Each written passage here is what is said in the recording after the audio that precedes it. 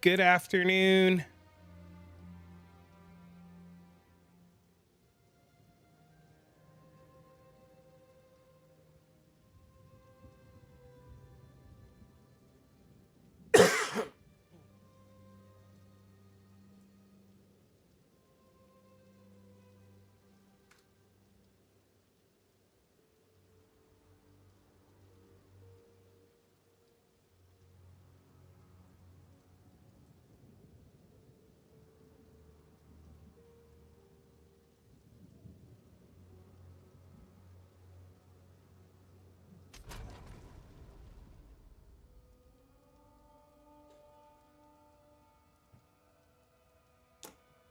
Got me a little bit of coffee.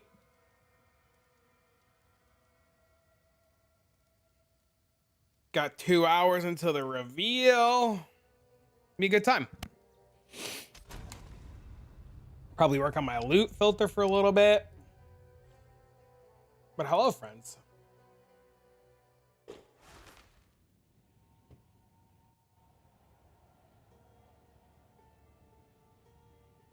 Reading a bit last night before bed. Hating working through the weekend. I've been there.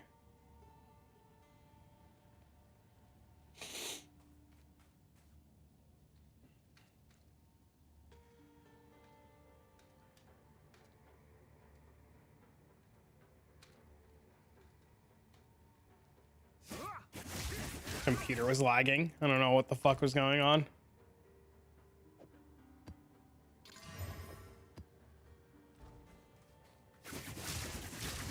Based on an anime that's coming out. Cool. That's exciting.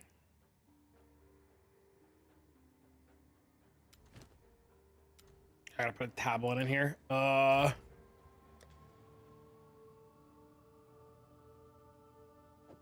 Sure. We'll just do ritual.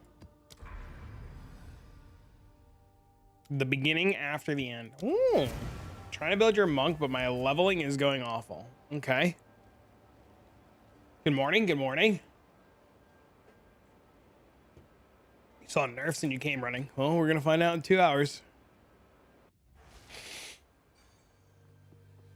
I'm sorry to hear your leveling is going awful, but I mean, like, that doesn't say anything other than it's going awful.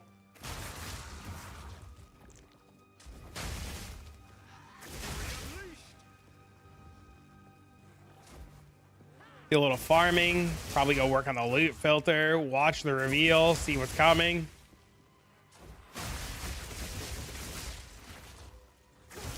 See if we kiss our character goodbye, or what the plan is. Should be exciting, I hope. Maybe we find out Huntress is coming. Plan to re-roll tomorrow morning.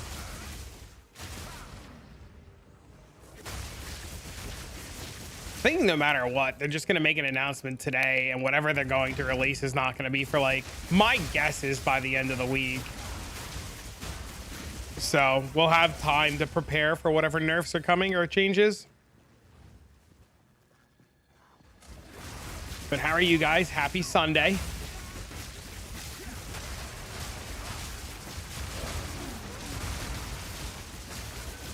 I hope you're all doing well. What up, Scan? This guy's alive? Yeah. Well, yesterday we had snow. And then Dean had a bunch of, like, Legos and stuff he wanted to build. So we spent the day. My dad got Dean the Dark Vader head, the Lego. That motherfucker is so long to do. So we've been working on that a little bit. Lego set, the Darth Vader one, and then 2 different Minecraft ones. So we've been working on the Darth Vader set. We got 2 more bags to do. It is taking forever. Dean's done like 80% of it himself. I do like the really tricky parts. Gotta get used to terrible design editor that keeps crashing. Uh-oh. You did the Thanos power gauntlet. Oh, that's cool. Dean's super big in the Legos right now.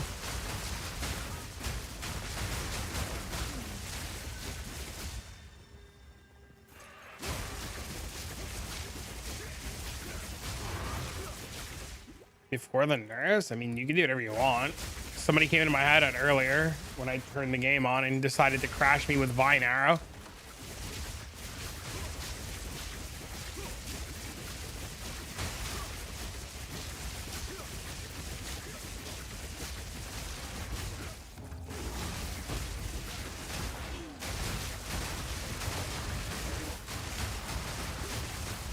Legos? Dude, it's crazy, I know. Got home early today from my friend's house because he got sick. Uh-oh. Unfortunate.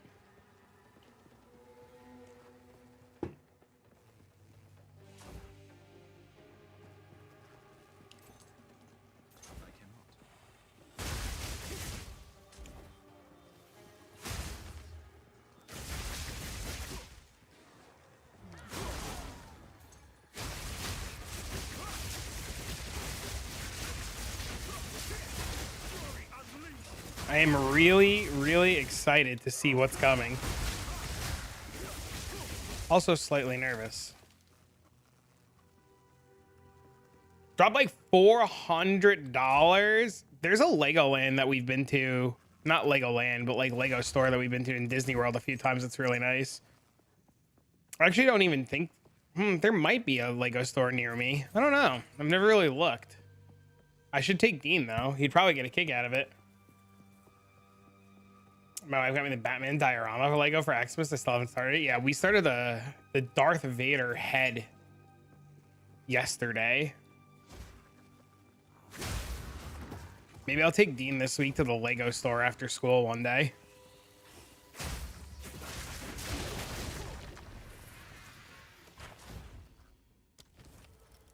Thank you for the free divine. XDD, look how easy it is. Just click ritual, get divine.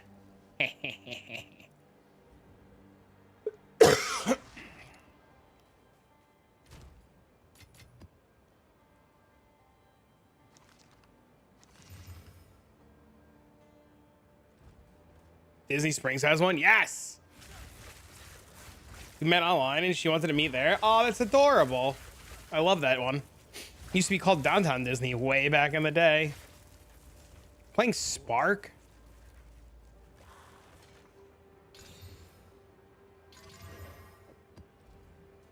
That's where we met? That's cute. It's so adorable, man.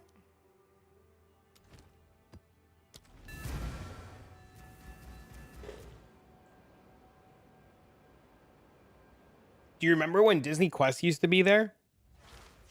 And Tower Records? Took my nephew there a couple years ago. The one in Denmark, it's like a 6 to 7 hour drive. Holy, that's far as fuck, but totally worth it. Yo, what up? What up, man? How you been, buddy?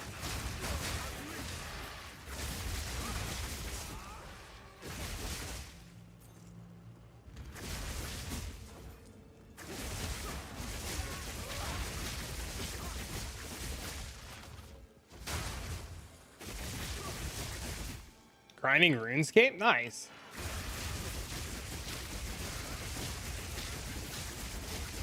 Ton of old quest machines. You got a couple for cheap. What kind of cabinets do you have? I've got an 8th mix cabinet.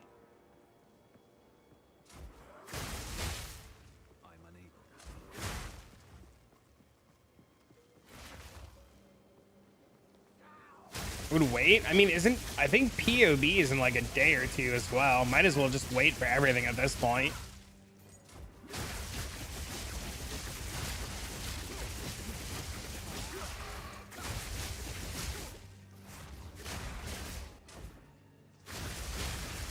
You haven't spoiled too much. Well, there's supposed to be a big update today, like big enough for them to make a fucking live stream. So.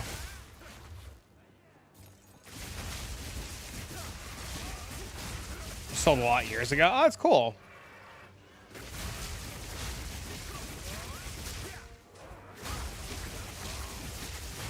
What are my attributes up to? The same as they were yesterday, Kakarot.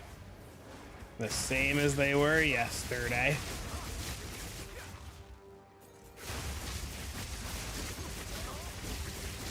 Arcade collectors member for 20 years. Oh, that's pretty sweet.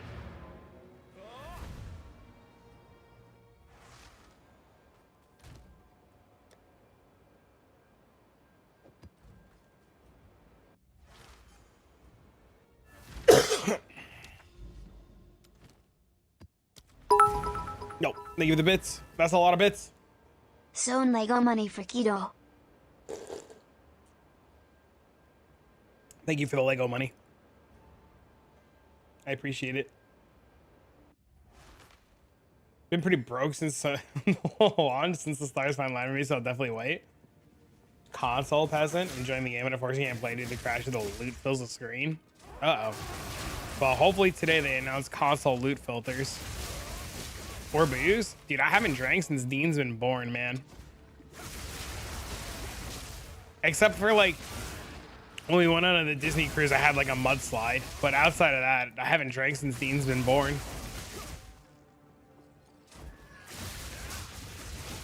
I was telling the other day on stream, we used to do boozy streams on stream all the time, and then I became a dad. That shit immediately stopped. Not yet.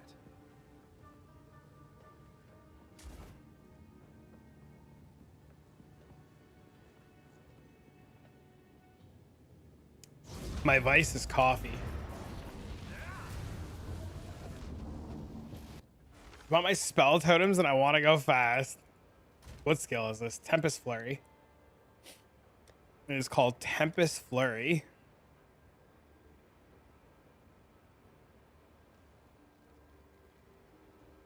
I should do something with all of these.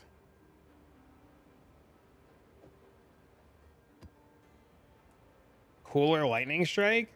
Similar.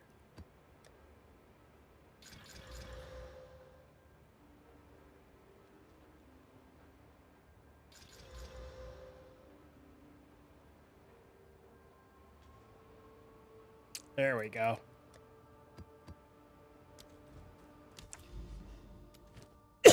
Excuse me.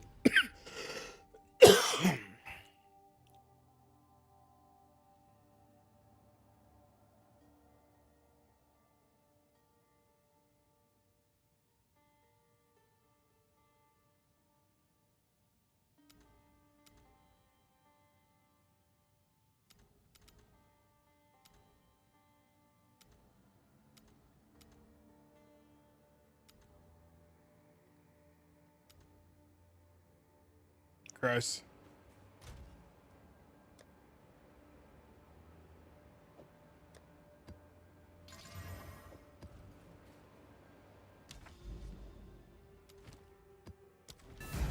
What are your thoughts on crit versus saying running charge and fusion with a guaranteed extra 60 crit bonus? Well, why wouldn't you do both? Black Lounge? What does that mean? You're back? Things will go back to normal stream schedule tomorrow. The holidays are over. Dean's school's going back to normal schedule. Everything will be like back to normal until next month. Until my weekend with him next month. So we'll stream tomorrow morning, and then Tuesday morning, Wednesday morning, and then we'll stream Thursday all day, and then Friday morning I have my physical. I'll go to my physical, and then we'll stream after my physical.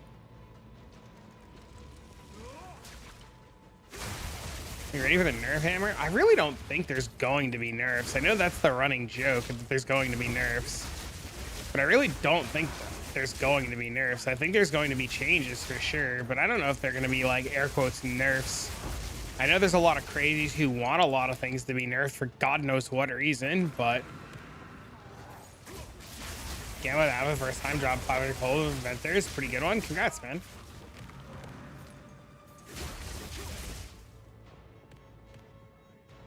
An announcement of reset. It has to be something major, right? It has to be some sort of content or some sort of reset. There's no reason for them to make an announcement, right? Like a big ass announcement the way that they're doing things. It just doesn't make sense. What a fun journey. Acts 4 through 6. I don't think it's 4 through 6 yet. 17 rarity, 34 life, 35 fire res. Nice. Druid time. I know there's a lot of people who want the Druid. I personally want the Huntress. I cannot. They come out together. I'm playing Huntress first. That's what I think it's going to be, Neff. I think it's going to be like a 2 to 3 week warning telling us that they're resetting, new content's coming out. 100%, that's what I've been telling people, and everybody keeps telling me I'm coped out of my mind and fucking brain dead. Even if it's a new act, I think it's going to be like he said, 2 to 3 week and out, like in 2 weeks we're resetting because this content's coming out, whatever it may be. These are the proposed changes. This is what we're doing. This is the content we're releasing with the changes.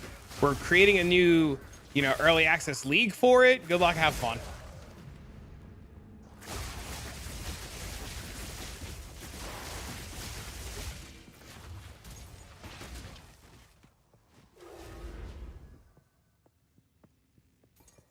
So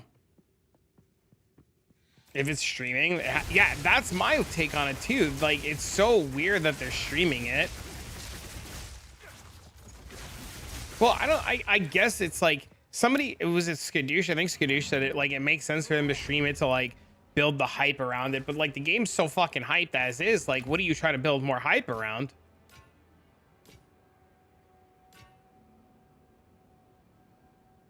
You have any updates? I haven't played. Everything I do is always on stream, so if I'm not streaming, I'm not playing. You're fast as fuck? Hell yeah.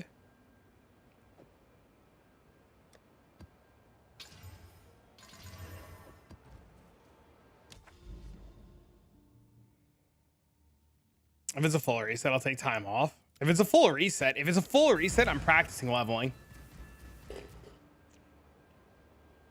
Like, if it's a full reset, I'm practicing the campaign. Like, the next, if it resets in 2 weeks, the next 2 weeks are just gonna be campaign runs. Change ascendancies already? I would love to be able to change ascendancies. What up, Mendo?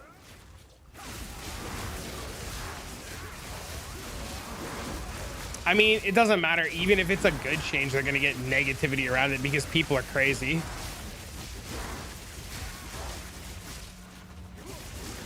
Do I have to divine it first? Nope. You're just lucky. Can I show your passive tree? You can type exclamation point monk.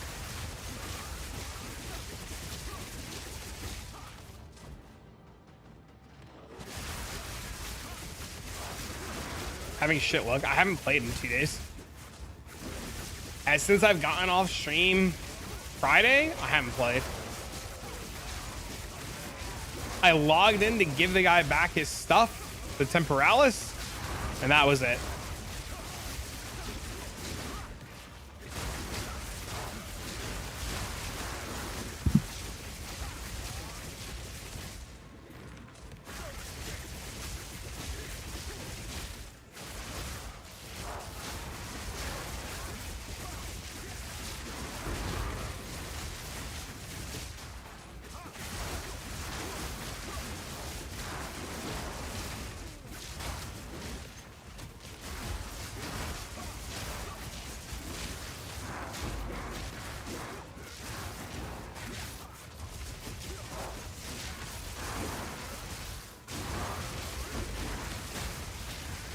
I gotta work on my loot filter.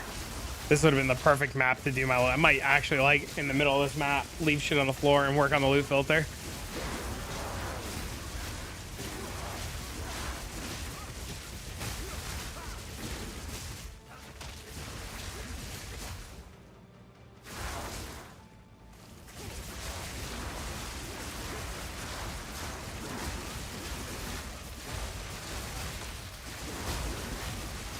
I'm debating if I want to do it now or if I want to wait and see what's coming in the changes first.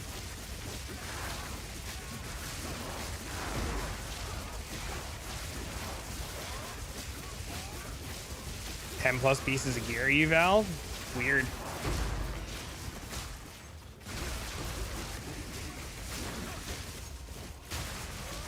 I guess just count your blessings.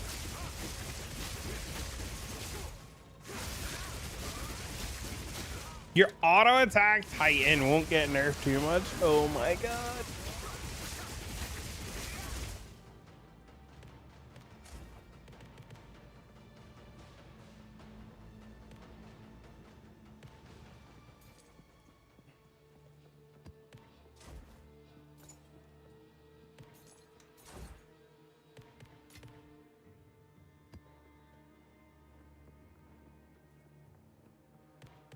They really need to make it so that the breach loot just drops at the end when the hand closes. That would be the most ideal. Just like one big explosion at the end. This shit's too much.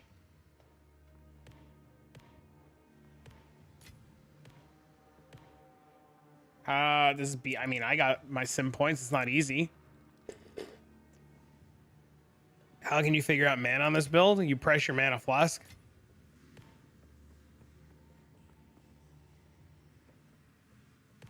All Val maps need to be reworked and open up and remove all these damn doors. They're never going to remove the doors.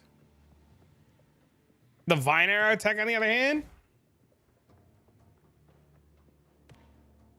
that's the worst map. The sun hurts you. That one's pretty shit. I agree.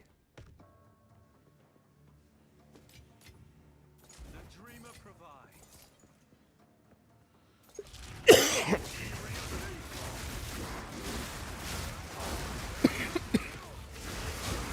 Excuse me.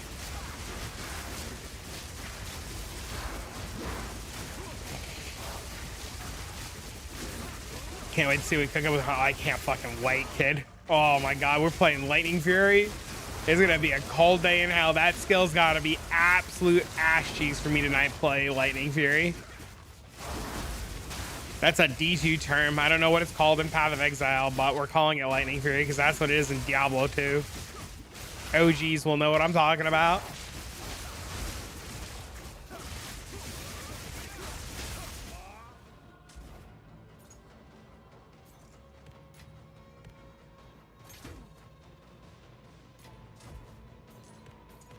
How much budget do you have to patch to reroll? 0. Nothing's getting nerfed. Javazon was Lightning Fury, yep.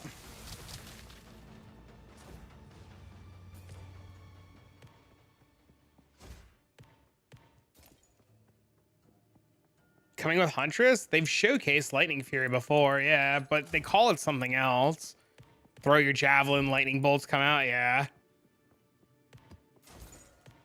Oh, Yo, what the fuck? Thanks for the 50. Do you remember when you were playing the Temporalis Sork and tried telling us it was a monk kek? Yes. Do you remember? Kek. Thank you for the 50. Guys, Crystal Muffins purchase of $50. Holy. So much, man. It was a 2 week announcement. You practice campaign with everything. You just do SSF runs. It's old footage, Dwayne, from like years ago. Or Dune Dane? Yo, thanks again, man.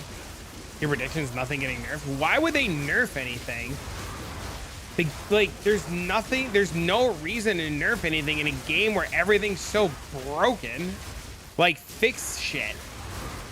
Obviously, nerf things that are like unintendedly working, but like fix things, right? Also, like, we've had stat stackers in Path of Exile 1 forever that do literally what we're doing. Why would anybody think that stat stackers are going to get nerfed is beyond me. Even things like Temporalis, like, it's the rarest item in the game. Like, it's meant to do some quirky shit. Like, there's not going to be thousands of them running around once they fix the problems. Right? Instead of, like, what's crazy to me is everybody keeps wanting nerf. But if you just nerf everything, nothing is going to be good. Just buff the things that are broken, fix the quality of life, and the game will improve drastically. I don't think you're supposed to nerf anything until everything is out anyways, right? And I think that's why we haven't seen a ton of major nerfs yet.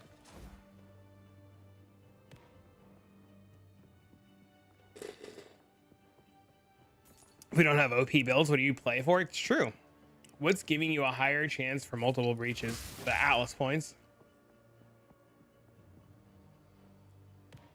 In the real game, so few people will see it. It's true. It's very true.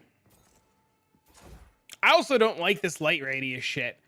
I think this light radius shit is a terrible mechanic. You can't see shit on your map unless you have maximum light radius. That's so stupid. Like, let me reveal shit on my map and let it stay.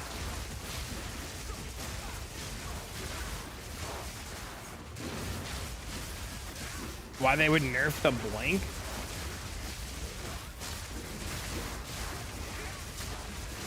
Too many people think GG is the same shit like Blizzard does. Too many people want shit nerfed because they can't get their hands on the stuff to play with, so they want nobody to play with it.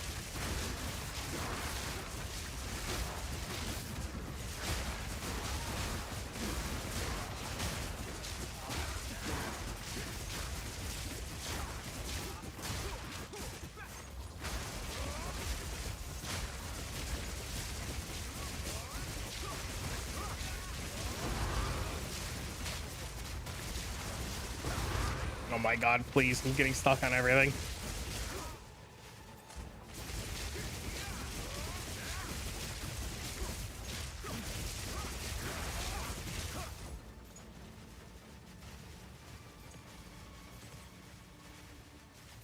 And can't make money than actually making money. It's like you said earlier, if people just played the game, they'd be in a lot better spot. The problem is they hate the idea of playing the game.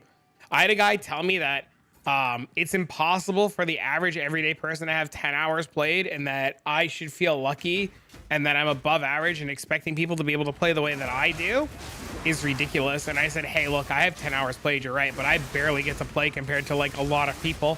And he was like, that's bullshit. And I was like, dude, if I'm not working, I'm not playing. And he was like, no, you're probably on all the time, lying, liar. And I was just like, okay, you got me. I'm always on the game. I'm always grinding. You got me. And he's like, see, I knew it. I knew you would admit it eventually. Holy. Bro, when I found out that I have half the hours of some of you guys, I was fucking blown away, dude. Nerf for nothing? Bring me nothing. How you been, Sean?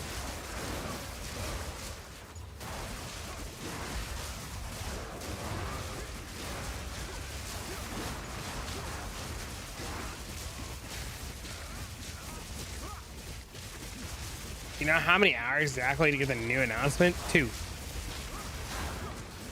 Why are people so bitter? Stop worrying about everybody else. Bro, louder.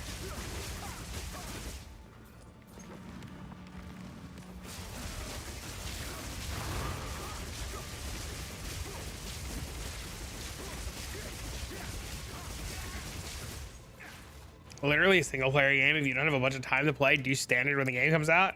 Keep your character forever. It's true. People getting upset about right now that certain classes are too powerful and that their class sucks, so they want the classes that are too powerful to get nerfed.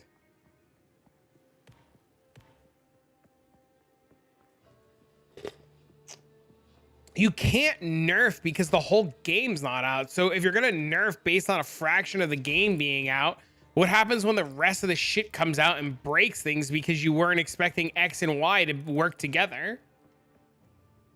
Stop worrying about everybody else. Exactly. Better? Yes.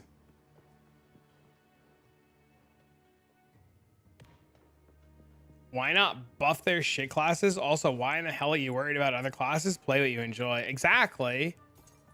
Just got home from work the other day. Hell yeah. Welcome back, baby. Have you had the chance, Sheldon, to play some PoE 2 yet?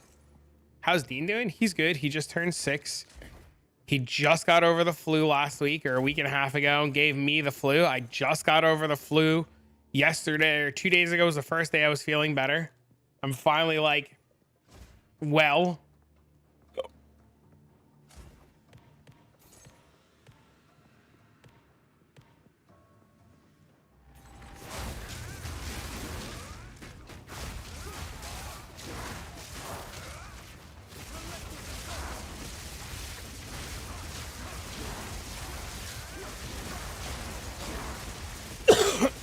Flu's OP, nerf it? I wish.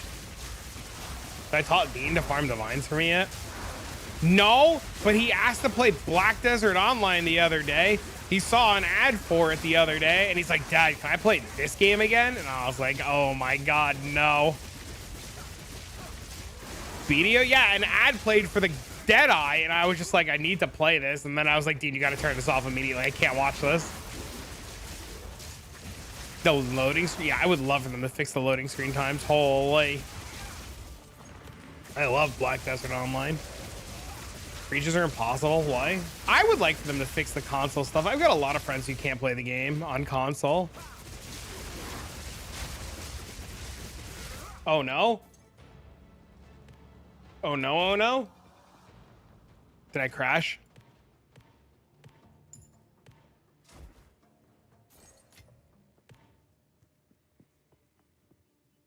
With the new life skilling stuff to casually work on that. Oh, I want to play Deadeye.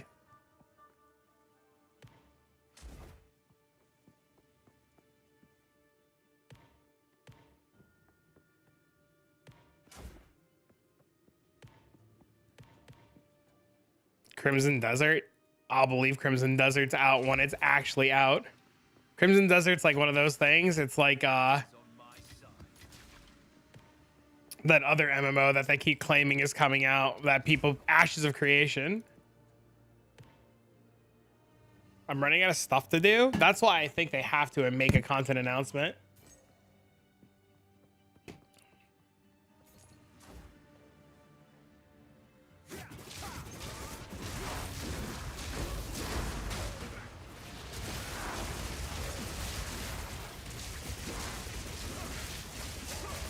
Excuse me. Yeah, I gotta do my filter. I'm being lazy. Debating if I want to do it now or if I want to wait for the patch to come out. Or find out what's coming out with the patch first.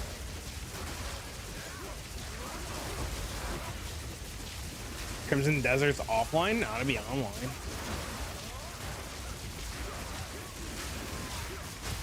They're gonna unleash blood. I'll fucking lose my mind. Oh my god, I'll lose it, bro.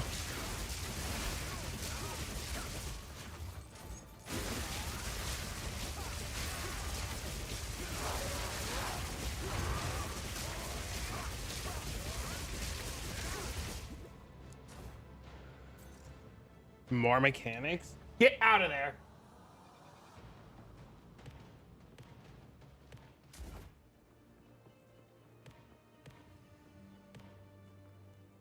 See you later, bro. Have fun.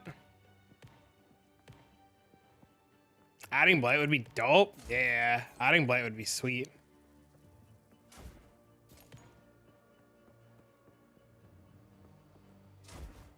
I'm just excited to see what's coming, right? Because it's obviously big enough for an announcement, right? So like a video announcement. So I'm excited to see what it is.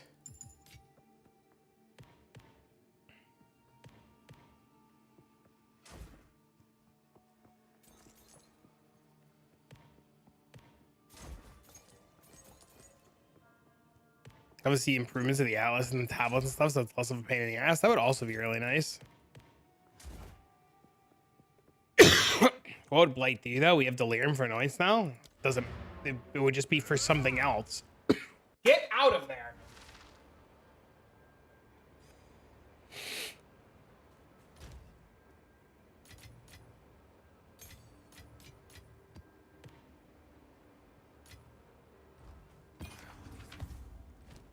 Something not in PoE 1? That'd be cool too.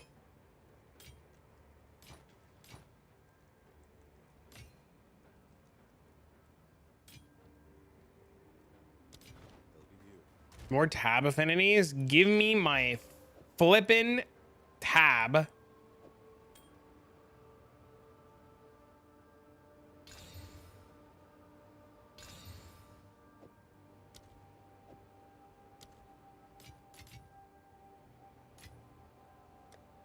My map tab.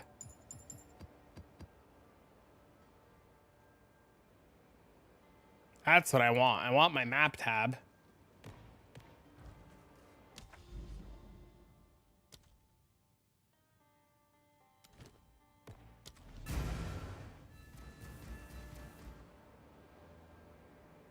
Rune tab, glyph tab.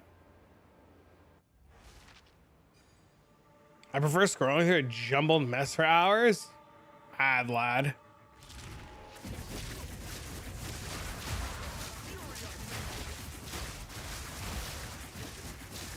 How much DPS am I pumping? I don't know, 500,000.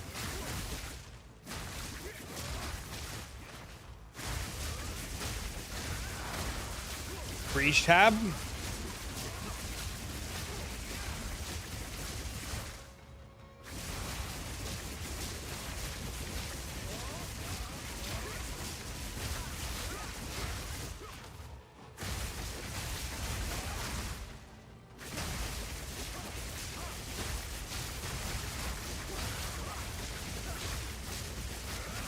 Get out of there. We need a tab for tabs. You're a tab for a tab.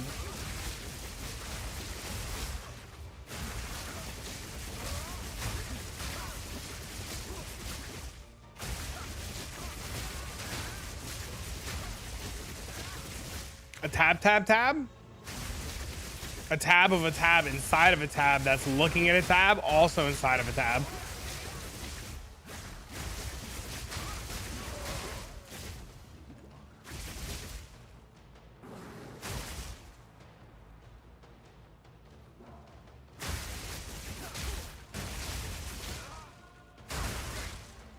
There's already a folder. Found copper set on my first character level 82, baby. Doing tier 9 maps? Congrats, man. Those are called folders? An Elon tab?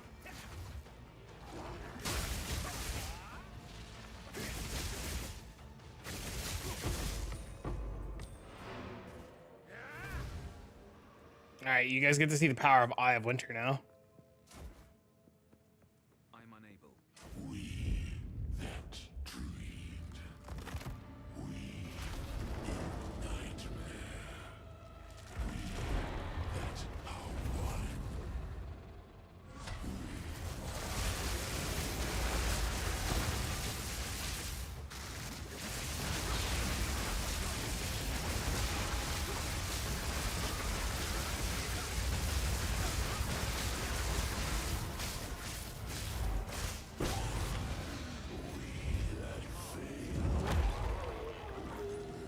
Should have done it on tier 0.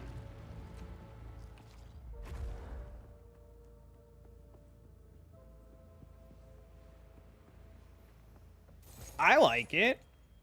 I like the game a lot. I'm very happy with the game overall.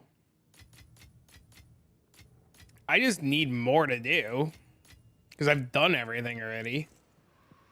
You know?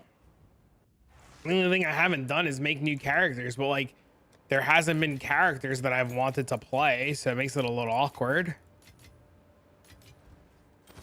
But I love where the game's going.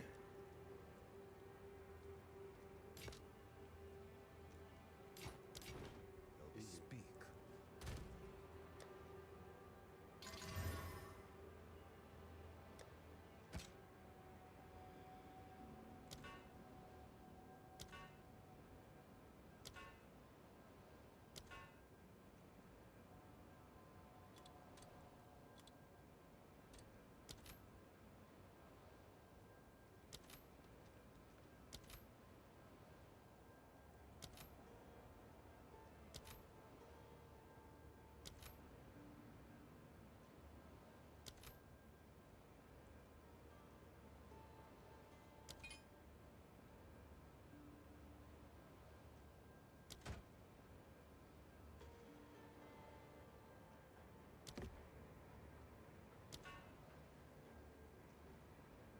Herald of Ice Warrior. If you don't name your map up Elon's maps, are you even playing? No, why? I'm not Elon, I'm Traffic.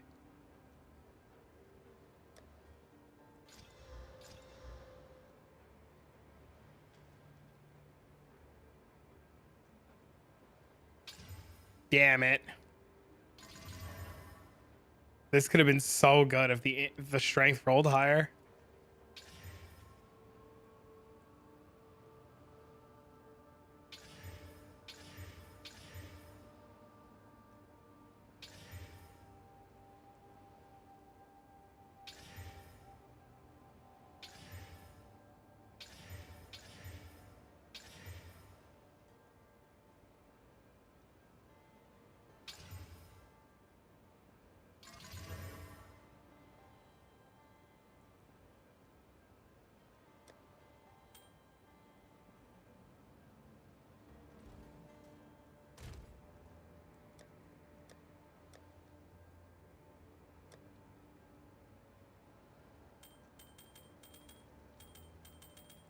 I'm sure there's a lot of things that should happen, and I'm sure nothing's going to happen, so it's not really gonna matter.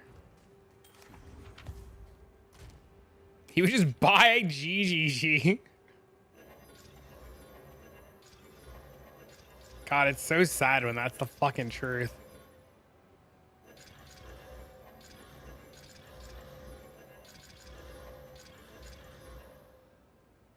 Well, he would have to buy Tencent first, because doesn't GGG owned by Tencent?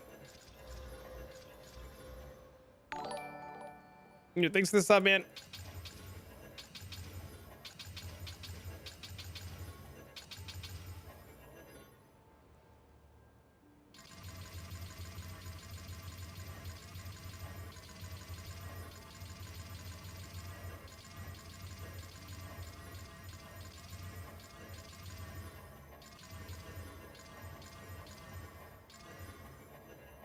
Crafting at its finest, chat.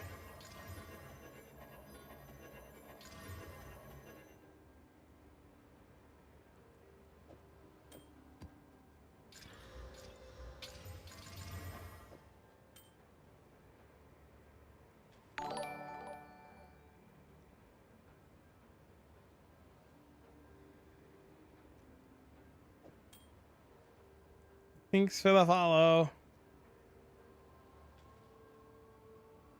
That's not bad.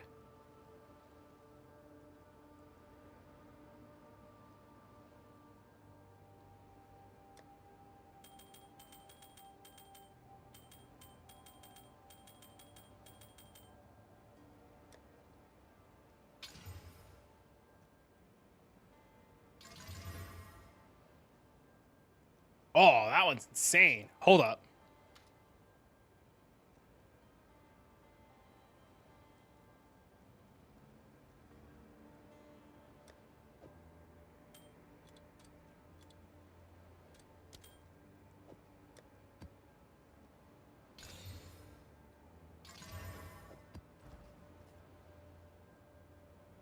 $1,500 crit bonus deck. I'm listening. Are there grassing males in the game? I don't think there are grassing males in the game.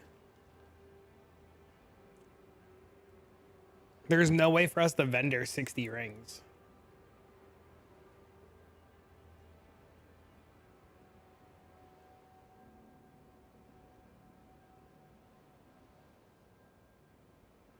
Thanks for the follow.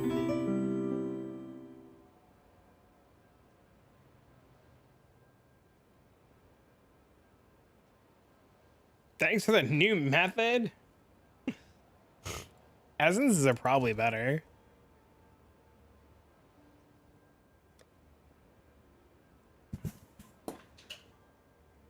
I'm surprised at how many essences I actually have.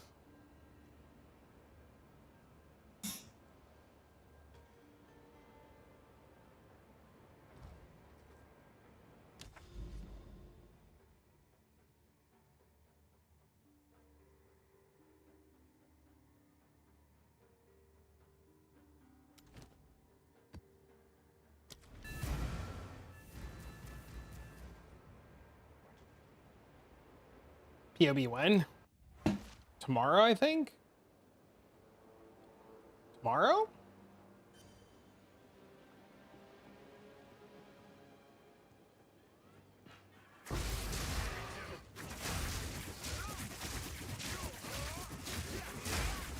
Die randomly when holding that type of flurry, though? What do you mean you die randomly? More detail. Like your health hits 0, but you still have energy shield? I had somebody yesterday, chat, by the way, literally yesterday, somebody tried to tell me that their life flask wasn't killing them, or their mana flask wasn't killing them. Do I yellow the copper soda level 18 monk, or do I wait a few more levels and upgrade it? I would wait until you can do it. I would wait more. I wouldn't yellow it. I apologize if I missed your message.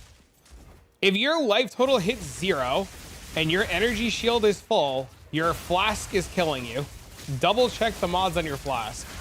I had a guy tell me that I was brain dead yesterday in YouTube comments and that it wasn't his flask killing him and that it clearly bleeds and I'm stupid and don't understand how the game works. And I was like, uh-oh. I was like, we clearly found the guy who doesn't want to admit his flask was killing him. But yes. Look at your flask and let me know. Does your flask tell you that it's draining your life when you press your flask?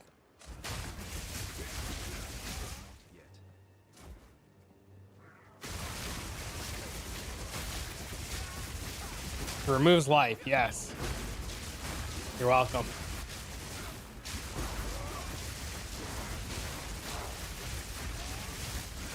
I got you.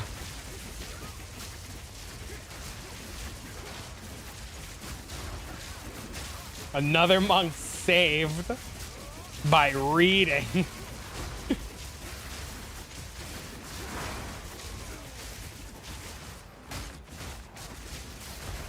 Thank you. You're welcome.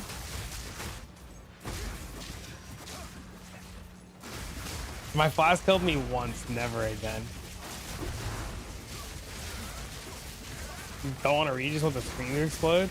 I understand wanting the screen to explode, but I understand like there's a level of like something, right? But like when you find out that your flask is killing you and that I was right, don't call me an asshole. Like accept that your shit was killing you.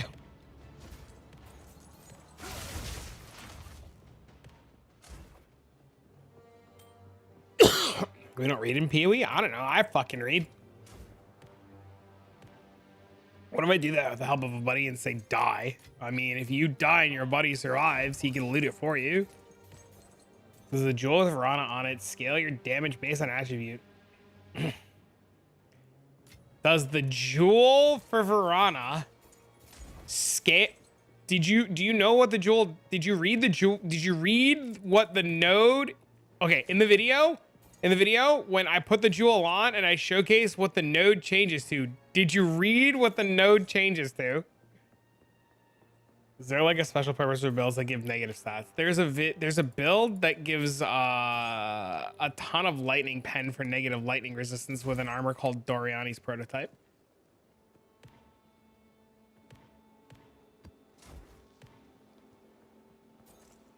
You just press buttons. If I die, I die.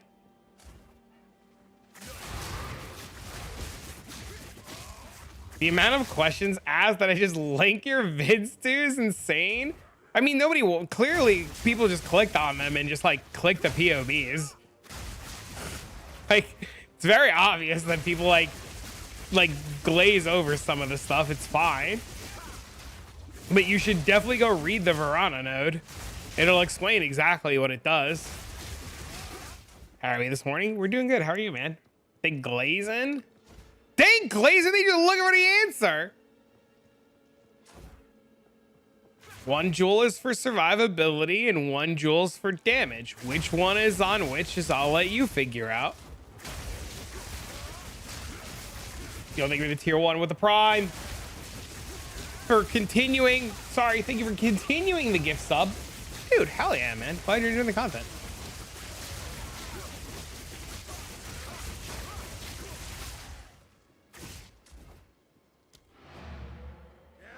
I don't mind giving people the answers, but sometimes I think people will learn just a little bit better if you like don't just straight give them the answer and you make them learn a little bit. Welcome home. Yo, thank you for the subarino, bro.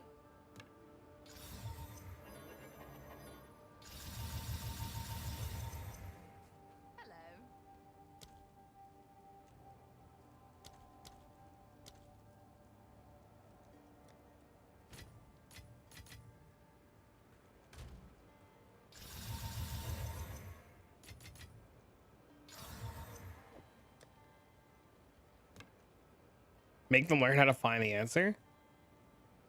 I think there's a lot of value in learning how to like figure out what's broken.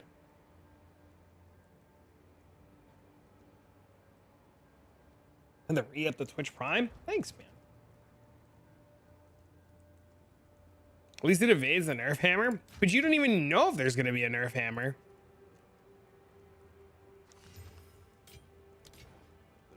I want them to put some work to find it out themselves.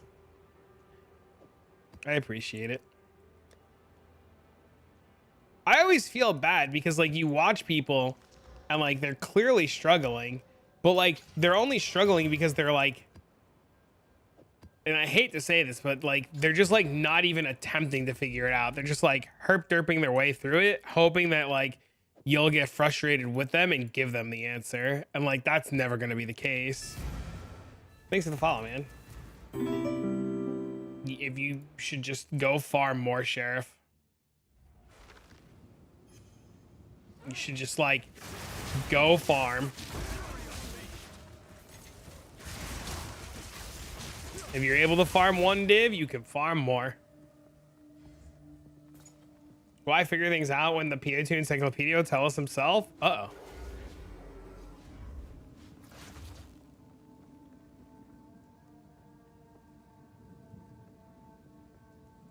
We just hit 92. You just die because I noticed I need more health, not just plus max resistance plus damage. Dad, I totally look for it. Please help.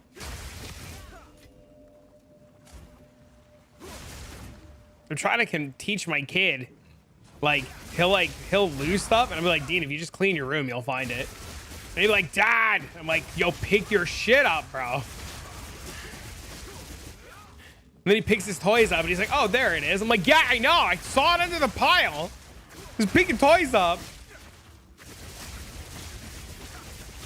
For me, I have no problem. If you don't want to figure it out, you'll stay troubled.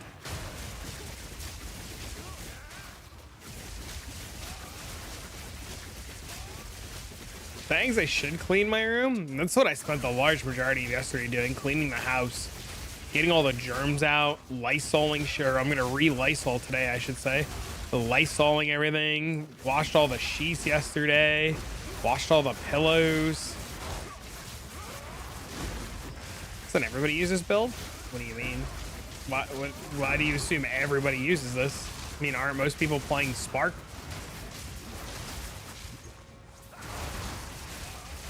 Isn't like Invoker like 4th on the list of most played classes?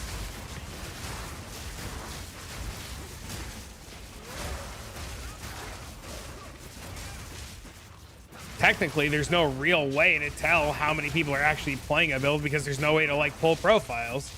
So if you're only basing it on what you see on Twitch, you're like every video. I mean, what's every video? There's hundreds of thousands of videos. Like how many videos are you talking about? Like 6, 10? Even if you're talking about 20 videos, it's like a fraction of the amount of people playing this game.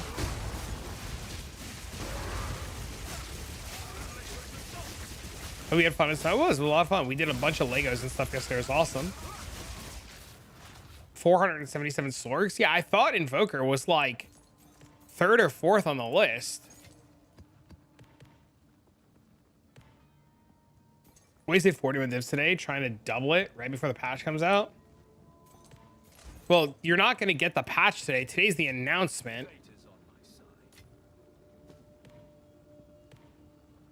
Invoker has 138. I hope people don't think the patch is happening today. Today's an announcement.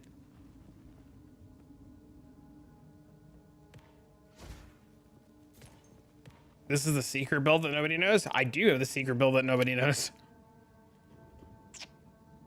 On the off chance we get nerfed, XDD. Getting the divs up again so I can switch builds is almost going to be impossible. But who cares? It's like you just farm again. Don't be bad.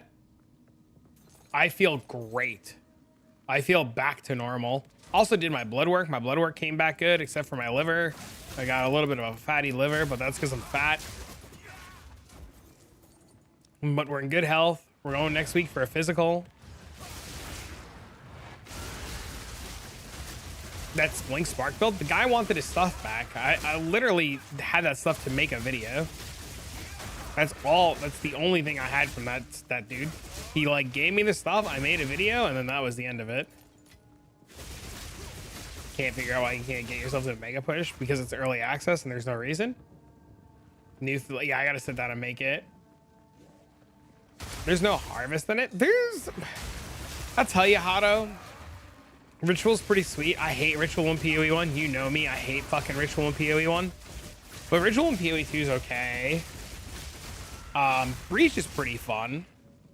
You're not fat. Oh, I mean... the Wallmans tell me otherwise. And Twitch chat. That's their go-to when they don't like something I say. You're full, you're fuck you, you're fat.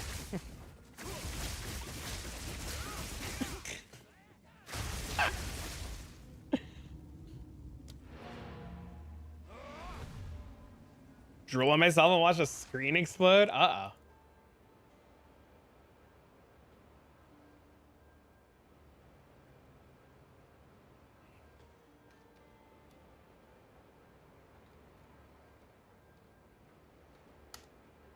They're brain broken?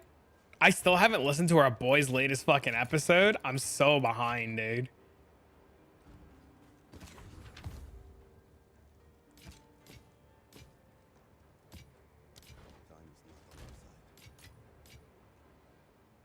Hey yo, hey yo, hey yo.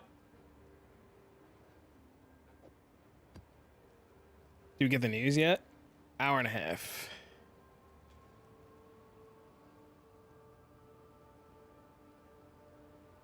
Think EU servers are having problems?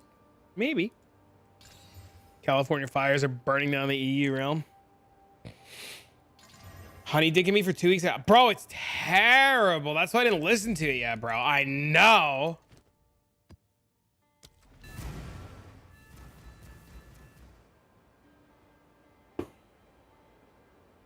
I know. It's fucking the worst.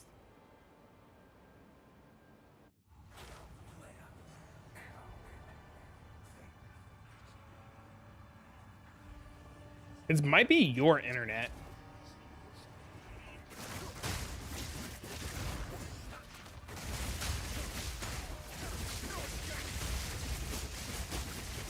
Dude, I need these delirium mobs to get fixed.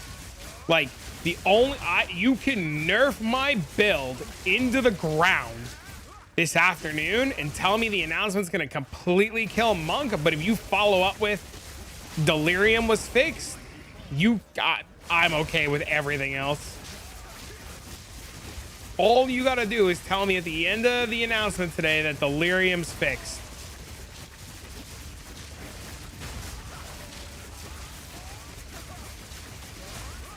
Right, Venom? Just fix delirium, bro.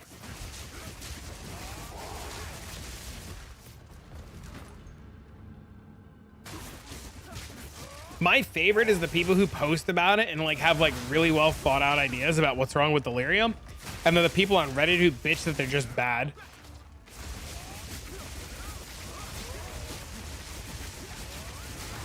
Yeah, it's terrible.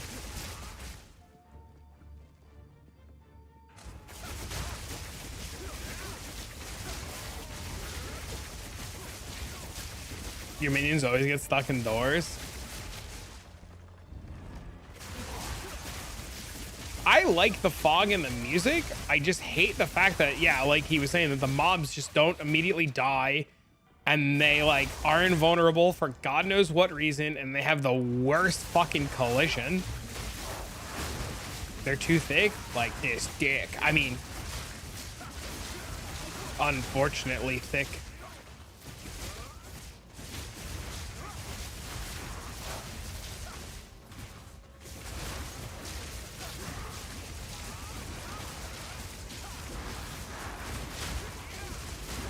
I never have that. Just plug it in my head so I can play while I'm working.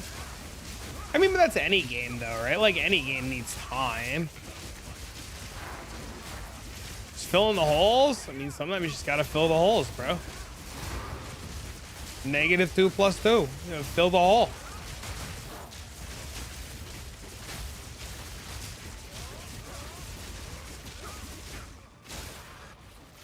Music in the fog get old for me. Bring back, dude, you know what I want them to bring back? I'll never say this again. Never will I say this again. But damn, do I miss Legion.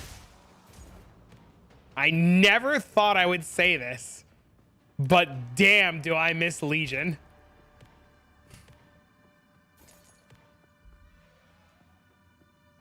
Is Hand of Wisdom in action a must for this build? I mean, do you like having like, I don't know, all of your like look? Like, do you like doing like 1/4 of your damage?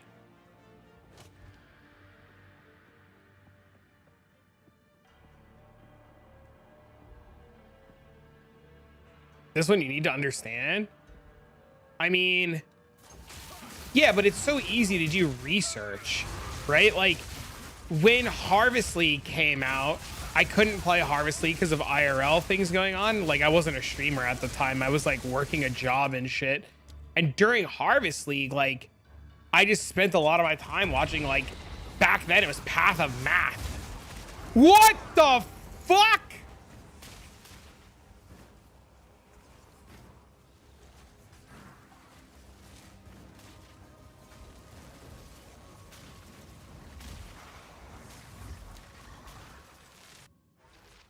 What's Legion? Something from PoE 1, yeah.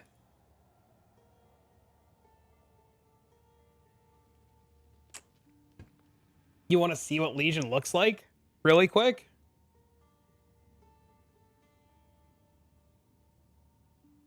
Fuck was that? I don't know. My flask definitely killed me there. Check it. It wasn't my flask.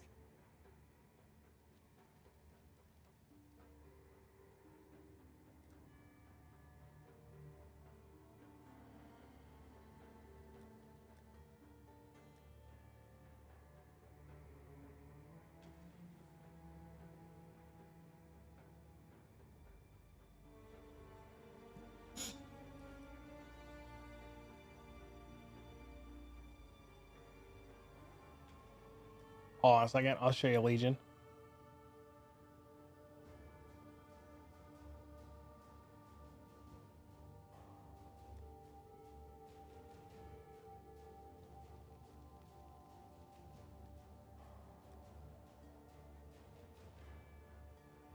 Give me 1 second.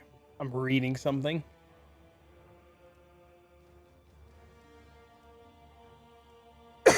The floor explosion mobs. Show Legion.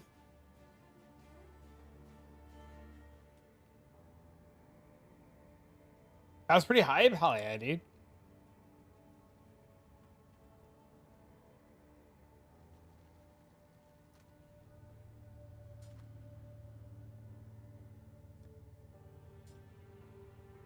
All right, so let me show you guys Legion really quick.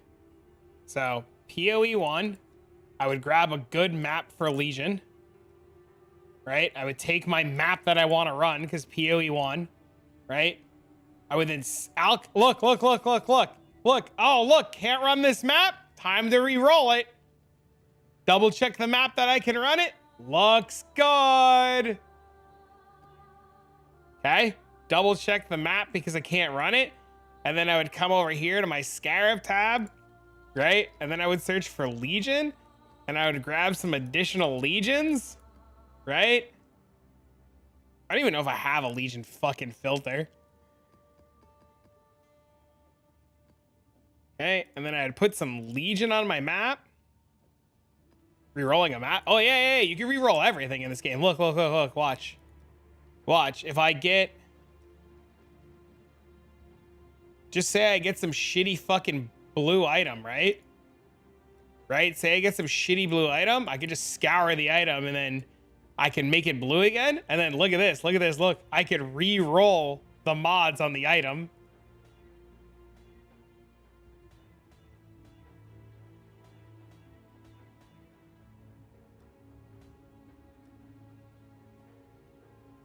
Even something like this, right? I could just like scour this bitch and add a mod to it. I could just do some of this. Uh-oh. Right? But this was Legion. All right, watch. So I put my map in, right? I come down and I search for Legion, right? And I pick the league mechanic that I want. I go into my map. Okay, let's go find the Legion mechanic. Okay, so this is Legion. Oh, God. Hold on, Headhunter's fucking me. Okay, so this is Legion right here, and then when I click this, it spawns all these mobs inside of stasis, and then I break them out of stasis, and then I get to kill them all for loot. right? And then there's ritual right here. And then I could do some ritual. PoE 1 movement's better. No, you just have things that let you move faster. Right? And then there's another legion over here. Oh, that's a good one. And then you break this bitch out.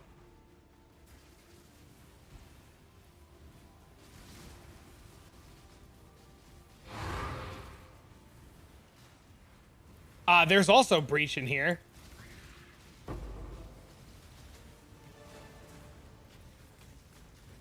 And then you kill all these little fuckers. And then there's breach right there. And then you hit the breach.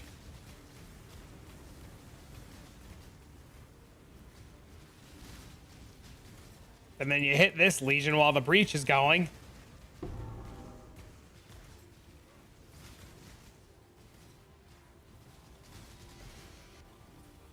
Then you run all around and you kill all these fuckers. And then there's these, and then you can click on these for more map effects. And you come over here and you click this fucking legion, and then you blow this bitch up. Isn't this great visual clarity? Can't you guys just tell immediately what's going on? And then my 63 headhunter buff's going on. Come down over here and then you click this one. I'm pretty sure my game is crashing.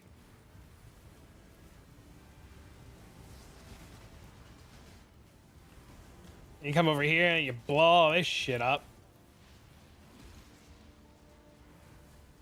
Yeah, I can't wait.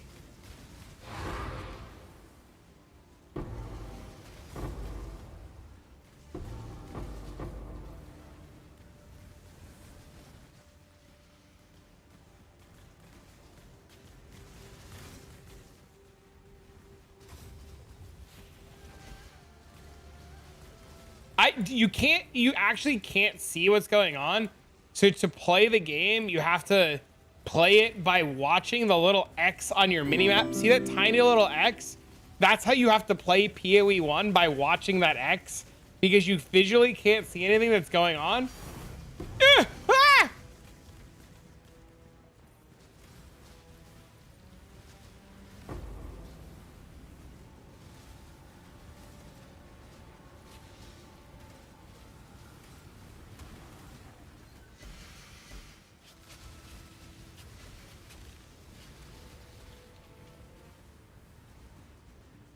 And that's it. That's the whole map.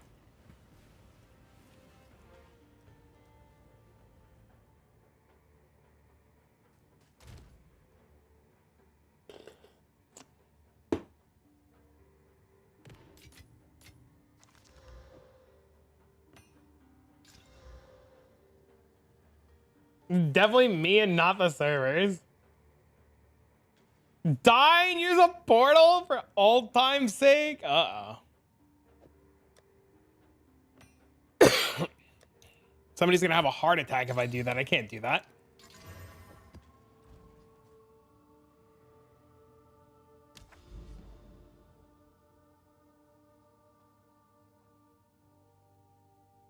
It's okay though, because if you've never played PoE 1, you don't know what you're missing.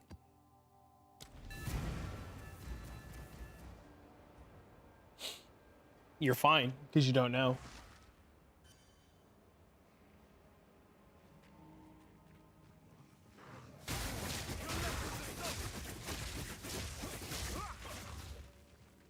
Show them they don't have to hunt down every rare? What do you mean? I just hit everything. Have you ever been scammed? Years ago. Everybody's been scammed. Everybody's gotten currency swapped on them.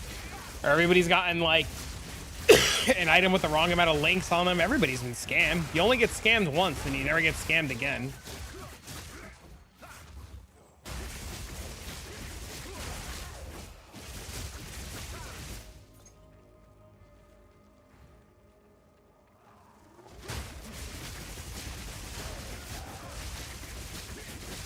He said, let me back in your hideout. Oh, no.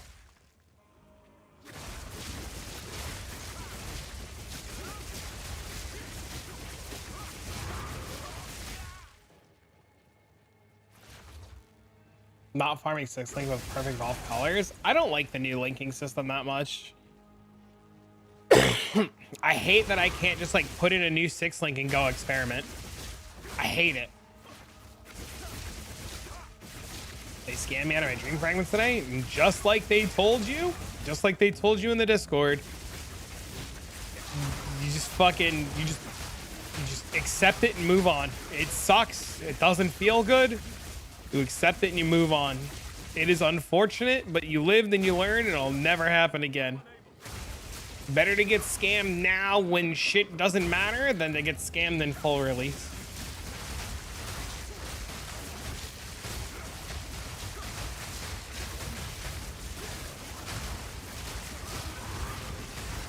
How'd the scam happen? Somebody swapped divines for alchemy orbs. They put in Alex instead of divines. He didn't check. Yep. That's what happened to him. Oof. I mean, it only happens once, right? Like, it sucks. I feel bad for him. But he'll never let it out. Like, you learn your lesson, right?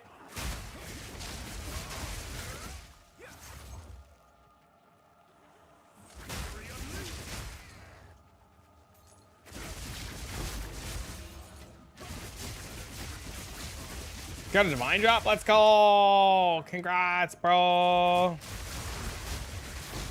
Big money, big money, big money, big money.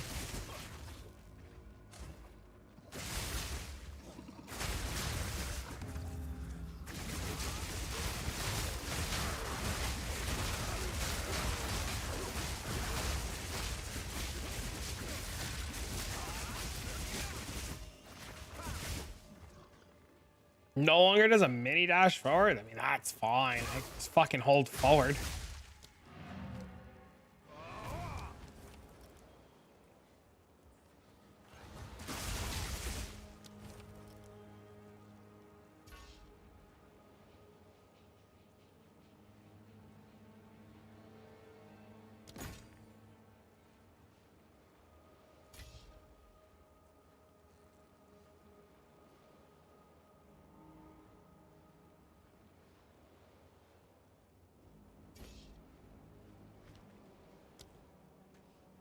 People dooming over it? Who cares? Thank God he didn't pick it up. Some people are nice. Some people aren't just out to fuck you. You know, as much as I want to be. You know, some people are like decent human beings. Crit. Oh my God, I can fix her, please. No. Could have fixed her. I got greedy. Somebody got trade scan? Yep. Yes, ma'am. How was your stream last night? I started to watch for a bit and then Dean was like, Dad! And I was like, oh, I gotta go. It's a shame. It is.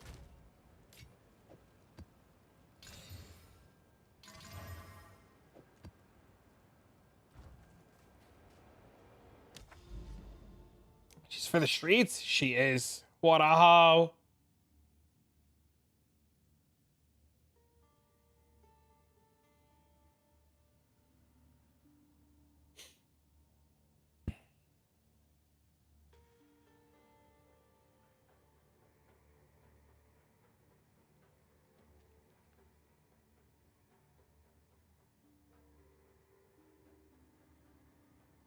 Should do this map, huh?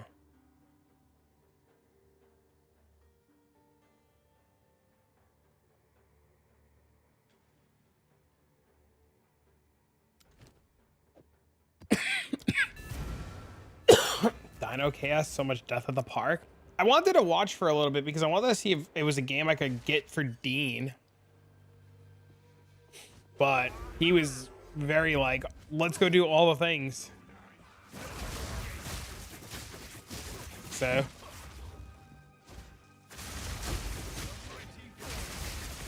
How old is he? 6. He just turned 6 like days ago.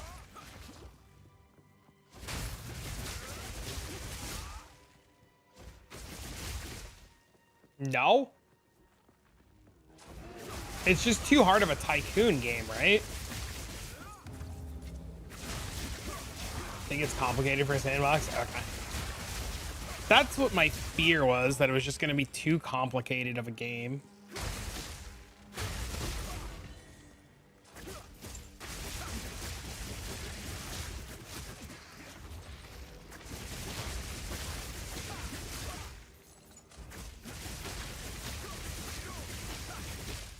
I'm so excited.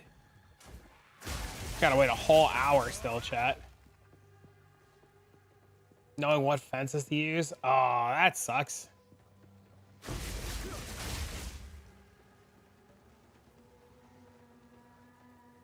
To quality mapping? Uh-oh. I don't think anything in the game right now is hard. I was really surprised at how fast you were able to trivialize a lot of the game, but I guess that doesn't surprise me because it's Path of Exile.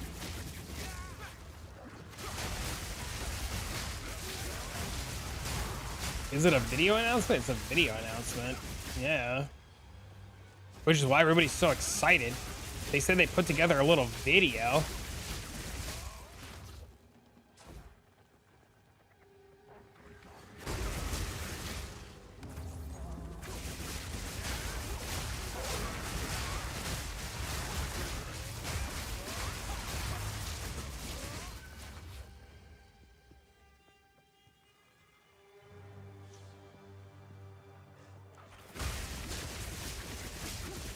But they're avoidable for most part.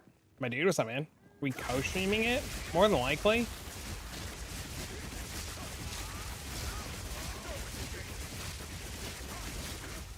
I'm curious to see what kind of shenanigans are going on. That's why we're streaming now instead of this morning, because if I was streaming this morning, it would have been, I wouldn't have been able to watch the announcement live and the Q&A. Or not Q&A, but I guess the interview.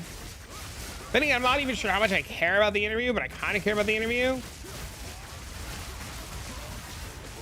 Just wondering, I want to play without. How do I have a whole video on it. You can go to my YouTube. There's a video about the new tech. You go watch the new tech video. It'll answer all of your polking questions.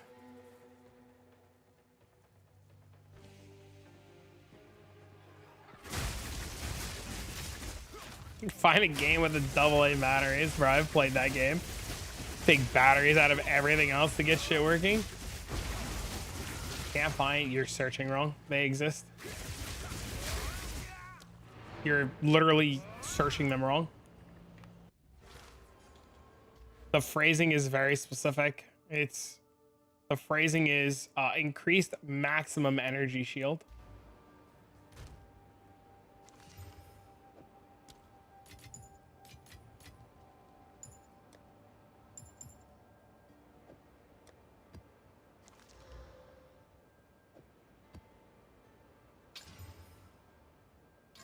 You don't have a monk anymore? What happened to it? You have a video or advice on pricing time lost jewels since you don't search for them? Nope. You wait for them to fix the trade website. 7 breaches. Congrats, man. It's huge.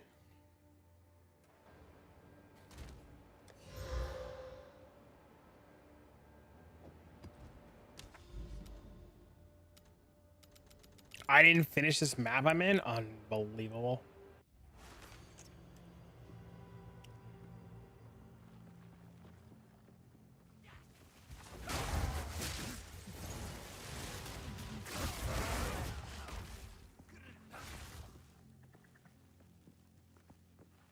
Oh my god, it's all the way back at the entrance.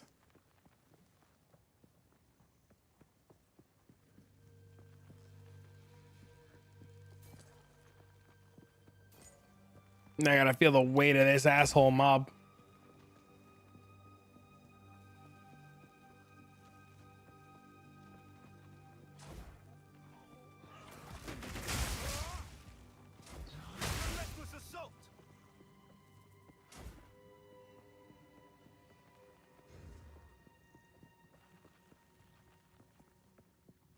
cash out for Tempura, Lightning, Deadeye, substantially better mapping. Early access, so why not experiment? I don't blame you. Can I complete trial 3 to save my life? You don't want to see me run it. I've run it so fast your head will explode.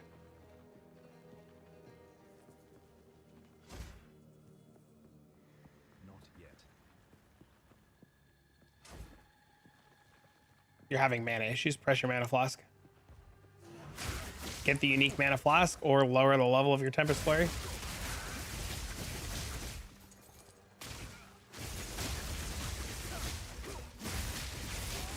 They need to rethink the map layouts. Where the fuck is the last rare? Oh my god! Mana Remnants is another one, yeah. Mana Remnants is another good one.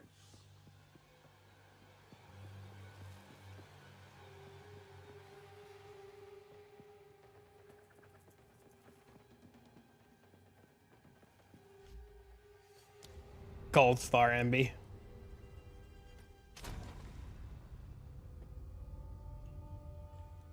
Just drop Grim Feast for Mana Remnants. Yep.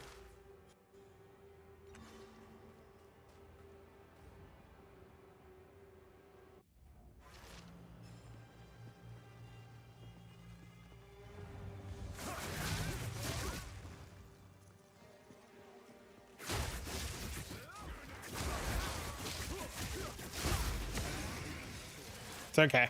When they announce Huntress today, we're gonna be in the money. We're in the money. We're in the money. We're in the money.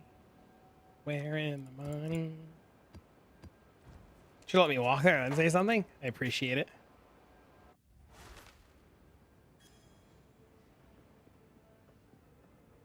I'm gonna laugh so hard when this video announcement is like 1 minute long.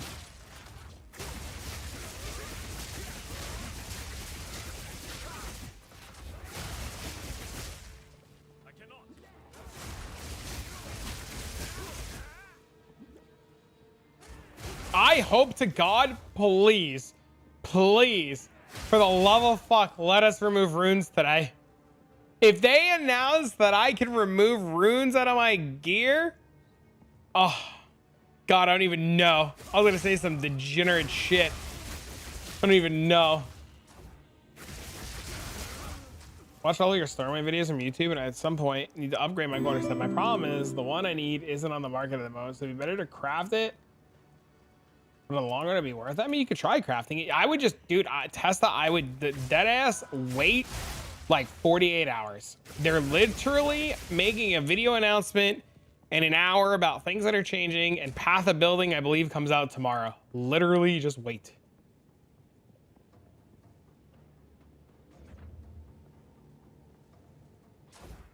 Even if they destroy all the runes, yep. You don't even have to say anything. We're all thinking it. Just a hodgepodge of coom.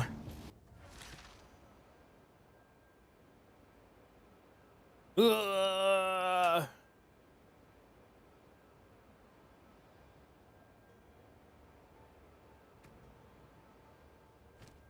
See, I hate this. I hate the fact that I have to re-6 link my shit. I hate this.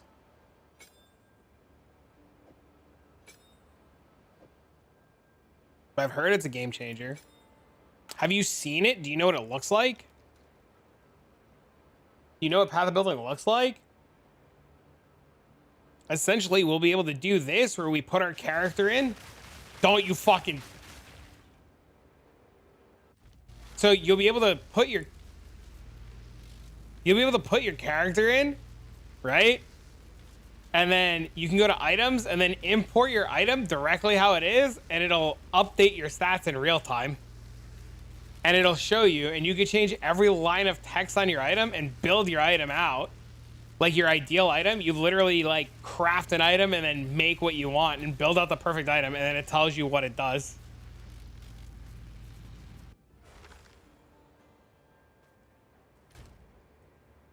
What just happened? You'll see. Hold on. I'll show you what just happened.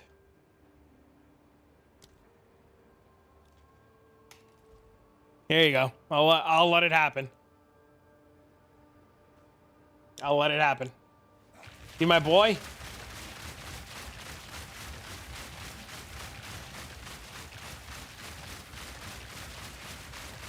Just wait.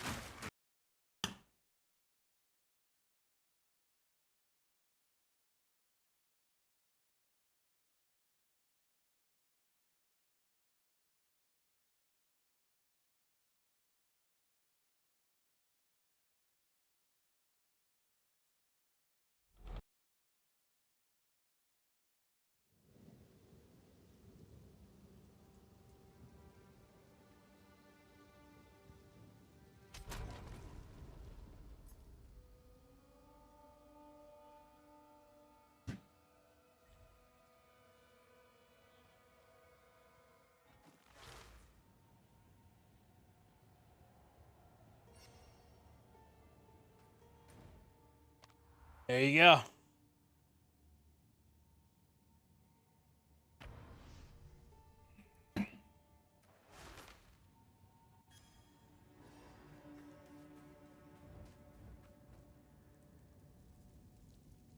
I replaced them.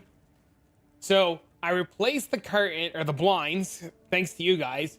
And there's one slit right here missing because as soon as I replaced them, my fucking asshole cat thought it'd be a good idea to rip it off the wall again. So I did replace them because you guys gave me the money to replace them. And within a day of having them replaced, my cat thought it'd be a good idea to rip it off the fucking wall again. Is the community, PvE community so toxic? Or is the trade site bugged? I want to trade 20, people just don't answer. It's my DPS now? I have no idea. I haven't played in like 3 days. I haven't made upgrades. I haven't done anything.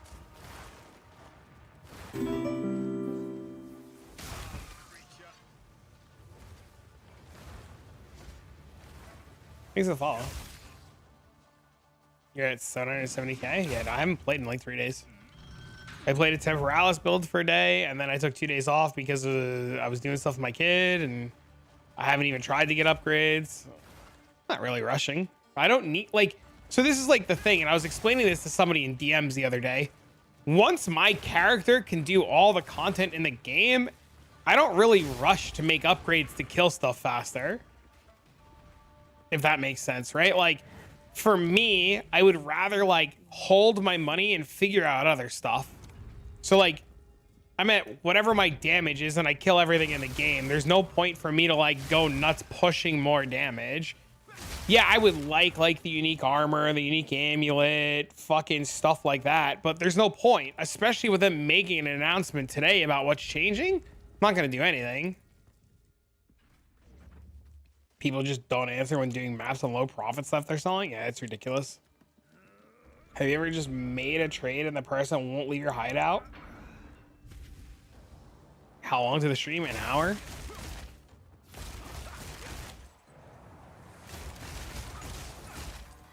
Yeah, I just make a new hideout. 3:30, yep.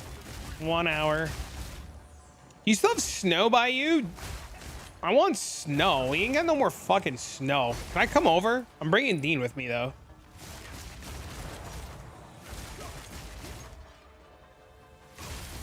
You just did your driveway?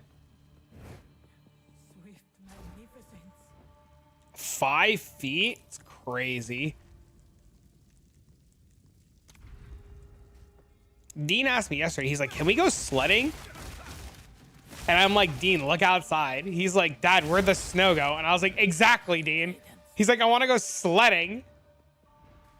And I was just like, we can't go sledding, Dean. He was so sad. You're ripping your character apart? Why? Snowing after like 4 hours? I should have woke Dean up when it started snowing. I got up at like 1 in the morning and there was so much snow outside before the rain started. And I was like, it'll be all there in the morning. It was nice, fluffy snow. I should have woke Dean's ass up, but I felt bad to wake him up.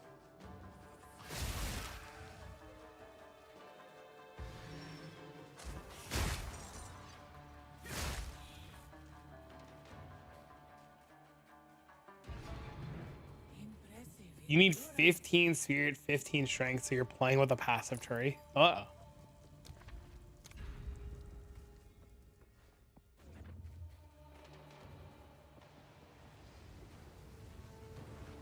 Just put the amulet on with the spirit and then add some strength on your passive tree. Problem solved.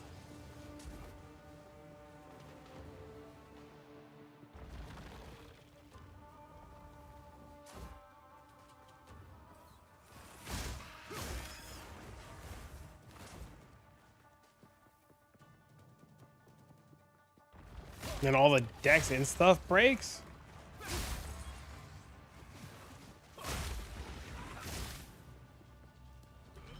Or get a belt with a lot of strength. Yep. Get a new belt, get a new ring. Lots of ways to fix 15 strength. Or just buy an amulet with 15 strength and 15 spirit.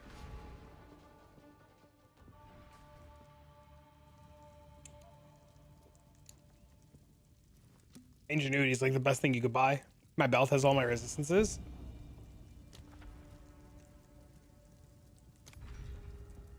I'm a broke bitch. Yeah, but you got friends that ain't broke. You rolling with fucking homies that ain't broke.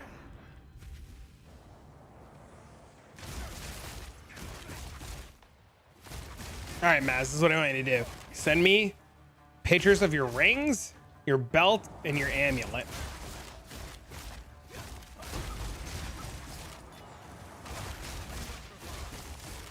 And your belt.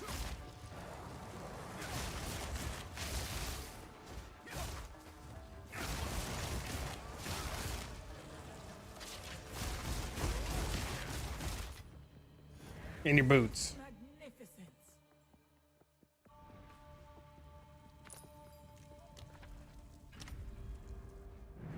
The foe ahead is formidable.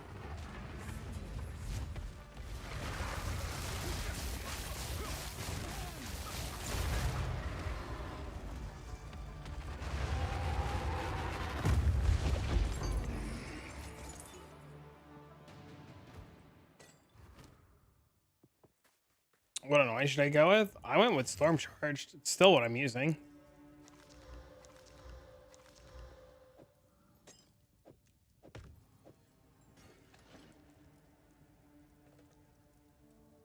Onwards, always. 3 grand spectrums fixes everything. Uh-oh.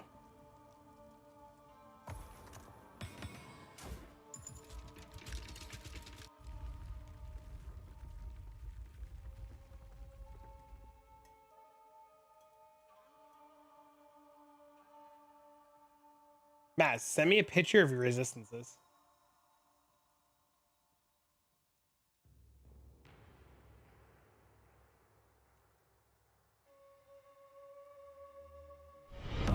Our illustrious champion returns. No.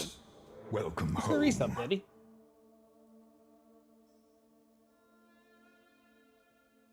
Your press C, take a screenshot of this and send me this. Is the 2% that much better? I don't think I would spend the extra 2%, but you know.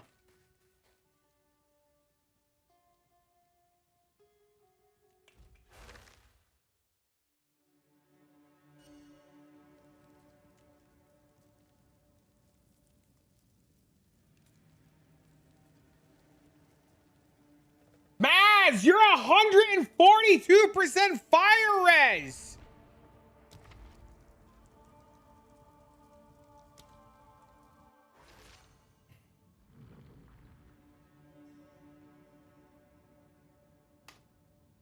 You're resistant. Your fucking belt is. It doesn't do anything. We're changing your dog shit belt immediately. Holy. much strength do we need, Maz?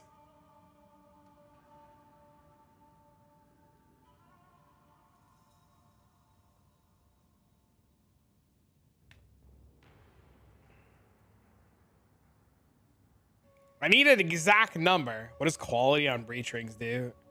Well, it depends on what kind of quality you use. It increases the stats.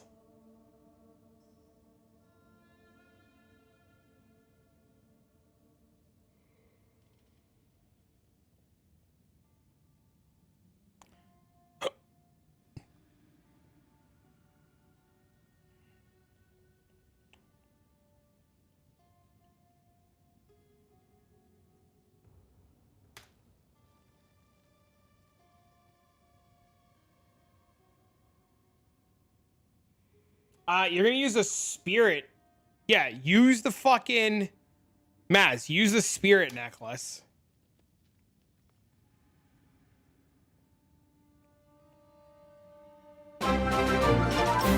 Oh, thanks for the year. Glitch cat. Glitch cat. Oh, lady, thank you for the 1 fucking year, bro.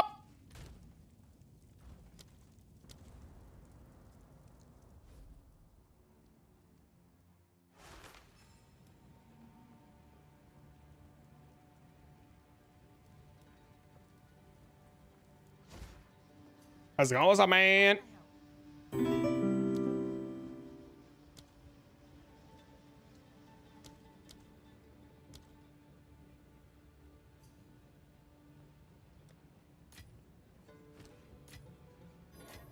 This guy just doesn't fucking understand. Hold on.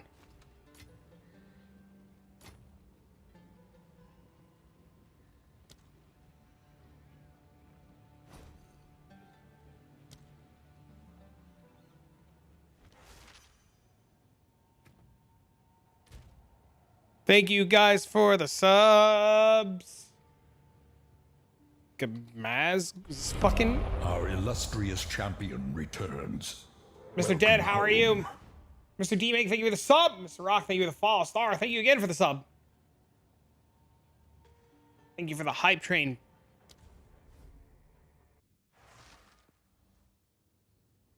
Single campaign playthrough, it's really good.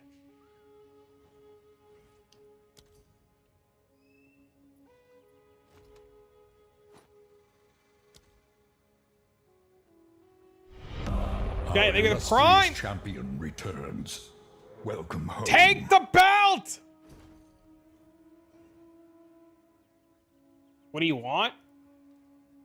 Wow. Are your problems fixed? Listen, if you want to keep splooging on me, I'm not going to stop you.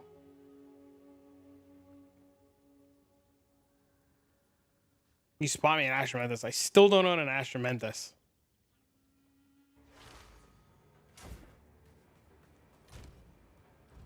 Hello.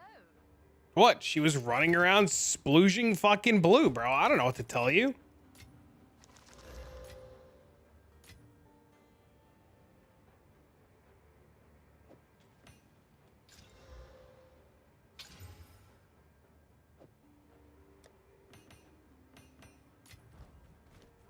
Your problem's fixed?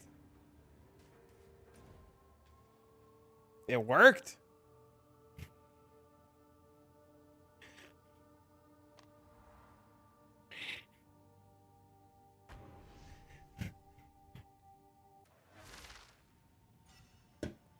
He's on my gems now. Problem solved.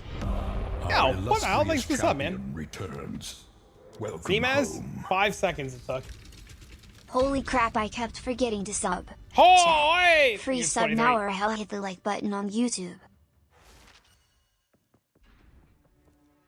Tier 15 maps, nice.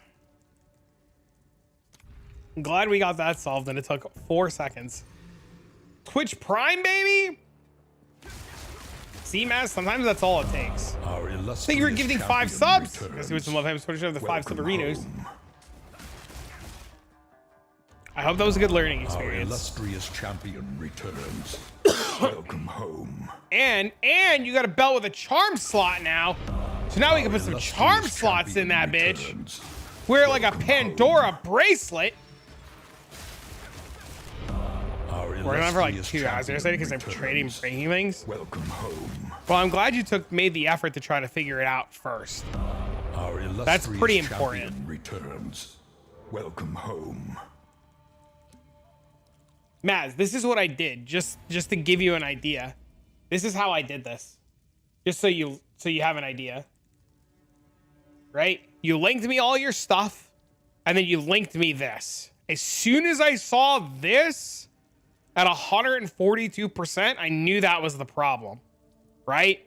So Pando had a good idea to fix the belt. So I took a look at the belt, right?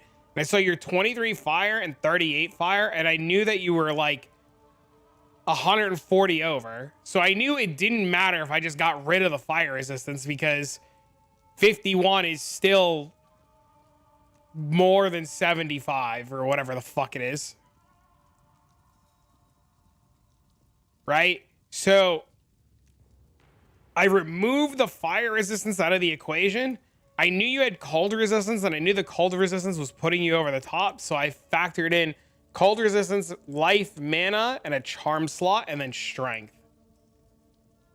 And then I just searched for that. And it's annoying. What's annoying is you assuming it's annoying. Don't fucking assume it's annoying. That's what's annoying. I hate when people assume. Stop assuming shit. Okay, attributes. Or quality. When I use the material to quality my rings, depending on which material I use, depends on what gets qualityed. So 31 int times 50% is 46 because I used attribute modifiers. If I used attack modifiers, my stuff with attacks would go up. So like this says attack on it. This says attack on it. This says attribute. This says attribute. This says resistances. So you use quality based on what you want to level up. So you take the number that you have and then you times it by how much quality and you'll get the new number. What's the update? I don't know. Ask me in an hour. Being disrupted. We don't know what it is. Ask in an hour.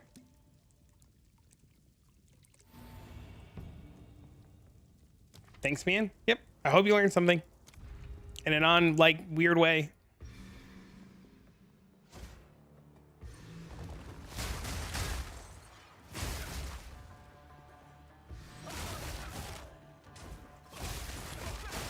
Three fragments from the Citadel? Hell yeah.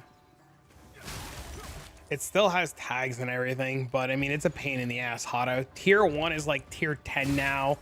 All the mods have different tiers. They all have different item level requirements. It's really weird. Crafting in this game is like a very strange system.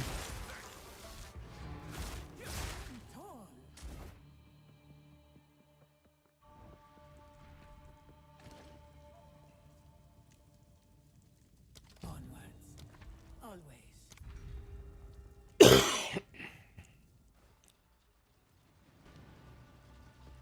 I don't know if it sucks, it's just complicated. Does that make sense to you though, Sheriff, or are you still fucking confused?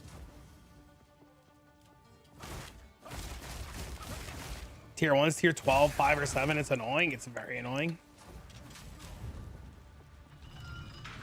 When's the tavern talk? In an hour? Yeah, I don't know why they swapped the tiers around. It's like some edgy use case scenario or some shit. They wanted to be hipsters.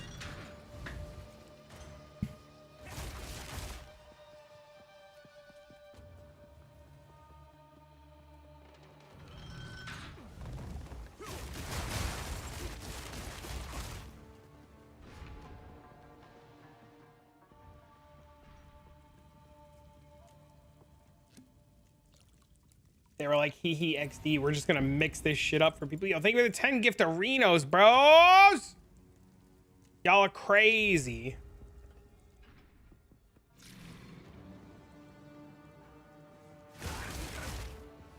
Yeah, breach rings being 50% is the most busted shit. I don't know why people use non-breach rings. It's crazy how strong 50% is. It's like way more than 20 by a lot.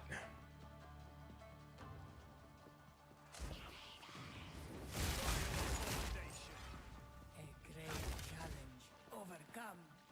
I'm unable. By about 30, that indeed is way more than 20. The breach rings are expensive. You're expensive.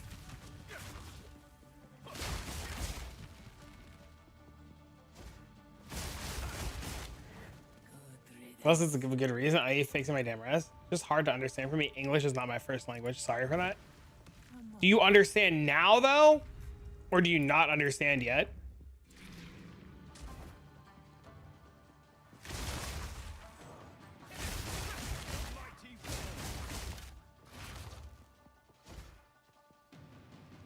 You just at yourself to convince yourself that that your 4 inches is a lot? Is that what just happened there?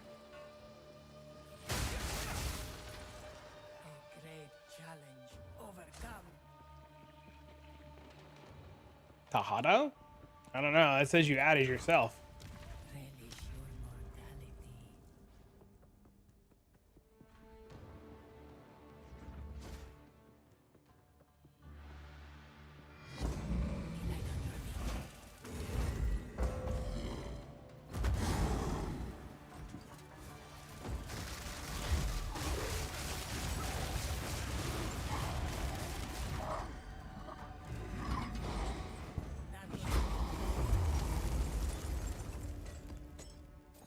I understand. Okay. I just wanted to make sure you understood. Because if you didn't understood, you should say something.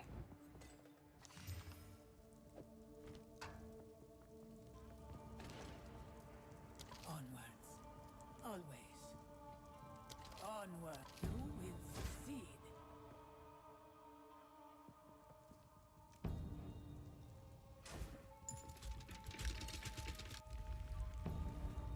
This is insane. How do you gain charges? The latest thing, Mendo, is people telling me that they are gaining charges and that charge staff doesn't work.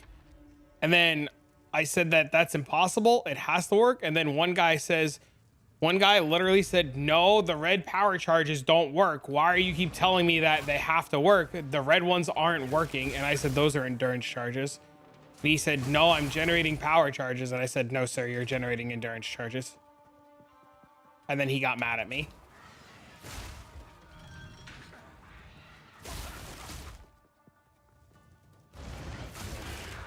But that's the latest.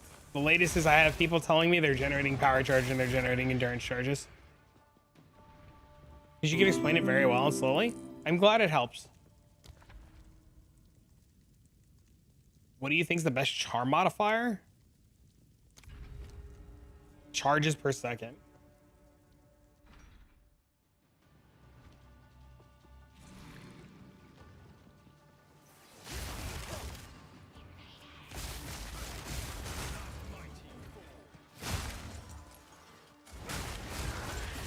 YouTube wrote a whole new type. If you ever want to see interesting, go read the Discord and read some of the stuff that people post. And like you just try so hard to help so many people, but sometimes people post like the craziest shit. And you're like, what are you even saying? And they're like, well, if you take the circumference of the angle of the right triangle of my staff and you realize that it doesn't work, and you're like, what are you talking about?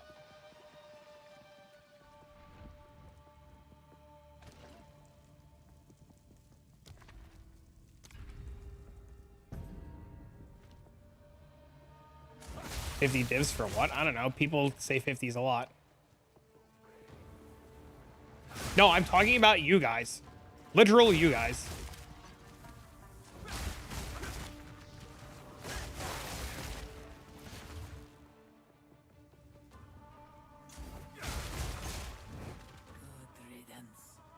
Some of you guys jump through a lot of hoops when it's as simple as just like, that doesn't work. And they're like, but the circumference of the right angle, if I like put a candle in it, why? The glass will be melted and insinuate. You're like, what are you talking about? 800 DPS elemental staff? Holy. How'd you get an 800 DPS Ellie staff? That's crazy. My favorite, that 50 div comment, that dude like clearly like didn't even look because that armor is not 50 divs.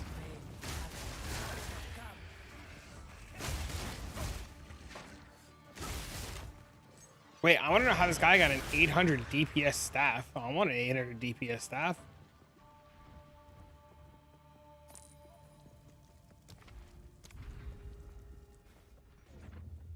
On a crackling quarterstaff? Oh, that would do it. That would definitely do it.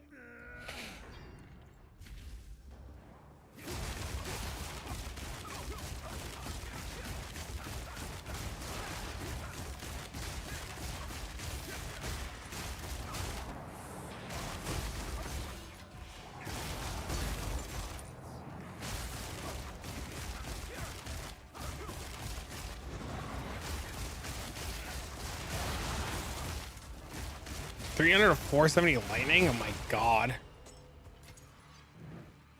That was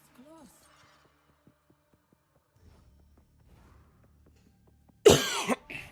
Man on kill, never have to deal with mana again. They definitely had the node resonance on, and I told them that, and they still told me I was wrong. Dude, I get told I'm wrong a lot. I don't know, man. You speak a second language? Just broken English.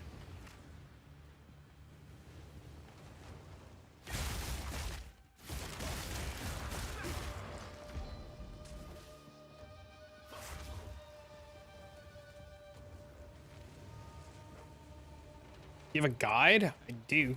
Exclamation point monk.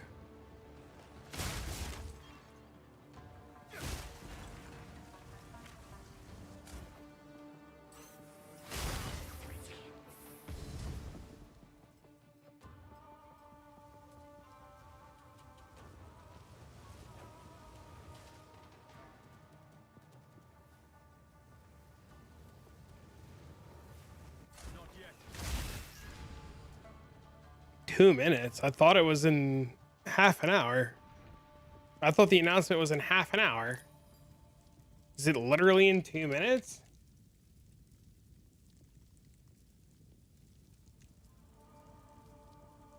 Their Path of Exile is not even live.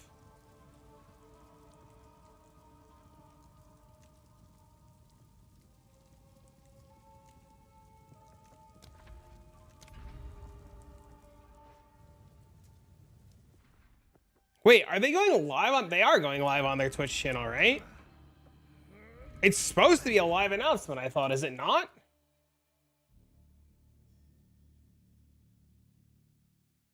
I thought it was a live announcement.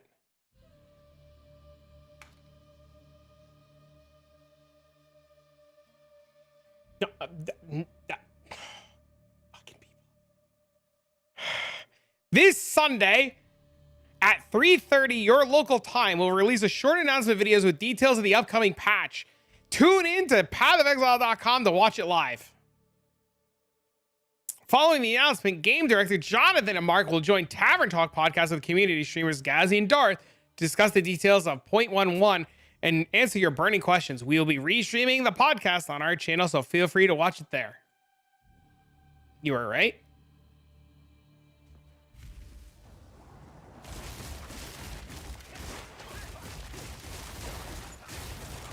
That's why I didn't go live this morning. So that I could be live to watch it with you guys. Temporalis has ruined me? I don't know. It was fun, but it wasn't like, I don't know. I thought Temporalis was fun, and then I went back to this and I was like, I know true fun now. I made a whole video with it. I played with it for like 35 hours.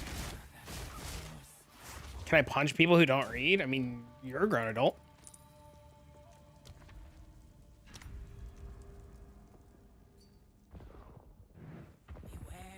Hello.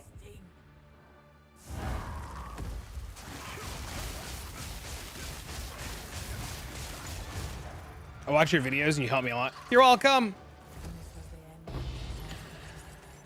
You're welcome. This is Stat Sacker? Yes. You can challenge them if you can find them. Thank you.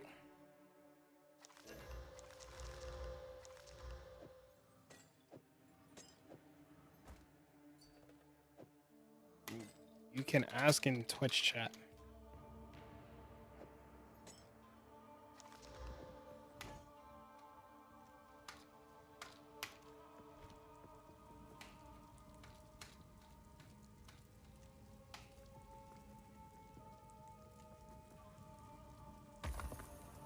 Oh, that's all that was in there? Scam. Thanks for the follow.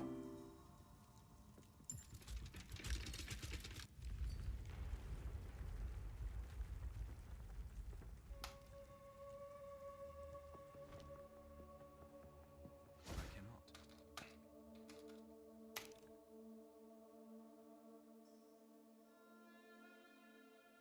cannot. One of these days, I'm gonna start charging. I swear to God. For individual attention.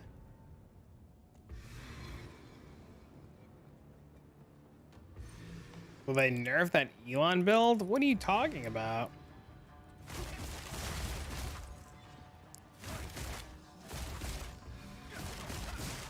I still have to do my filter blade. I haven't done it yet.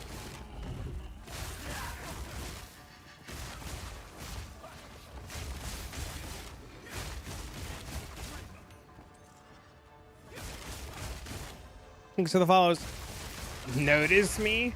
Bro, I wake up every day to like 30 to 40 messages, and it's not like from like one guy just DMing me, right? It's not just like one guy sending me like 100 messages. It's like 20 to 30 individual people, and I just can't answer everybody. It's wild, dude. It's insane. I'm not complaining. I'm just saying, like, it's so crazy because like I can't answer everybody. And then they get mad at me. They're like, you know, you could spend 5 minutes and answer me. I'm like, what the fuck? Thanks for the follow.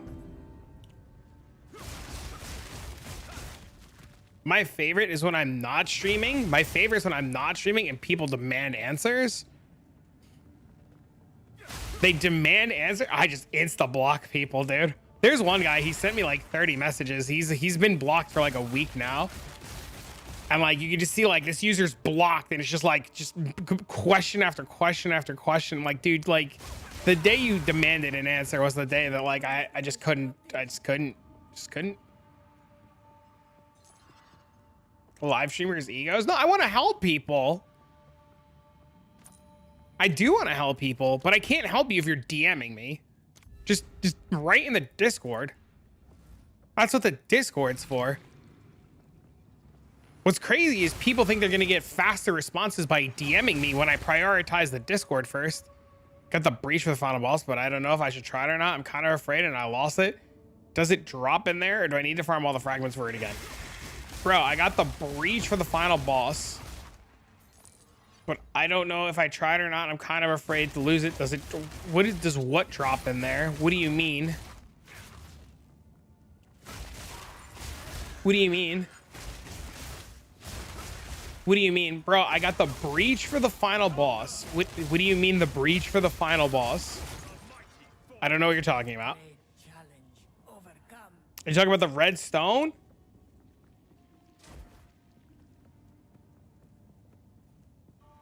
Do I feel good about it? Most of the time people tell me to go kill myself, but you know, it's fine. You fail? Yeah, if you fail, you have to farm it again.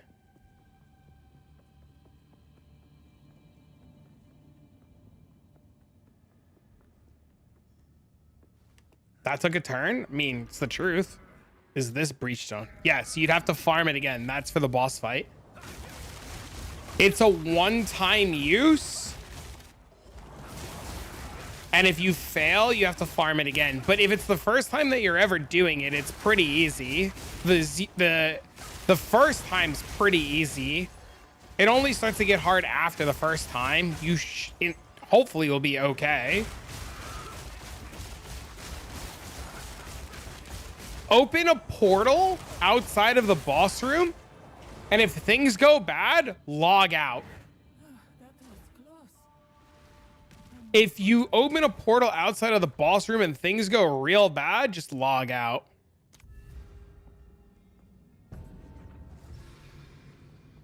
The breach never opened? Oh no.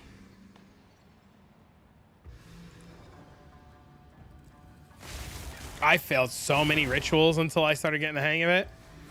Just watch out for the slam hands. Yeah, you just got to pay attention for the hands that slam. Yeah, that's the only bad part.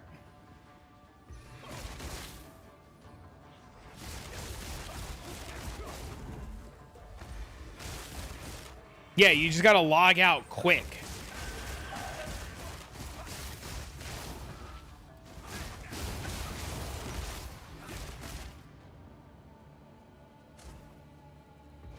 I mean, you could just like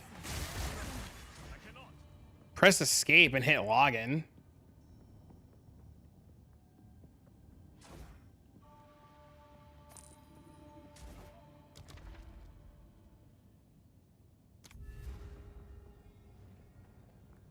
And it bugged? Oh no. The splinters get easier to farm though. Every time, so like, this is one of the things that a lot of people don't understand. Every time that you kill him and you get more of these points, it becomes easier and easier and easier to get more splinters faster. So like, yeah, the first time you do it, it takes forever. The first like time or two that you do it, it's so slow. But once you start getting points, it's easier. Is Storm Wave better than Tempest Flurry? In the trials, yes. Having distance is huge. 10 breaches, 360. Yeah, I did a 10 breacher earlier. I got like 300 too. A great challenge. You don't lose the breach zone. If you die, you lose it. If you die, you lose it. Yeah, Sims are another story though. I think Sims are just bugged.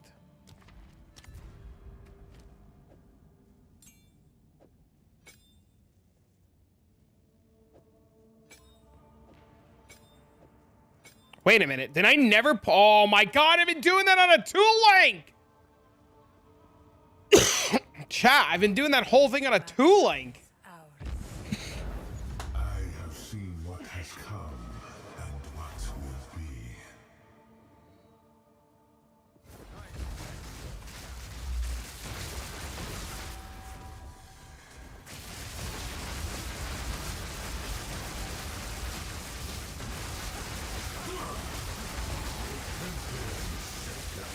This is not the future I had foreseen.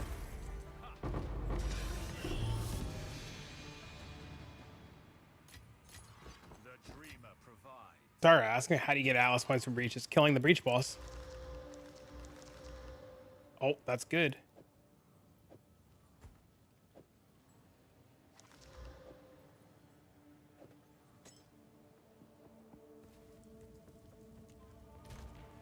Don't fail me. Failed me. May I know this?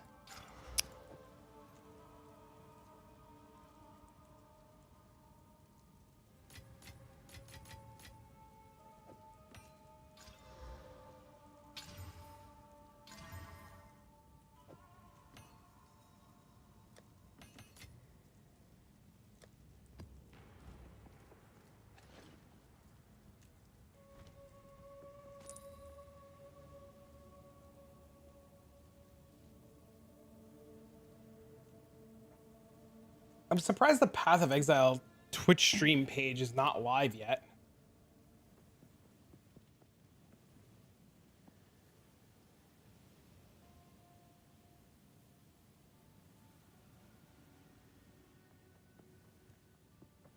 Gold mysterious chest.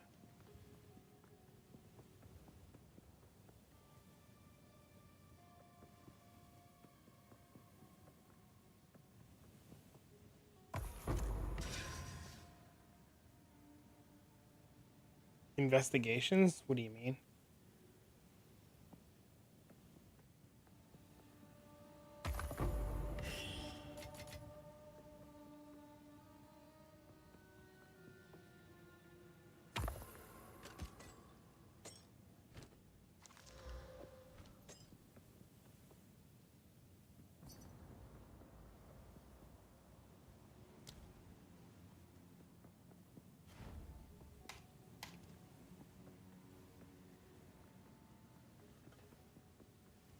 Yeah, this is what Sanctum gives now. All these chests at the end. Sometimes you can get grand spectrums and stuff. But this one didn't have anything. This one sucked.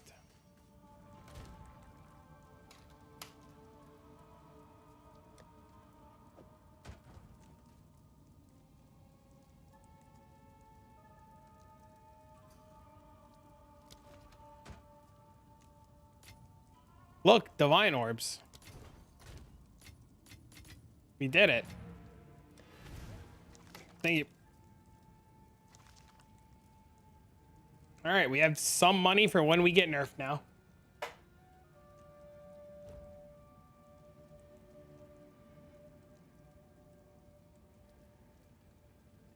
This bomb placing thing? Yeah, there's Atlas points. You got to fight the boss too. It's expedition. Reshows on out of 50x. Everybody's doing it. 5 divs to fix the nerf. You know it.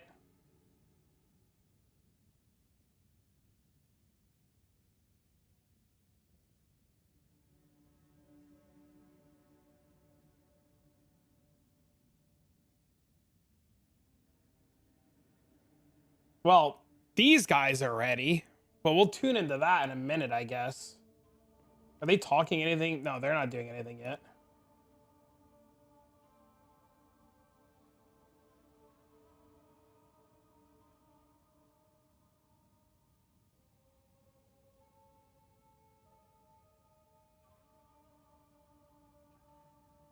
We just wait?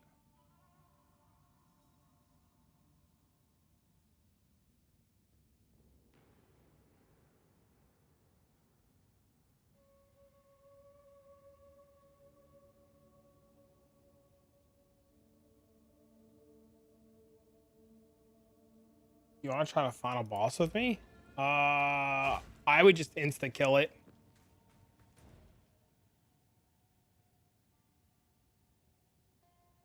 You should make the attempt yourself so you can learn. What up, Michelle?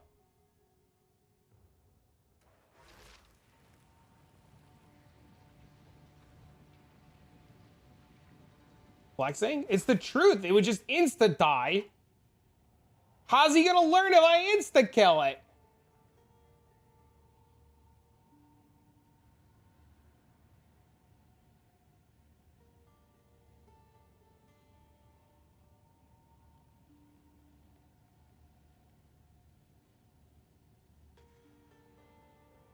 Look at my muscles. No, I don't want to insta kill it on the guy. He's got to learn.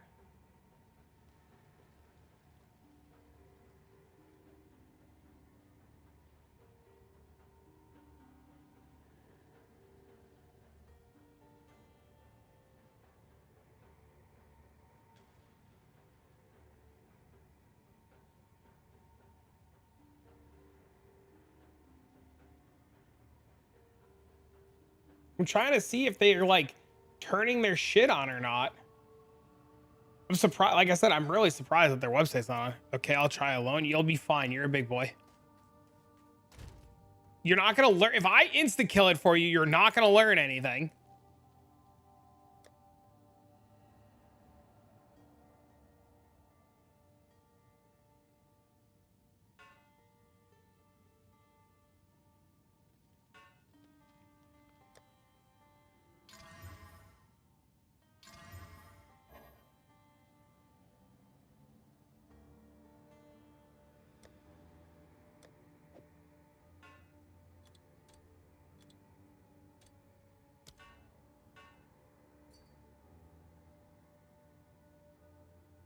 Tell him if he fucks it to message me, I'll give him another stone.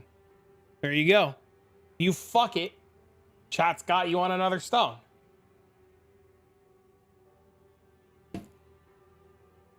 I'm out of coffee and I'm sad as shit.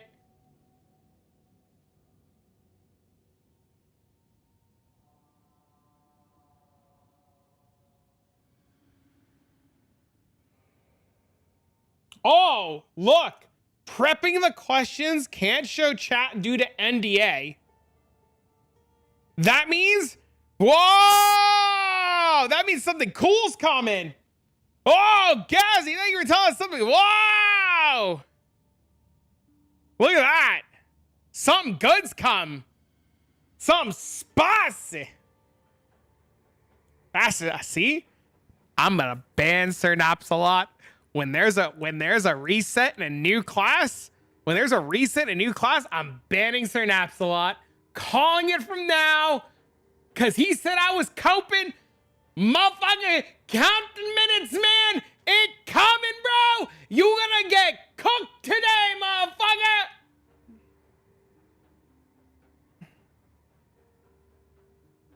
Please no fucking reset. Still coping. He knows. Did you get the blinds? I did. And as soon as I put the fucking blinds up, the cat ripped down one of the fucking shades. Bro, I replaced the blinds and the fucking cat ripped it down.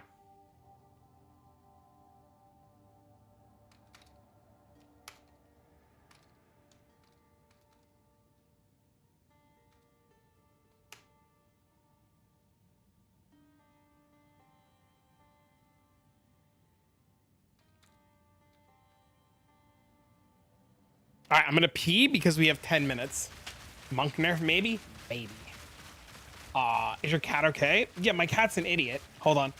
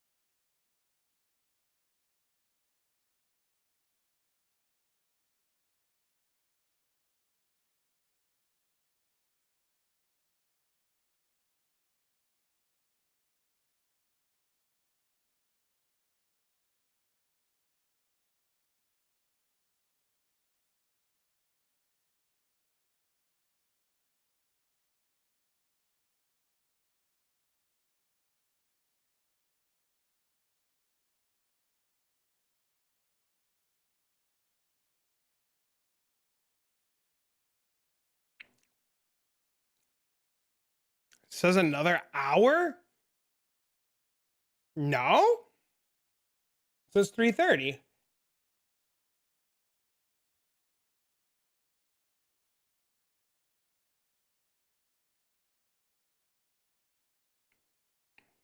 I wanted a snack.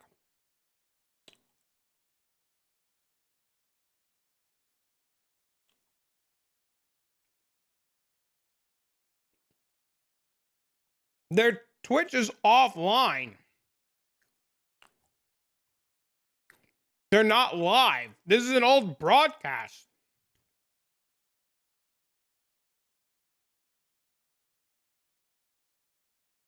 What, are we get a new trade system? I don't know, man. I'm surprised this isn't live yet.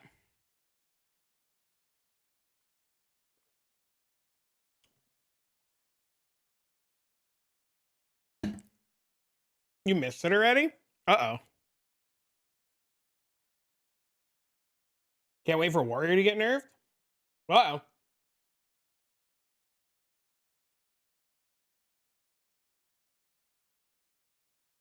Why would they nerf Temporalis?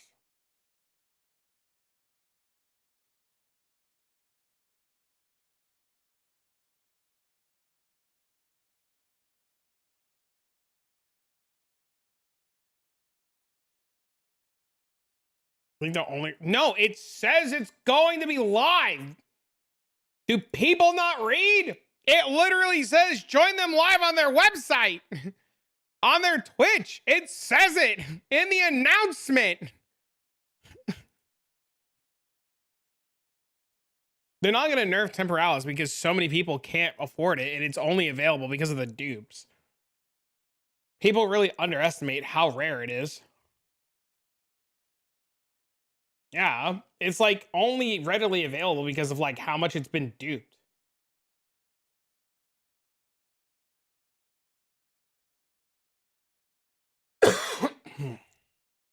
You already know people don't read?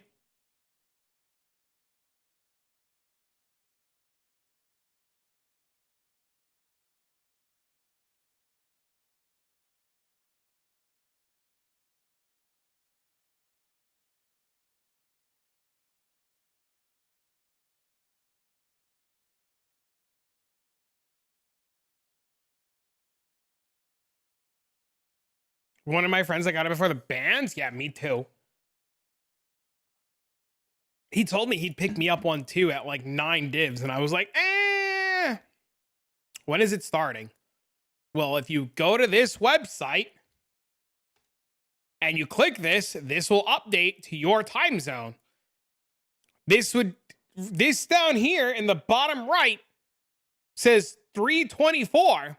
This says 3:30. This would allow me to believe it's in 6 minutes. This would also, now being live, allow me to believe in 6 minutes.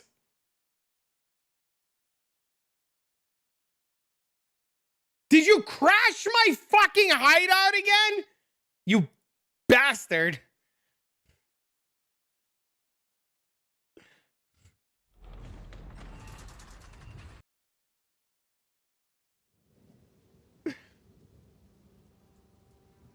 Mine says it's in 3 hours.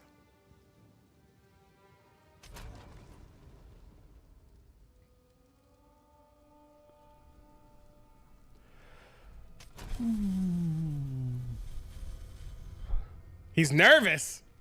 Alrighty. He's nervous. Why are you nervous? What's coming that's got you nervous? Okay, reading through the questions one more time. You do the intro, icebreaker, I ask the follow-ups, then we go back and forth. After talking about what they released, then we get into the state ofs, trade, in-game league mechanics. What do you mean trade? Maps, elements, ascendancies, HP, ES armor, map sizing, checkpoints, build variety and meta, pinnacle bosses, ascendancy, difficulty, map conditions.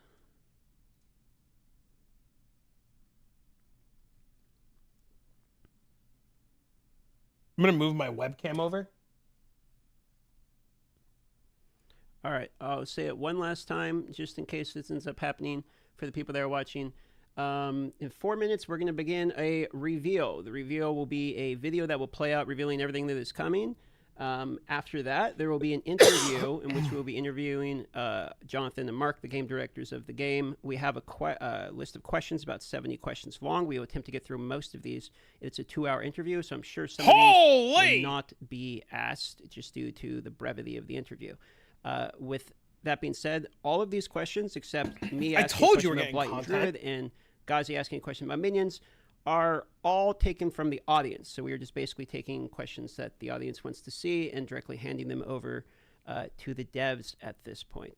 I'll probably like make a statement of that in the intro. Sure. As well, so that We're gets eating to the VOD tonight? as well. Hell yeah, we are. There will be a VOD of this on YouTube.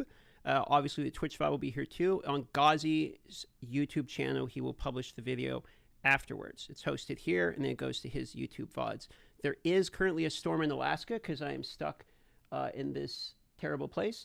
That is happening. Oh, he's in and my Alaska? power's That's flickered pretty 3 cool. times. So in the scenario of the power going out here, and of course, no other day but today have I had any storms. If that happens, you can watch it on Ghazi's TV's channel. The main PoE channel is restreaming my stream. So if my stream goes down, their stream's going to go down. So you would have to go to Ghazi in that scenario. And then he would carry on the interview from there. That's everything. Starts in 2 minutes. Ghazi's Thanks name all wrong. for being here, and we'll do our best not to choke. I didn't know he's in Alaska. That's pretty cool.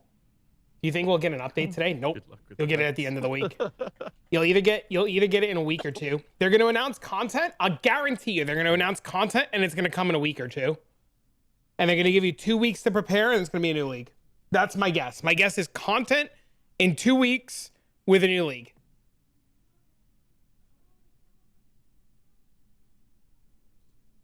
Okay. That's the only reason why he's so nervous.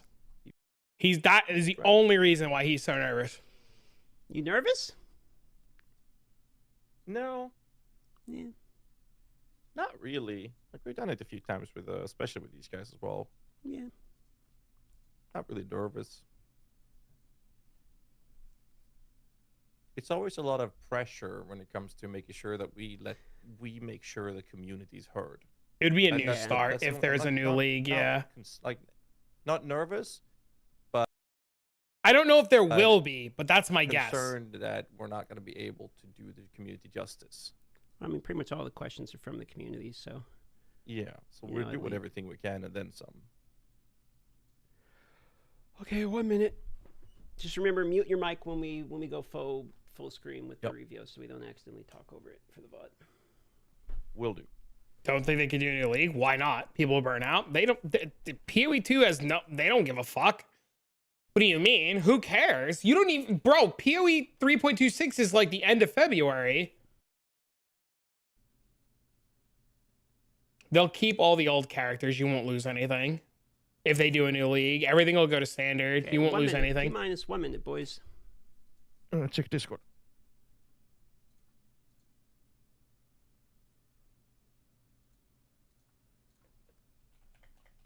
No way. There's a new league. There's no shot they can add content without adding a new league. There's no way. You wouldn't get proper testing of it. Okay. Oh, also, there will be, after the video release in 40 seconds, there's going to be like a 5-minute downtime while we get technical stuff This is their channel. set up. So it's going to be on like black screen, just so you guys know, for a few minutes. But that's like pretty normal. So just heads up. It'd be like D4 seasons, yeah. Okay. 25 They've seconds. also said that they also said that fucking PoE 2 is going to be its own an extension of PoE 1. As soon as I play the video here in 10 seconds, you're going to need to let me know.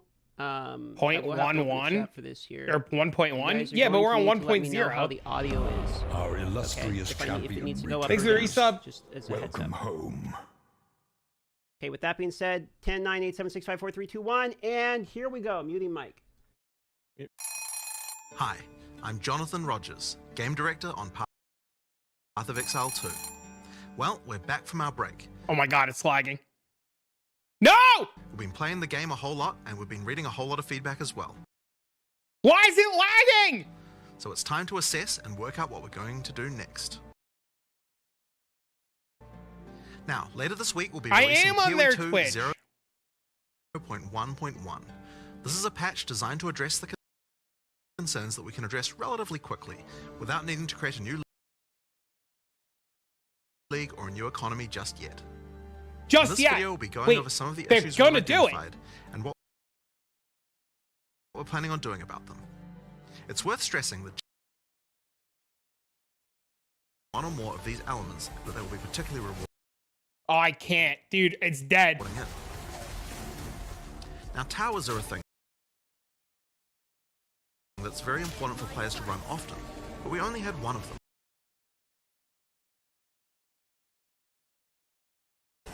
We wanted to add more variety It's me? as soon as possible. So we've added 4 more tower maps. Alpine Ridge,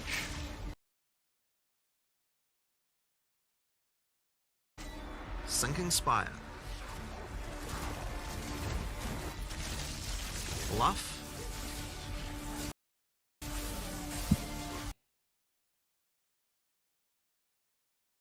due to some maps being unable to spawn bots, so that we can get the actually intended rate.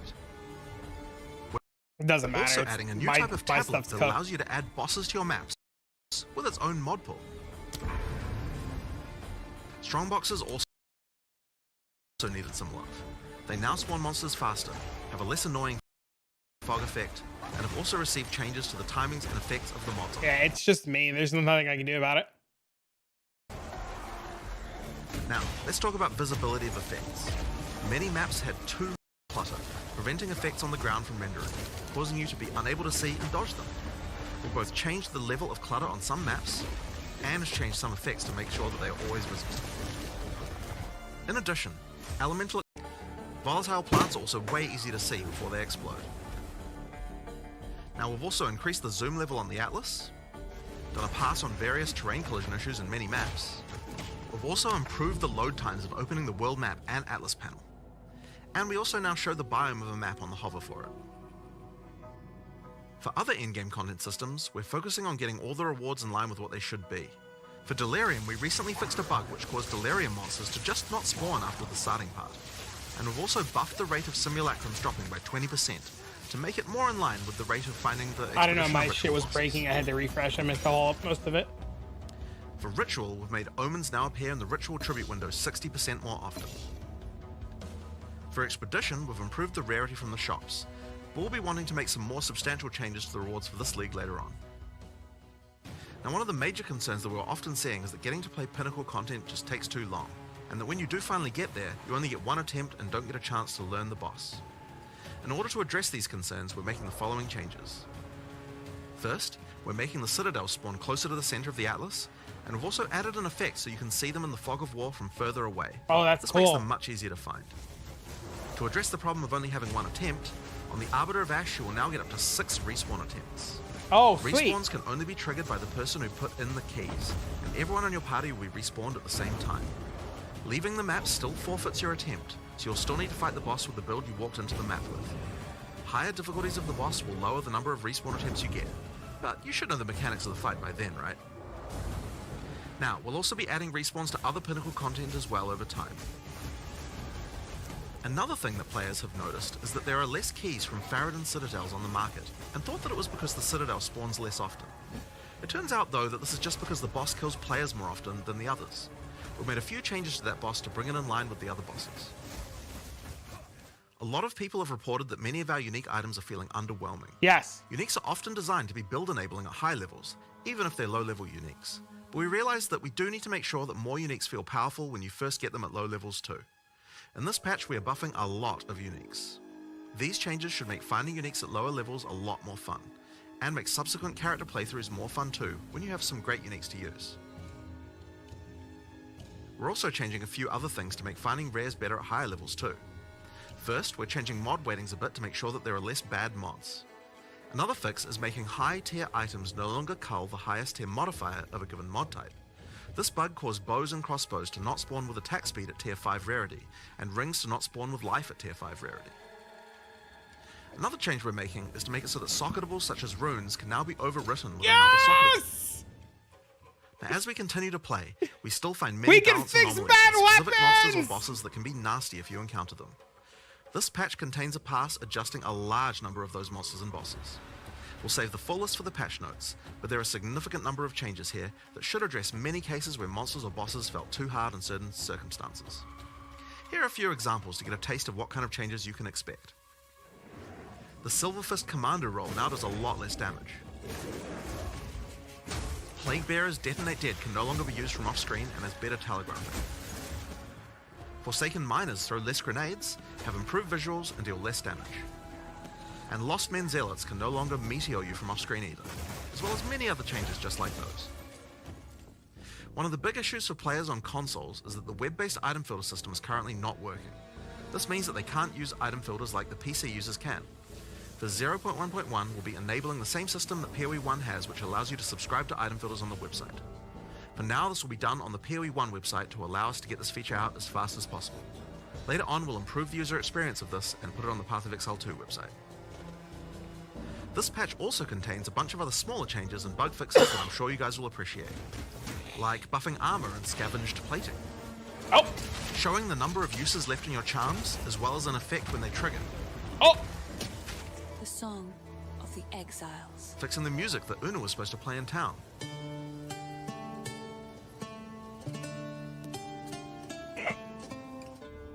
And plenty of other little fixes and improvements throughout the game.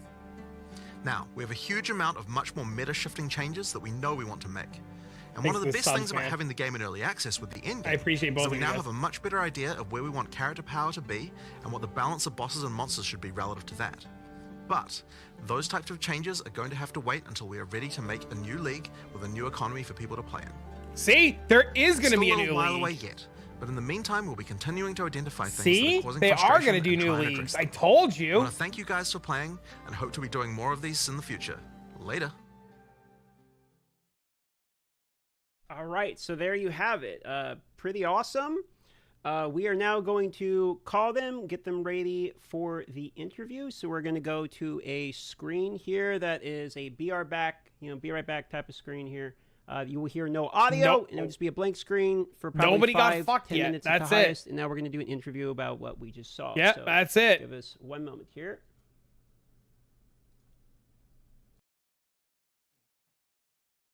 Gazzy mentioned Blight and Druid. No, nothing. Thank you for gifting out 5 subs. I have the alerts off because of the live stream announcement. Yeah, we need patch notes, but yeah, I guess that's it. Fix the game itself, then do all the nerfs. Yep, I agree with you. Yep, 100%. I was hoping you did have them off. Yeah, they were off. No nerfs? Exactly. Why would they nerf anything? Did I miss it? You just missed it. It's all quality off stuff. Hopefully endgame actually feels better. They're adding portals to pinnacle bosses. Fix the game first. Yep. They fixed the music. I'm not complaining. I'm excited. I'm not complaining in the slightest. Why would I complain? I think it's great. People are just dooming? Good, fuck them. Let doomers be doomers. I'm sorry that the beginning of my stream was all laggy and stuff and that we couldn't really watch the beginning of it. That's my fault. Think there's more waiting on the notes? While drunk on my quarterstaff? I'm excited for Strongbox again. They're definitely going to be shit. Hope it's super soon. I imagine it's going to be the end of the week. I'm glad they plan to fix the game first before they do nerfs. Yeah, me too. For anybody who's confused, they take your character goes to standard, and then you can make a new league and make a new character. Your shit doesn't get deleted, it just gets moved to standard. It's like Diablo leagues, where your stuff goes to like Eternal or whatever it's called in Diablo. I feel like a lot of players are expecting new shit fast, but people ones, I mean, they are expecting things fast. They are. They told us early access was going to be 6 months to a year. They have to add 6 classes and 3 acts and a bunch of skill gems and an entire ascendancy for each class. 6 months to a year is not a lot of time to add that, especially if they're planning on new leagues to test shit. So yes, of course, people are expecting stuff. Should I buy stuff? I have no idea. Hello, everybody. So here we are. Let's just real quick, now that we have the audience here, I'm going to have Jonathan one more time say something real quick just to make sure they can hear us well, and we'll get feedback from the chat. Hi, I'm Jonathan Rogers, Game Director on Path of Exile 2. Thanks, sir. Mark? Hi, I'm Mark. Hello, this is me speaking, and I didn't want to say the same thing he said. It's fine, you can. All right, and then lovely co-host Gazi here. Lovely co-host. Mic check. 1, 2, 3. 1, 2, 3. Excellent. So with that being said, Gazi, why don't you take it away with the intros? Hi, welcome to Tavern Talk episode. We still have no idea what episode we're on, and we're going to keep up with that trend. We have with us my lovely co-host, Darth Microtransaction, and the lovely two individuals that is basically the OGs at this point. We got Mark and Jonathan from Path of Exile 2 Grinding Gear Games. How are you guys doing? Oh, doing great. I mean, like it's really good to get back into things again. We had a good break, yeah, I don't know. It's just They nice sit to be the back same and, way. actually It's look so at the problems weird. again, as much as it can be painful sometimes. But yeah, no, it's real good. It's to so get back into awkward. things. They all sit in the same disconnected cross. for a little bit, not too long, but just a little bit, and now back, which is awesome. But no, it was a long burn last year, so it was good to get a little bit of a break over that Christmas. But yeah, lots to address, lots to change. Excited. It Awesome seems to hear. it seems like with the Join break, you guys them? still managed to get a lot of changes in from the review video we saw. It's fairly substantial, so that's exciting. I mean, that is for the most part just stuff that we did, like last week and this week. The maps, the extra 4 maps, some of those did have some work that was done a little earlier, but for them because we knew we needed more towers and we just didn't get them in. But pretty much all that stuff is just stuff that we're just doing last week and this week. Like we try to move fairly quickly when we can. But the thing now is of course going to be like. One issue we kind of realized we had is like, okay, how much do we concentrate on fixing problems people have right now, and how much do we concentrate on like the next big kind of content patch? And so that's I didn't kind of hear the the 4 tower thing we have stuff. to I don't know move what around they're at the talking moment. about. I And, missed it. I guess my feeling is that so long as there's like big problems that are causing people to have like a bad experience, I kind of want to make sure that those get addressed as soon as possible, at least where we can, so that we're making sure that things are in as best a state. We like some kind of point of stability, so that we can 4 new concentrate on maps for having towers? a Oh, larger kind of like cool. content patch after that. That's great to hear.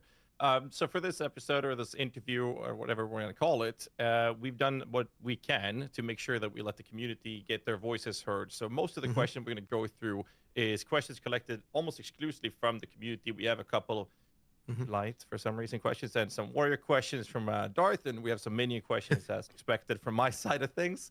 But most of the questions will be taken from the actual community. So I'm just going to kick us off so don't waste anyone's time. And we're going to start with a question saying, which of the changes that has been showcased was the team most excited to be able to announce? Well, I guess that I'd say that like these changes, obviously, while the players are happy with them, we're not exactly excited about them per se, because these are just like fixes to things that are problems, right? So the stuff that we're excited about is the stuff we're not talking about, which is the content that's coming up in the in the larger one that'll have an economy reset and so on. So there's obviously a lot of stuff there, but for this stuff, it's just like really like, okay, what can we do to make sure that people are having a good time? That's kind of the main thing I would say. Yeah, which is exciting in its own. Sure, to see how much more we can improve, how many people having a good time. So. Yeah. So I mean, that's good, but yeah, really, it's like there's no one I'm thing really there where glad we're like, there's oh gonna yeah, be a this is league the amazing reset. thing. It's like it's all just like, let's make the game not suck. That's kind of our main goal. So Good perspective. So one of the changes for in-game maps is the changes to, you mentioned monsters, chests, rare monsters. What impact are you guys hoping that this change specifically is going to have in in-game mapping? Well, I want this. Well, there's a couple things. It is just a general, probably 30% more kind of monsters, items, etc. from inherent maps. You get the thing where now the inherent map is higher value, and thus proportionately the league is less impactful. Say Breach, which is obviously in its own universe of craziness right now. But the idea is the base map is more rewarding, and thus adding the extra content is less necessary for, say, map sustain. The other thing is it will interact with different rolled maps differently. So we tried to do this better before early access began, but again, it should be now certain maps and certain mods that increase the chests, the rarity of chests, the rarity of monsters will have different benefits. So that's kind of cool that I want people to learn that over time and see what's beneficial. Well, what multiplies better, and then you combine those things where you have this map's better for number of monsters, whereas this map's worse for number of monsters. Two classes, but you don't know they're going to do two, really right? Could have been one. Versus a really plus large ascendancies. Map. Actually, before they were relatively consistent. Now that large map might have twice as many monsters as that small map, but it has the same density of monsters. So you don't just have big open empty spaces of nothing. So obviously now the number of packs, if you multiply that up, it has a much grander effect on the big map than it does the small map. But the small map is obviously easier to clear, faster to clear. So say if you're optimizing for bossing, you're probably going to try and have be applying more bosses to small maps using the new tablet. Or if you're doing leagues that, more like Breach, you might want smaller maps that way because you're focusing on just farming breaches as opposed to, say, Delirium, or say Expedition favors, it doesn't really care if the map is large or small. So, having those different kind of axes is really interesting, where you are thinking about that as you go. Now, people have to learn that, and that's cool. I actually want people to learn that and kind of post all their details on, like, this map's really good and this map isn't. And we've accounted for layouts, how fast they are to clear, all of that stuff. So certain maps that were more tedious to clear now have pretty drastic advantages on at least one or two different axes.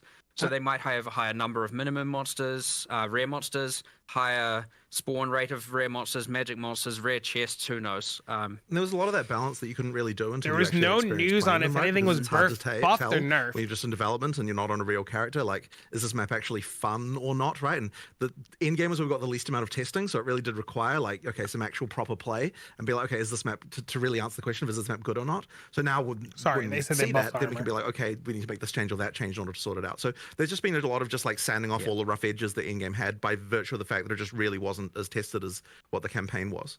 Go on. That all being said, I'd say one thing it has introduced is it has added more bad luck or mistake protection to some degree, because if you would like fully juice a really small bad map, that minimum of bad is now much higher. And so, like, you all of a sudden now have invested all this wealth into this bad map. You've run it, and you're like, "What the? I didn't get anything back from it." So, the minimum is certainly now much better, which should hopefully protect a lot of people who are falling out of map sustain. Whereas, like, a lot of the good players who are a bit more observant, a bit more familiar with PoE1, were just like happily sustaining maps. And so, yeah, you had these two ends of spectrum, and hopefully, we've raised the minimum now with these changes. So 2 follow-up questions. Since this was a question for later, but since we're talking about bad maps in particular, something you mentioned here, what is your guys' opinion on the current state of maps in the game? Not so much from a monster point of view, but of a layout of maps. So there are some maps people don't like as much. There are ones people really do like as much. Is your opinion that you need maps, for instance, like Mire, Augury, Vow Factory? These are some of the least favorable maps. Do you think you need maps like this in the game in order to more appreciate the more common ones people enjoy? Or what's your stance currently on the map amount of variety that are in the game, put it that way? I guess ideally, like, if there have been a few adjustments to things like that. Probably not, like, we're not necessarily going to take every map people find annoying and change it, like, so that people don't in that way. But certainly there should be balance changes to make it so that they feel at least worthwhile, even if they do have some more annoying layout or something like that. So I mean, I assume you feel the same way about that. There's some standout things. Like, obviously, you shouldn't have the levers that you just can't dodge roll out of and you just die, or the levers are just spawning burning ground on them, right? Obviously, this stuff is just objectively wrong and objectively bad, and that will be fixed. But a lot of that contributes to, like, this is the worst map because you'll go pull a lever and die while doing so. And then there's the ones that, yes, are just, like, inherently worse layouts, especially for certain builds. But then again, now using this other thing where it's like, actually, well, those maps may now spawn the most amount of rare monsters or the most magic monsters or just the most amount of monsters. You're going to have to go figure some of that stuff out. And some people might like that. People with less, screen clearing AoE centric builds probably don't mind some indoor, more mazy maps if they're going to get the benefit or feel like they're getting the benefit from, more rare monsters, they've got, I don't know, more single target or a more concentrated DPS or whatever, they don't feel so bad now for running that as opposed to just running the, I mean, sand spit where you can just like nuke entire screens every the bad 2 case seconds. of this though is definitely the tower map, because it was it's like you mandatorily have to run that map, and so having that be not great is like not a good situation. So hopefully we've addressed that one. Like that was really urgent to address, because it's like because it's mandatory, right? You can't just skip it. So that one had to be sorted. Yeah, turns out it's maybe not a good thing where you have to approach a room full of monsters that you don't know what they are and they're super dangerous and you can't see them and it's a narrow bottleneck and you have to run in and just die. But even so, like obviously the variety helps with that, but also the new version of that map is now based on the top floor tile set, which is like got more variety and like it's easier to deal with. So that should improve a lot of that. Better visibility. Yeah, exactly. So it more helps a lot. open, less tight bottlenecks. Still they're still relatively narrow here and there, but yeah, much better to clear. So one more follow-up here, and I'll pass it off to Ghazi. In the reveal, you mentioned that the boss maps, for instance, were supposed to be more common than they actually were. And so this comes to a very common question about Waystone's sustain. So what was your opinion on the state that previously was with Waystone's sustain, as well as do you believe this impact of additional bosses are obviously going to impact Waystone's sustain? So you think this is going to help alleviate some of the feedback we've seen related to there? That one's pretty interesting because, and this is probably going to be a controversial thing to say, but like we don't know that there necessarily is a problem with Waystone sustain as such. So that means we have to look into, if people say that there is, and that means we have to understand why that is, because I don't think that's the experience that like we're having as we're playing ourselves. And like, so there's always this thing where it's like we want to hear what the players say, but then we always want to confirm with our own experience that like when we do what they're doing, that we're getting the same experience before we can kind of make a good decision about what a change would be. So I don't know that we've identified why it is yet that players are having problems with Waystone sustain, and so that's like, and this will change this obviously because there's more bosses and so on. Like that's the thing you can do, and killing bosses will give you upgrades and so on. Like that'll help with that. But I guess I sort of like I feel like we need to understand that problem more before we can really work out what exactly needs to happen with it. There's certainly more to learn there, but as I said before, the minimum's now higher for sure. Because I'm so bad. People running into bad specific maps that like have specific problems that someone who's. I suspect it's also just a lot of people struggling with the difficulty and dying, and like it's obviously very different if you're dying even in 30% of your maps, 20% of your maps. I mean, even 10% of your maps. It can make that difference. So yeah, there's definitely 100% more to look into there. But like, I personally, I went to from tier 1 to tier 15 maps in a total of 32 maps, and I've sustained since. And then you see the things where people are talking about map sustain, and I'm like, okay, am I in a different universe? And the answer is probably in a different universe. The answer is probably yes, I am in a different universe. But but see, I had the from same a purely experience anecdotal standpoint of my own, I try and I'm gonna see how it is for myself, and I'm somewhere else. We need to look more into this somewhere. So we have other people at the office as well, of course, and you get their anecdotal experience, but we need to look at this from a much broader perspective. But either way, that's the what problem, we just put forward people is who understand what to do don't have the problem, but the newer players have the problem, a bit more safety for bad luck. But what it doesn't really account for right now is safety for people dying and, failing 50% of their maps or N% of their maps. Yeah, there is a slightly more subtle thing going on, I think, which it's kind of unfortunate how this turned out. But effectively, because you can power through the map tiers really fast, it means that you don't get a chance to find the gear that you would otherwise have as you went through those tiers. And that means that effectively when you do, like you might be playing higher tier maps than what you really should be playing for the amount of like wealth that you've found. And that means that your map sustain is bad because you're dying more often because you're kind of playing higher tier content. And that is on us because we like need to adjust that so that you that you only start effectively, in order to progress up the tiers, it needs to be more that we need to sort of gear check you more as you go up a little bit to make sure that you've got the gear you need before you're going up the tiers. But this is going to be a really subtle and tricky thing to get exactly right. Like there's quite a lot to that. And that's kind of more of a thing that we can sort of look at over a bit of a longer period of time because it's going to require some adjustments. But yeah, that's just sort of another one. But there's quite a lot of implications to all of that. And I don't know that we're quite ready to like understand exactly what would need to happen for that to happen. But that is kind of one of the issues that we're seeing is just like, effectively people playing content that's harder than what we would hope they would be playing for the gear that they have, which then causes the deaths, which causes the sustain to be bad. So that's kind of that issue there. Thanks for the detailed answer. I'll throw it off to Ghazi for the next questioner. Yeah, next in line, we're actually going to circle back to what you mentioned, Mark, regarding Expedition, not caring about the layout and whatnot, but you also mentioned, I believe it was in the video, right? You mentioned more substantial changes to Expedition coming later. So the question is, do you have any particular examples of these things you're hoping to accomplish with this mechanic?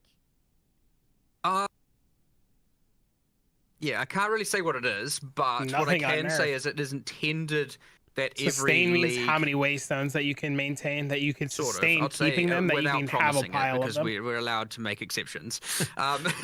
It is kind of intended that every league provides some sort of access of character or crafting power that is abnormal, and so, you know, Or different that you can't get yeah, anywhere different. else. Mostly character power here. So aside from the unique items, obviously they can or sometimes don't provide character power that can be attained elsewhere. This is more about something else that's, you know, similar to, say, the instilling your amulet with a notable. You know, it's something that only that provides. It gives you more power than you would have had if you had never done it. And so ideally, every league would kind of do something like that, or provide a crafting avenue that would then give you something like that, or give you more power in general.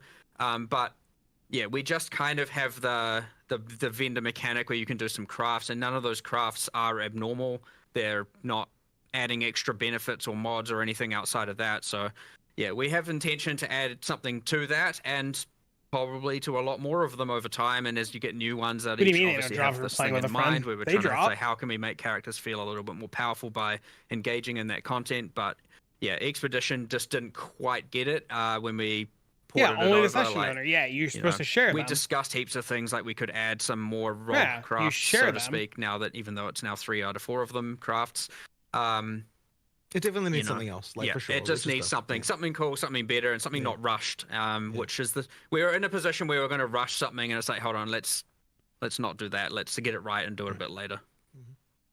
Fair. I like that take. Another question we have is regarding the Arbiter of Ash You're now welcome. having 6 resurrection or revive attempts, right? Mhm. And other attempts to not made or apparent. adding other attempts to other Yeah, it pinnacles is. over time. The map owner I gets guess the the question stuff. comes down to why wait with adding extra the attempts. To the other ultimately the pinnacles? reason is just time. So it might even be that in the patch that we do deliver, that some of those other ones are already done. It's just that because the video had to be made last week, and like we were like, are we gonna, like, we knew we would get time to sort out the Arbiter, and we were like, we don't know if we're gonna get time to do the others, so we'll just like promise that one, and then if the others come, then that's just a bonus. But yeah, effectively there's like a little bit of trickiness around each one to like just work out all the states of everything. Like, I mean, if you're looking at like just as a random example, and this isn't obviously that big of a deal, but it's just, you know, someone has to do it, is like for the breach one, for example, we have to decide, like, okay, so we can't really let you have the economy, like you can't reset the whole map, because then you'd get the drops from the breach a second time. So then it's like, okay, we have to make sure we put a checkpoint in the thing, and that means we have to like do someone has to go write some code to like make the breach thing work correctly for checkpoints, and, you know, it's just like random stuff like that, just little details that just mean that like it'll take a little bit longer to do those other ones. But I mean, we're not talking a really long time, right? We're just like, someone will get to it in the next couple of weeks. It's just, you know, I'd say King in the Mist. King in the Mist will almost certainly be done, because it's an isolated boss fight in a room with nothing else going on. But for the logbook and for the breach one, you have to have some manual intervention, and we have to really make sure that there's none of that, like, you know, respawn at checkpoint at this exact point in time, and all of a sudden you get the loot again kind of thing going on, because that obviously can be quite destructive. So yeah, it's literally just a time thing. Sanctum, we'll do it in baby. the next couple of weeks, just as we, you know, get these things going. Yeah. Awesome. Speaking of Arbiter, a couple questions related to Citadels here, just some fast ones. Mhm. Are Copper Citadels really the same spawn rate as all the others? That's what happened? I mean, we generated a bunch of Atlas state and checked that they were equivalent. I mean, I don't know what to so we really were not intending to make a Monopoly game, McDonald's Monopoly game style thing here. It really was intended to be equal. So yeah, as far as we could tell, it was just just that the boss had that exploding minion thing that like was the damage just busted on that? Nah, well, maybe, but all of don't his know what little you mean attached by zombies, against like the during the D4 phase one of stream, the fight, that doesn't make sense. when he summons the sandstorm and you get protected, and you have the zombies coming at you, they blow up after they die. And in the map version, the in-game version of this fight, some logic was missing. I don't know what happened, and those would then explode at the end of the phase 2. So you're like, oh, I killed him. You run in to get your loot, and 8 zombies just explode and insta-kill you. And so what you found is a whole bunch of people would just straight up like succeeding at the fight and then just dying straight afterwards. So that accounted for some portion of it, and then he was just harder. Like certainly the death rate, even excluding the one-shotting zombies, was just much higher than the other two. But yeah, we have now a cheat that generates or simulates generating like, I think it's 1 billion different blocks and calculates how many of every map spawned and everything like that, just to test this specific Citadel case. And yeah, everything we could find generates exactly the correct amount of the 3 things. So speaking the of 3 Citadels. Speaking of spawning Citadels, did you guys happen to catch any of the conspiracy theories related to, corpses pointing in directions, etc.? It was so ridiculous. Whatever. People come up with crazy things. I don't know.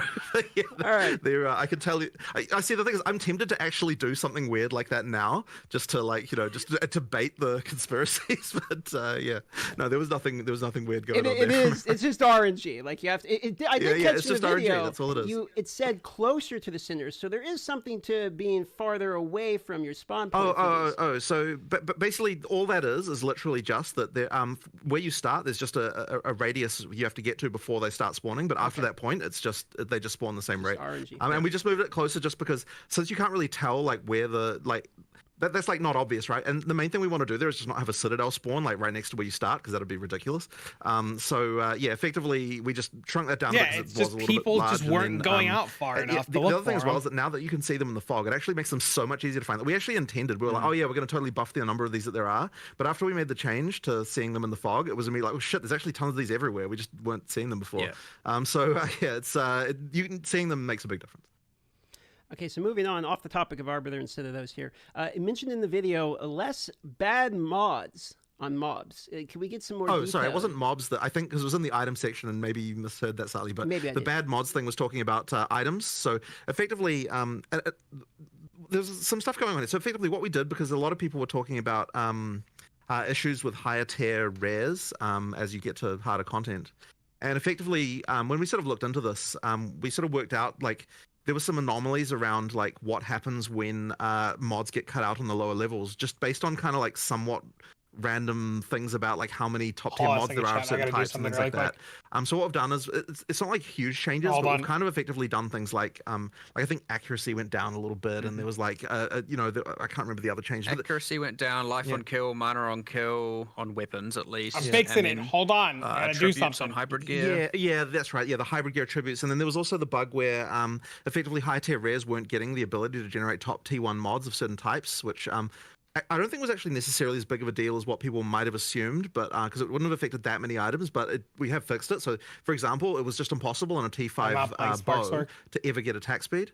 Once it was a certain item level. Once it was a certain item level. So yeah, but you couldn't even get T5 realistically except from. We don't know. We have no idea. You still could occasionally, but whatever. The point is like there was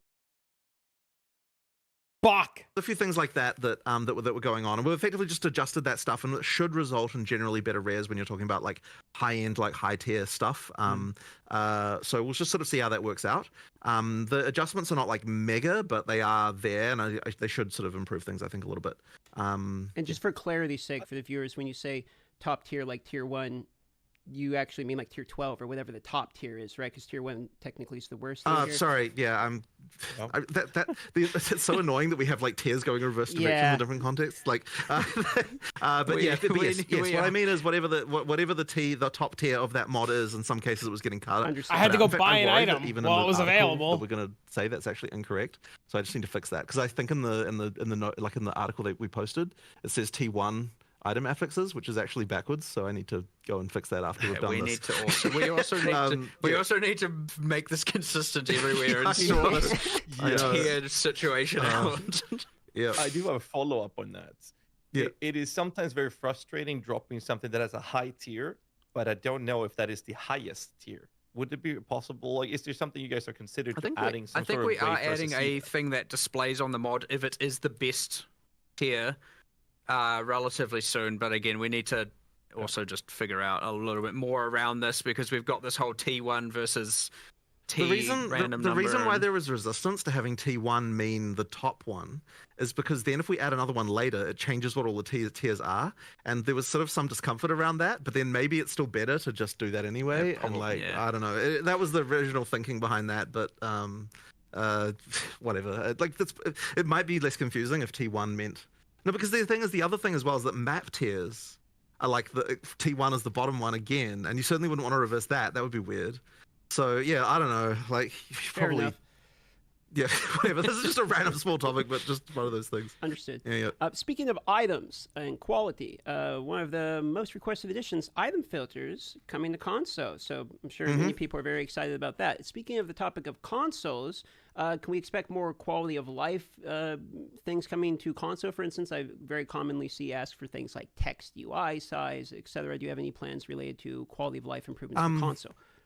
Yeah, I mean, we certainly need to do more there. I mean, yeah, like I don't have any specific things to announce there, but effectively we need to make sure that that experience is good. And one thing that I know, this isn't actually technically a console thing, but another thing that we will be doing for people who use controller soon is like the ability to fast swap between controller and the PC UI just Excellent. by like immediately in game, because that's something I believe there was even an implementation of that. It was just a little bit too dodgy to release on early access start.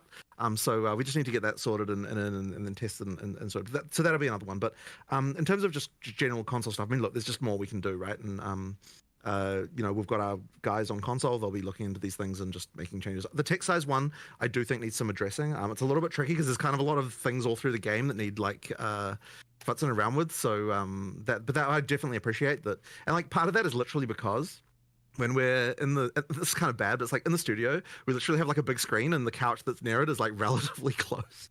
It's like an actual real world scenario. You know, people often sit a bit further away, and we probably should have been thinking about that. Yeah. Yeah, things like that just need some addressing for sure. Fair enough. All right. Putting aside bugs and tuning that is expected for early access state, was a question that I was asking about. What are the players' feedback that surprised you guys the most? Well, I know you were saying, I mean, I guess from my perspective, it's like we had a lot of worries about things being broken. We just didn't know what those things were going to be. But then you were saying before that just the level of brokenness that surprised you as far as like some character builds and stuff, right? Yeah, like I had my whole like, okay, obviously people are going to find broken builds, but like we escaped millions into tens of millions, and then we escaped tens of millions into hundreds of millions in measuring in DPS, and then we escaped DPS into comets per second, and then like you got to this point where it's like, okay, we're just off the reservation here in terms of just, you know, when you 1 week in and someone's like, here's my 450 million DPS build that hits the pinnacle boss for 141 million damage and one shots in the 3-player party, and I'm like, well, where are we? Like, what happened? The thing that I found a little bit sad, and I guess we should have just expected this, is that like I sort of expected that the first few times people were playing the pinnacle boss, that would kind of be a normal fight. But in reality, the first few times people played the pinnacle boss was just completely like a disaster, because like they just had some build that was because to get to the pinnacle boss the fastest, you also had to have like a ridiculously broken thing going on, and so you just ended up with just like like you don't even get to see the mechanics, and it was just like that was a bit sad to me. Well, hopefully with more lives, people will actually be giving it a shot instead of just selling it off to those people who do one shot it. But we'll see how that goes. But the tricky thing about this has just been that, like, okay, so we do generally want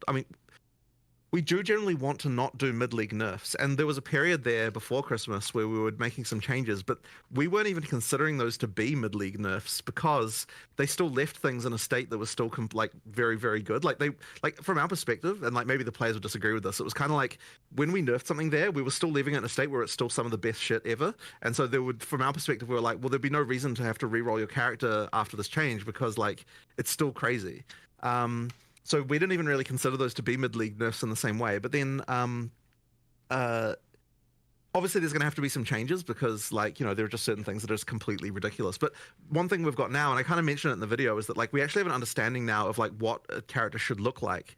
And so ideally, when we do our first, like, true balance patch, we should be at the point where we can be like, okay, here's like these like 10 things that need to come down, but then there's also like these other 50 things that need to come up to get to that point, right? So like ideally it there should be a little bit of leveling there that occurs, but we really don't want to do that kind of patch without doing an economy reset, because we actually need like to see what really happens when you get a new economy and all that sort of stuff. So, and when I say an economy reset, of course, what I mean is a new league. Like, you'll still have the old characters if you want to play them, but all the stuff we're going to be looking at will be on the new economy that, you know, in terms of like how it evolves that way. So, yeah, that's going to be a tricky one. It'll take us a little bit longer. But that is also what we're working on in the background as well, is just like getting all of this stuff to where it needs to be. So am I hearing that there's no nerfs coming in this patch then? Is that sort of what I'm taking from this? I mean, there might be a few that relate to things that are just completely screwed, but I don't, I mean, it is not our intention to do a big nerf patch here. Like, that is not our goal. Our goal with this is like fix things that are annoying people and like make the game more playable. Whereas the goal of like the economic, sorry, not the sort of balance patch that's coming a little later would be like, okay, we'll have a new economy. We'll actually do like a proper balance pass where we get all of that stuff like more. Because you scared everyone with that executioner photo in the Twitter post. I mean, it looked like the guillotine was about to drop. Okay, yeah, people look into things, I think, a little bit too much. Okay, there's kind of three kinds of nerfs going on. Not on this patch. Just hold on.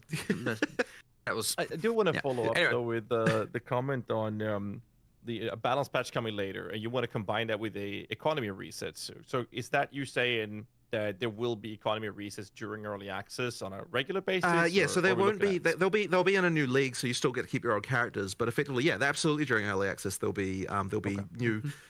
Leagues. What I don't want to say is like whether or not the league as so when I use the word league, people sort of assume that means there's like a league mechanic that comes along with it, and we might do that or we might not. We kind of need to work out what's going on there, but it'll be a new league in the sense that it's a new economy that people can play through, and we'll be introducing significant stuff that would want people to make people replay as well, as doing like, all the balance stuff and lots of stuff. But effectively, we need to do that because if you can't really just make changes to balance like significant ones without screwing people's characters over, obviously. So you need to have some kind of thing like that in order to be able to do that. Just going back quickly, we have a kind of few classifications of things we do address when it does impact balance, and we are trying to be ultra conservative, but if it is bricking instances, as in it is just absolutely tanking instances, affecting the performance and thus affecting the performance for other users, we almost always have to address it. You can't just let that be. Now we obviously try and reduce the impact on the server, generally because of some sort of infinite loop or anything of the sort like that, or you know, something happening per frame that shouldn't happen, and all of a sudden now, you know, like if you're getting the server frame rate to be like 1 FPS, then that is not right? Like we have to actually sort that. So that is something that we will do a mid-league nerf to address. Did they both change the direction that their legs are going? Still leaves the build perfectly viable. It's just that it's no longer completely destroying what's going on. The other things where it does nerf and has an impact is, of course, when there is simply something clearly not working intended. So like an example of that, which I won't try and pronounce, but the shield that increases effect of your socketed runes and soul cores, and that was just obviously applying to all of them, not the one socketed in itself. That is obviously a nerf. It was never meant to work that way. I don't think that really surprises anyone when that gets changed. It's very clearly not working as intended. So those two we're generally just going to pull the trigger on almost always. We're still thinking like, okay, especially in the performance case, that's like blatantly, you know, our fault, and there is economy there, and then obviously there are people who are going to lose their character builds because of it. Maybe, hopefully not. We try and obviously bring down the frequency or the infinite loop element or the per frame while also buffing the damage. Are we nerfed and now? Then we make a note of it or like reassess this later when there's a new economy, and we'll come back and reassess that. But, you know, often protecting the instances, protecting the server performance for other users, and obviously fixing bugs are, you know, something we're going to do, and so that can have an impact. But just like at this point, preferably for all the other main nerfs where you're nerfing, just blatantly nerfing someone's build or nerfing a build, we're trying to currently push that towards the you know, economy / league reset kind of point. Yeah. All right. It's a very extensive answer. I appreciate that. That's one of the things that makes this very fun for us to do. We ask a question, then we just lean back and let you guys do your thing. I love it. We are going to circle back to what you mentioned as well earlier, Mark. You said coming back to reassess a decision that's been made. And the topic we're going to open up is the two-step verification security for accounts with certain things that's happened recently. So the Right. real question that we come down to with everything that's going down is, I guess the first one is, was there a data breach at GGG? All right. And following that up with, are you going to reassess the decision of two-step verification? All right. So this is unfortunately really sucks, and I was really hoping we'd get a post about this before we did this interview, but unfortunately we haven't quite finished assessing yet. So there has been a situation where someone got access to an admin account on our website, and we now understand how that happened. And we also understand, we don't fully understand the scope of everything that occurred here, but we're sort of in the process of like looking at logs and so on. And there was a few really shitty things that occurred here that I'm very unhappy about. So the first one, just to say this, is that the thing that happened here was actually kind of the same thing that happened a while ago when through a Steam, effectively a Steam account was compromised through Steam support. So effectively what happened is one of our administrator accounts had a Steam account associated with it, and this was a Steam account that the person who I saw who had it attached didn't really kind of know. I mean, obviously they could have checked, but like they didn't really consider the fact that this was like this old Steam account that they don't even use anymore was attached to their admin account. And so effectively what happened was that got compromised through Steam support. So I don't know like all the details exactly what happens there, but effectively what happens is that like they are able to somehow provide like details that they managed to find on someone, like the last 4 digits of their credit card information or whatever, through that they get through some other kind of means, and then they provide enough information to Steam support where they're able to get Steam to change the credentials on the account, which happened without us noticing, because once again this was an account that this person doesn't log into, so there was no like they didn't realize that this has occurred. And then another thing. This was compounded by the fact, and this one was really, really crap, that whenever a customer support person makes a change to an account, they there's like an audit log, right, of like all the actions, like the events that they've done. And this effectively means that like when we investigate like, hey, what's happening with this account that got compromised, like we obviously look at the events and see like, hey, was there anything, like what happened here, right? Did someone change a password? Was something going on with that? And there was actually a bug where the event for setting a new password on an account was incorrectly in the back end labeled as a note rather than like an audit event. And what that meant was that notes are things that like customer service can add to people's accounts, and they can edit them and delete them. And so the password change thing being a note could be deleted by a customer service person accidentally, rather than being permanently there in a way that no one could change.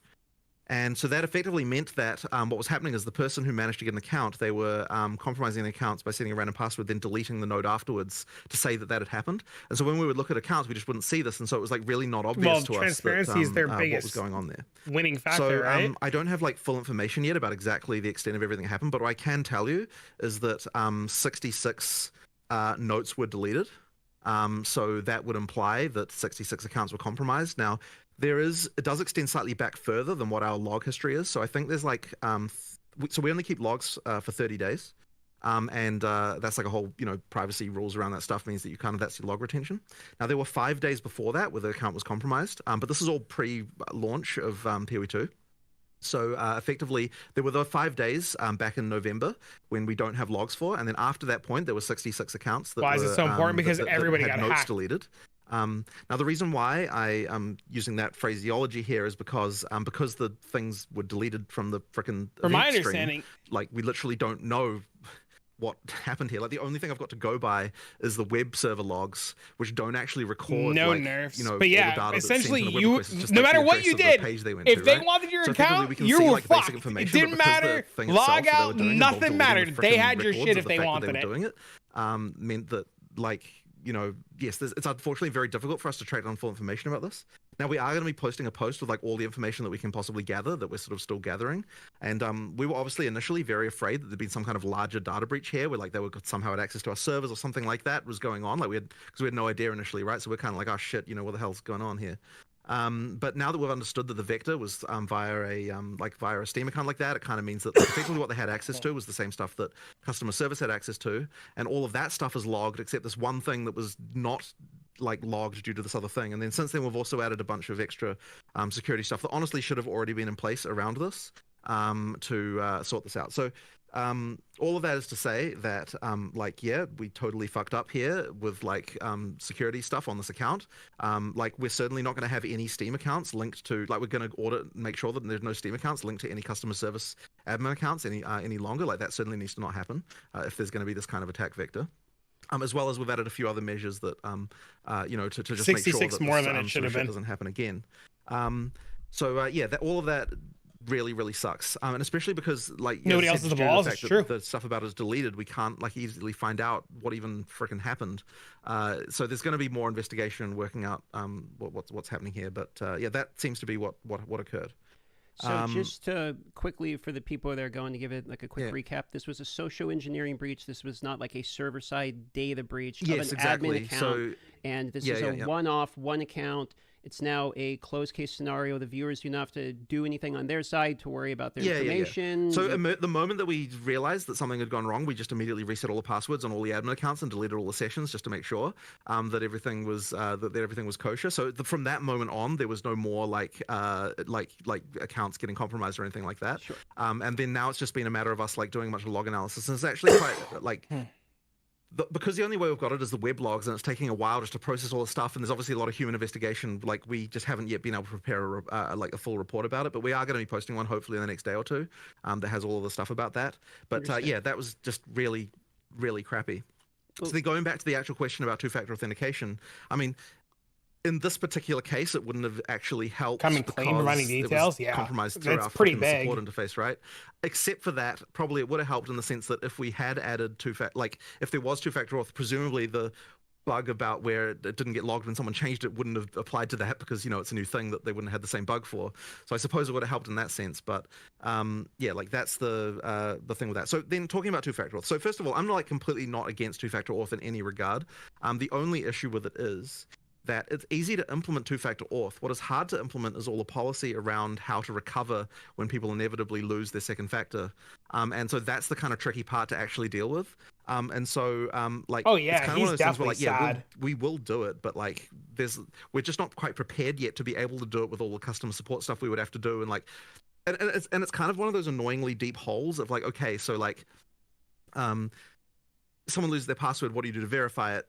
Like, you know, the two-factor auth thing, what do you do to verify this? And it's like, okay, so now you start to have to worry about like what personal information can they give you, and then now it's like storing personal information, and then like what's the GDPR implications of that, and like there's just like, it's just like a whole rabbit hole of just like random policy stuff that all kind of like comes around to that stuff.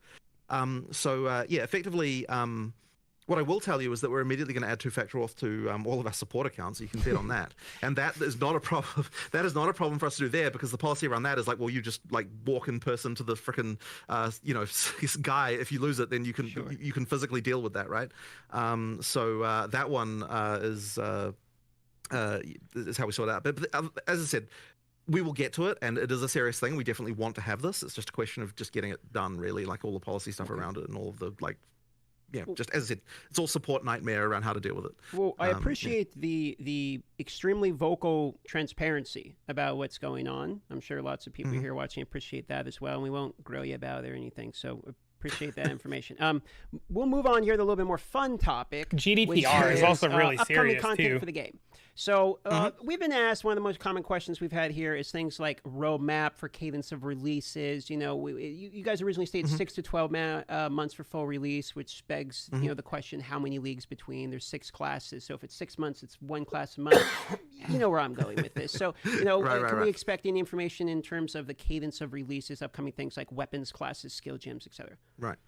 So the cadence we want to hit is sort of something similar to the kind of league cadence that we've done before for PoE 1. So like that's like, I think that it works. Things work the best when you've kind of got like you know, like releases that are fairly large, that like have a significant amount of stuff in them to actually bring people back and play and so on. So you can kind of expect a similar thing like that. For the actual like what is going to be in each release, obviously I'm not going to talk about that, because, you know, we'll save that for the live stream and all that sort of stuff. But effectively, yeah, I mean, like that's kind of what you can expect. That being said, there's also a thing where like so we want to be able to do the balance patch addressing the balance issues that we've talked about as soon as we can. But in order to do a patch like that, you need to have enough content in it to be able to make sure that people actually come back and play it and that sort of thing as well.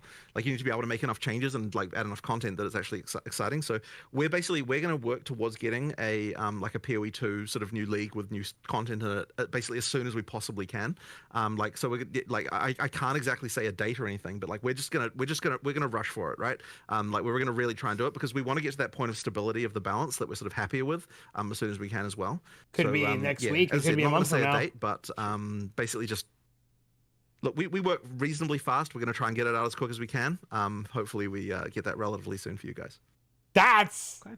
So I'm just going to go ahead and assume that the new acts is going to be involved in this, but I guess a little extra question to that when we talk about Act 4, 5, 6.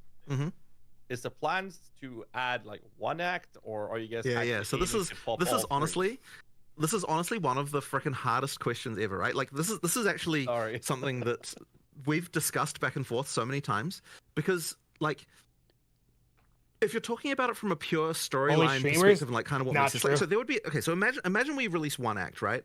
It's like how does it fit exactly into having the leveling? Like do you go like 1, 2, 3, 4 and then like 1, 2 again? Like that'd be kind of weird. There's plenty of things to make content 1, 2, 3, about. 4, 2, 3, tons of things to make like, content about. Do you have Act 4? Content's you can not the also play problem. Act 1 or Act 4, or like like it's kind of just weird, right? And like. So like from that perspective, it's like, oh, we should do them all at once, like at some point.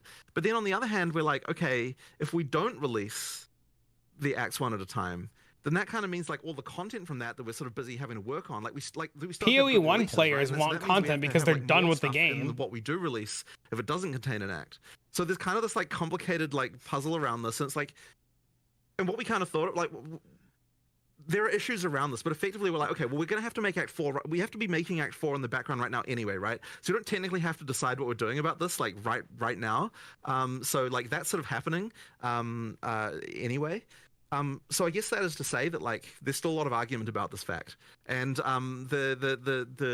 it's honestly such a hard one because I don't think there's a really great answer. Like releasing the acts one at a time would be make the making content so much easier because we get to immediately utilize all the stuff from that act to like make other content. Like it'll be so much, and like also it just immediately makes a release feel really big, right? So like that would be something that we could do, and it also would be good for our studio because like there's this phenomenon that always happens where like.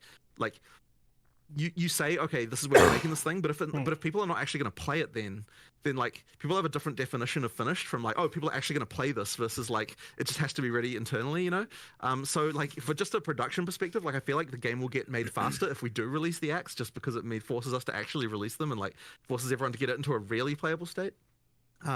But on the other hand, as I said, there's like all these kind of like practical issues with it. So damned if you do, damned if you don't, huh?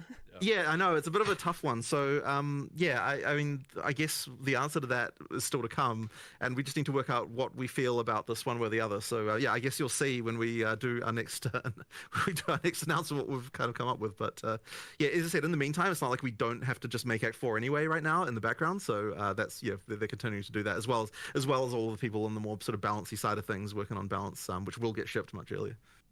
Yeah. All right. Let's just move on to the next topic to make sure we actually cover these questions. We have a long list. Sure. So we're going to talk about a can of worms called State of Magic Find. Now, the perception has been one thing. And I mean, shout out to Slippery Jim for the absolute insanity that he goes through, which is kind of showing that it's fine. So what do you guys think about Magic Find in its current state? This is a very tricky question. Now, what I will say to start with is that like the way the Magic Find formula works in PoE 2 is literally identical to how it was in PoE 1 as far as diminishing returns and everything is concerned. The difference is just down to what rarity is giving you as opposed to what it was giving you in PoE 1. Our argument for why Magic Find should be fine in PoE 2 is effectively like we're not doing what happened in PoE 1 where you got like all these quantity mods and all that sort of stuff like that. Like it's effectively the Magic Find in PoE 2 is what PoE 1 had back when PoE 1 was first released, right? Where it was kind of like, and it kind of was fine then. So the argument was, well, why shouldn't it not be fine now? I guess there's another, like compounding with this, there's another contingent of people who would say that like anything at all that affects item drops should just not be a thing at all. And which is like a position you can take. And I don't know that I necessarily, agree with that position, but it's another position you can take. So I guess all of that really is to say that like I don't think there's anything about it that's not working as it's intended to work. And ultimately, the purpose of something like Magic Find is to kind of give you another axis of build design beyond just like doing the most shit, DPS, rarity which, stays. like that's kind of its ultimate goal. So yeah, but I mean that's kind of where it's at really. There's definitely more to look into here though. I don't know if you've got a different opinion. Not really. I was just thinking the main difference between, say, PoE 1 was you fully saturate into every single item being a unique item. That's the difference. Whereas in PoE 2, you saturate into higher tier rares. You actually cannot fully saturate into unique items. It is impossible. So yeah, it certainly holds different value. I don't know how, but then again, I suspect a lot of the audience who are finding Magic Find to be a problem would find it a problem in both games, which again, completely fair perspective to take. I don't know. There's a little bit more to look into here for sure. Like we come back from holiday and we're like, all right, let's fix everything we can in a week. There's this list of like 100 things and we pick what we think is the most impactful 10. And so, yeah, there's a lot of these things that are just outlying on a list for us to really actually look into and investigate more and see, what part of it people are liking and not liking. Because, even though you had Slippery Jim do this, the great service, there'll be a lot of people who just disagree with that. He says it's fine. There'll be a lot of people who disagree with him as well. So yeah, we just need to look into this a bit more honestly to get a better conclusion. But personally speaking, I don't think it's a problem currently. But I might change my mind as well upon reading all of this and looking into it more. So we'll see how it goes. A follow-up. I don't know if you. Okay. Oh, sorry, I didn't mean to cut you off. You can continue. No, you go for it. Sure. So a follow-up to this is okay. So the state of Magic Find is a question. Specifically, do you have a belief on how you believe it's influenced the economy? I'm seeing a lot of comments sometimes when I'm live where people are like Magic Find's the reason, inflation's the thing, etc. So what is your guys' belief in terms of how much Magic Find is actually making an impact in the current economy? Actually, there's another difference from PoE 1, actually, of course, is that Magic Find now increases the tiers of currency you find. Yes. Which, yeah. I don't honestly think that we have an informed enough opinion on this topic, actually, to be fair. I don't think it's been our primary concern, like, this week because of the fact that, like, there's other things that we think, we really wanted to make sure that the actual play experience is prioritized as the main thing. Like, that's the kind of, our focus right now. Which, I mean, obviously this affects it, but it's kind of like something where, like, it's a slightly longer term concern. So it's something you'll get better stuff in a tier 15 map because really of like item level. Map playability and, like, making sure that, I mean, when people are dying to things that they think are bullshit and stuff like that, that's kind of like something that we were more concerned about. So, that's, I would say we need to definitely do more. We need to form an opinion about this before we can say more. Mendo, good thing we just bought Rarity Chest. Am I right? In PoE 1, item quantity was removed, which affected currency. In PoE 2, you now bake that into I see what you mean. Yep, that's a very good point. What is the reasoning for reintroducing quantity that you made a decision to remove in PoE 1? I don't think that we looked at that as reintroducing quantity. But you are correct that it does increase the quantity. Well, okay, it's not that it increases the quantity of currency. It increases the type, the tier of the currency you get, which you would look at that as quantity because, like, you don't care about, like, whatever transmutes are dropping. You only care about the higher ones, and so as far as you're concerned, that is quantity. So I would say we just didn't really look at that as quantity, but you're not wrong about that, right? That is true. Well, it's certainly going to be a problem if it is perceived as that having enough rarity is the only way to thus have enough currency to, say, roll your maps effectively and also have enough to spend on gear and whatnot. Like, that's certainly a problem, in which case some adjustments probably likely do need to be made. But again, we're just speculating now. We need to look into this a heck of a lot more in order to get an actual informed decision there. That's fair. I do have one last follow-up on it, and it's a discussion we had 4 or 5 years ago with Chris Wilson, and the topic was actually about currency drop as well. And the comment was that the numbers were fine on GGG's side. The numbers looks fine. It is accurate. You are dropping more currency than ever. But the numbers didn't matter when the perception in the community is the direct opposite. So how do you think about tackling that specific conversation when the perception is completely opposite to what's seemingly the reality of things, right? So are you saying that the community perception is that currency doesn't drop enough? It's the perception is that rarity is a mandatory stat. Oh, because sure. of the No, yeah, pseudo well, quantity. absolutely, right? Like, look, if the community feels that way, we should absolutely look into it and do more about it, right? Like, but bear in mind that, yeah, I sort of often say, you know, like when the community has a problem, this is an invitation for us to understand the problem and then for us to address it in the way we want to address it. And that way isn't necessarily exactly what the community is saying, but it's just effectively like, I do want to keep doing things until the community is no longer unhappy about it. But that may not necessarily look exactly like in the form that they're expecting, if you know what I mean. So yeah, we have to look more into this. That's absolutely the case, right? And we can tell that because of the fact that people are unhappy. So yeah, we will look into more into Yeah, it. but who's unhappy? 1,000 people or speaking of 100,000 people? unhappy, we're going to get into state of melee / maces is the next portion of the questions here. So let's talk about warrior and maces. What are your guys' feelings currently on the state of maces? How do you want mace skills in particular to function in Path of Exile 2? Obviously, they're very long cast times. Movement of mobs can be very quick. You can get stunned, interrupted. But it's not giving you quantity. It's just like attack speed in order to get he didn't say that it was giving quality. It wasn't giving quantity. It said if a transmute fell, rarity could tear it up. He didn't say that having rarity is going to drop 2 transmutes. He said if you have rarity and it drops a transmute, it tears it up. It is only being perceived as quality because people are stupid.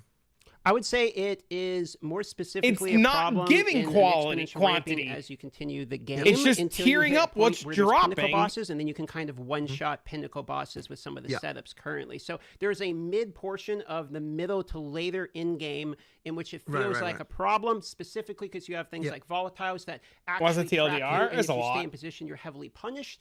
So it seems counterintuitive to the design of some of the mobs.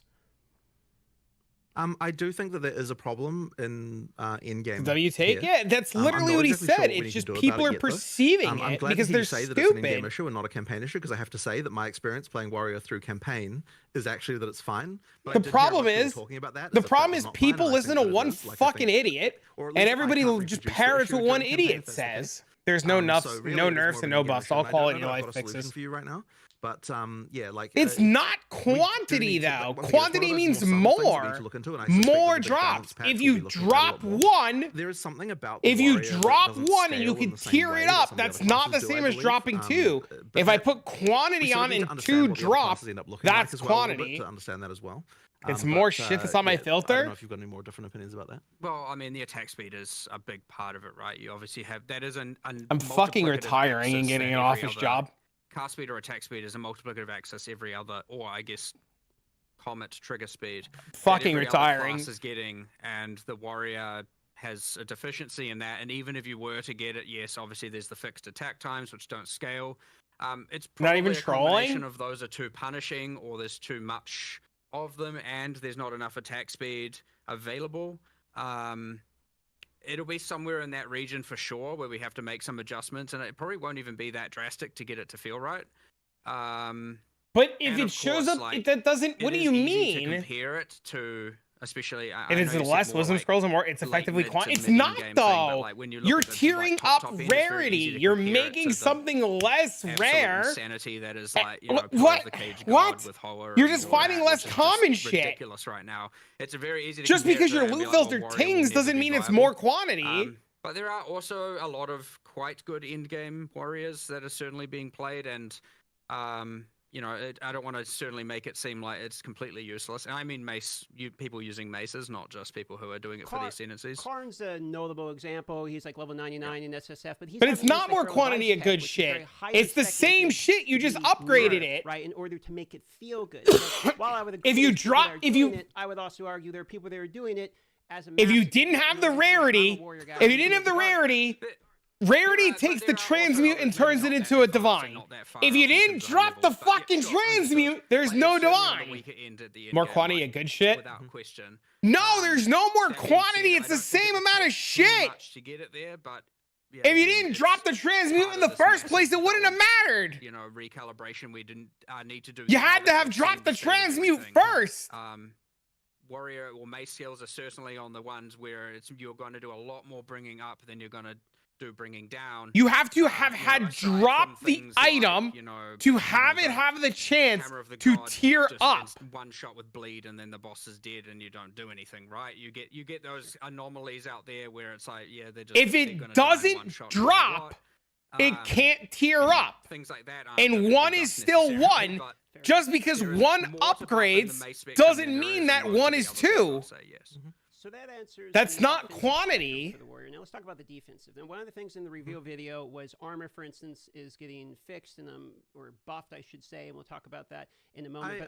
Well, I don't give one a of the fuck reasons about we didn't warrior. dwell on So that too that's much fine. is because I wouldn't want people to think that that's more of a change than it is. Like, we are doing a bit of a buff to armor, but it's not like the hugest deal. I think there is more we have to do. Like, there's more complicated stuff we have to do with armor, I think, to make it.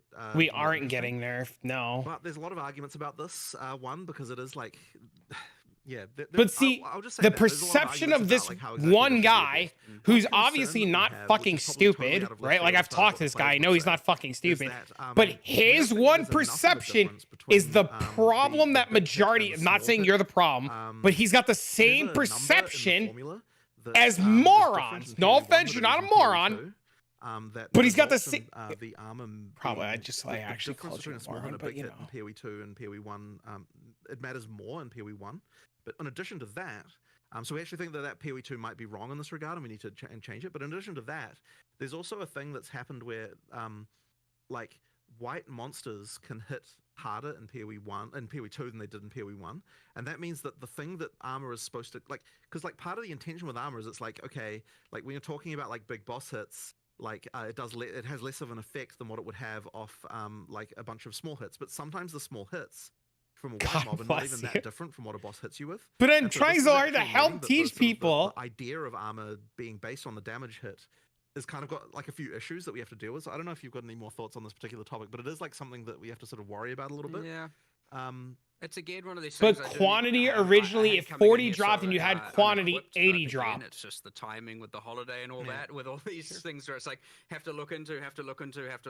But that is the nature of it. I mean, most of, especially once there's an actual released product, it's like a good, 50% of our But time. that's goes what into quantity having to used to investigate and do. look Don't into ban live anybody. operations problems like this. It's fine. So we are Don't buffing ban a little bit of anybody. armor a little bit in this patch for like to In because Path there of are some Exile issues 1, there, when but you I think had the full quantity, solution if for armor is gonna 40 have to be more pieces drop, complicated, and, 80 we're gonna have to drop. Sort of work out some stuff around it. It's there's definitely something that I think there was another thing as well, is that like the other defenses tend to have like extra mechanics that are easier to access than what It's armor has. effectively, it's not, it's Which rarity. is another sort of side thing, which is like not entirely obvious when you're designing it initially.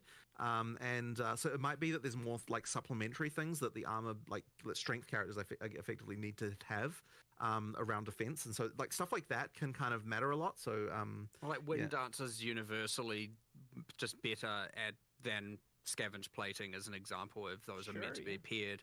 One is just like you have it, and the other is I have to armor break, and then on bosses it's much harder to sustain. So we made changes there, of course.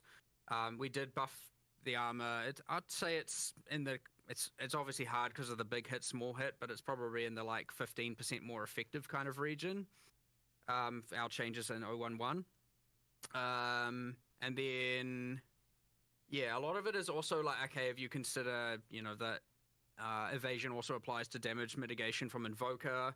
You got a lot of things going on with acrobatics, which turns evasion into arguably, I mean, sure, it penalizes your evasion, but like it then kind of gives you almost as much PDR against certain hits as a lot of armor, and then you have a lot of very, very strong defensive, with Grim Feast and Energy Shield, and so like it's not only armor is weak, it's also that evasion and Energy Shield have some extreme strongs that are going on. Not to say, these are all going to be nerfed. I'm just saying there's some meeting in the middle that we need to do for sure. So to give you a feeling from, like, I played Warrior 91st. That was the first thing I did, and I would enjoy Warrior as an archetype the most. Would you say it's a fair statement to say the Warrior and mace skills and, sort of that side of the tree in particular is in a state where it has the worst of all of them? So it has the worst of the defenses and armor, it has the worst effective HP in terms of life, and it has basically the worst offensive capabilities as well. So you could see why I'm feedbacking so hard in relation to this archetype. Man, that's a brutal savaging, but I suppose I can't necessarily disagree with any of those with any of those assessments. Fair enough. We can move on to the next topic then, unless you have other statements on it. Oh, what do they have? You have shields. Yeah. I mean, you are right that it effectively falls in that way. Yeah. Let's just sure. Yep. Okay. So I feel bad. moving I missed all the forward here, warrior we stuff. have charms. So I saw that there were some notable changes in relation to charms. I thought it was a great change to be able to see when they're actually being activated, as well as the charms that are there as well. So some clarity things in relation to charm. I don't know if I saw whether or not charms in particular are actually getting tweaked in terms of number side of things, or if it was just some transparency related to charms. But how do you guys feel about? We're not tweaking numbers in this patch. However, there's definitely something not right about charms as far as like the usefulness goes and all that sort of stuff. Like we need to do something. I don't think we've decided what it is yet, but it's clear to us at this point. Like, so charms came in like super late, and I just don't think they're quite like working out as well as I'd hoped. Like they just need something else, but we don't quite know what that will be yet. But we did want to at least make, like, one of the issues they did have is like you couldn't even tell when they helped you. So that certainly wasn't helping the case for them. So we can at least fix that. But yeah, there probably does need to be more stuff done with them, I think. How would I fix the monk? I think it comes down a little bit to like how much the Ask me when I can play again. matter against the player, and you know, that's sort of something that there's a few other ones. Like nothing's getting unaffected unless something causes an infinite damage loop. Nothing's getting changed until the next major reset. A lot of the debuffs applied by monsters haven't been correctly classified as slows. Keep saying quantity when you should be saying quality. Quality is a good word. Yeah, the quality of items falling. It's not quantity.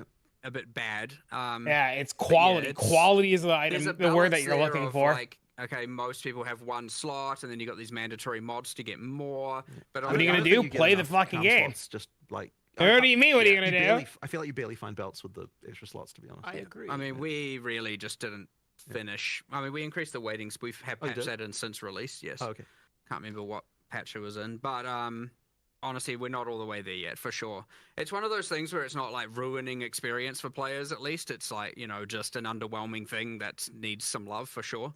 So it's not exactly number in the top 10 of the hit list, but like without a doubt, I would expect to see improvements around there in the future. It's not that hard.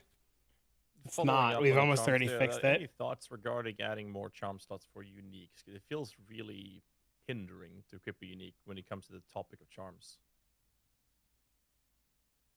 So this is the whole, like, if you have a unique belt, you only have one always. Yeah, you know, that's not a bad idea. I also just want to add more slots outside of unique, so more on the tree and other ways to get them as well. Sure. So you don't necessarily have to, because like there's nothing. I think at the time we had it that like you couldn't have more than 3. Like internally it was implemented that way, and now it's like you could have 50 slots, plus 1 slots, but you'd only have 3, obviously. So we can give away a lot more +1 now and plus whatever we want all over the place. I didn't see the boss tablet stuff. My but yeah, stream was crashing. That is a way, yes, that some unique should have it, and probably more on the tree, more in other ways. I'll have to have a look at it, but yeah, there's no harm in it now, at least. Yeah. All right, we're gonna move over to another topic, which is you know, speaking of belts and trading the unique belts, for example. State of crafting and future plans is also involved. So I'm going to start with crafting and future plans you have there, and then we're going to talk about trade. So the current state of crafting is very different from PoE 1. The perception, again, to go back on that in PoE 2, is that you're not actually crafting unless it's rog-pog crafting. You're actually just pulling the arm on the vendor machine, on the gambling machines. So what's the state here and future plans? I don't know that there's a huge amount we can say about this right now. Unless you've got any particular thoughts that you think can go into. Their legs are in opposite directions. One thing, of course, is that PoE 2 just has less crafting systems than PoE 1, just due to the fact that we add these typically with leagues and so on. So there's just less going on, which means that if you're like a PoE 1 player, then you know you're going to see less complexity there, for sure. But I don't think that's exactly what you're getting at, right? Like I guess there's some theory. I mean, effectively what you're saying is people want more determinism, right? Which is like a continuous, endless thing that like people. There's a fine line there. Yeah. And let me know if it needs to go up higher. We're on the certainly more on the slot machine side of that line, like without a doubt, obviously, right? And there's more we need to do, I would say, to get towards that line. But that's our line. that we determine. Not that I know how to describe that, Mhm. because there's plenty of people who are just going to be like make everything fully deterministic all the way. I mean, before we released, buy we, all your gear? What do you we mean? had for a while a system that involved like deconstructing mods and then putting specific mods on items and so on. And like we just kind of like no one. Like with a system like that, we were never able to get it to the point where both people who played the game were happy and like we could be happy as far as like what it would let you do. And that like there's still something along those lines we might be able to do one day to kind of work that out, but we just kind of haven't really hit it yet. They're buying all your gear? Socketables were kind of supposed to be the thing that was you had full control over, that's like determinism. And so that like which has a lot of room to expand over time. Sure. Like, so there's more stuff you can do there. But I guess because people see that as supplementary, they don't even necessarily see it as part of the crafting system, which is kind of interesting. Yeah, like it sort of replaced the crafting system in a way, but then, as I said, people don't really see it as part of it. So, yeah, I don't know. Like, I mean, I guess the thing is we just have to find a way to do more things that make people feel like they have more control without actually sacrificing the like without making it too easy to just get the best shit. Oh, the rune swapping, which is obviously always the concern, like making sure that there's still enough room for there to be items that are significant, like that are better than other items.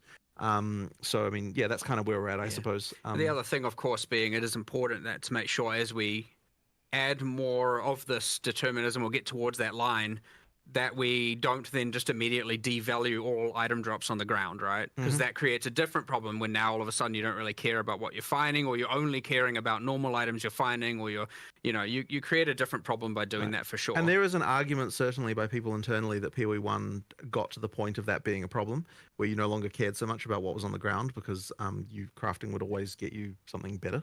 Yeah, like that is a concern for sure. But yeah, I guess that's kind of just our overall, just like nebulous cloud of thoughts on this matter, without really getting into too many specifics, I suppose. Yeah, I mean, I guess I don't know if you've got anything else to want to say. I can also put something in my gloves now. We're adding something to Expedition. We don't know what it is necessarily, or what it will do to the thing, and then we're adding, what I would say, greater essences are too rare right now. And what else is there in there? I guess like there's certainly room to expand on the Omen system to do more there.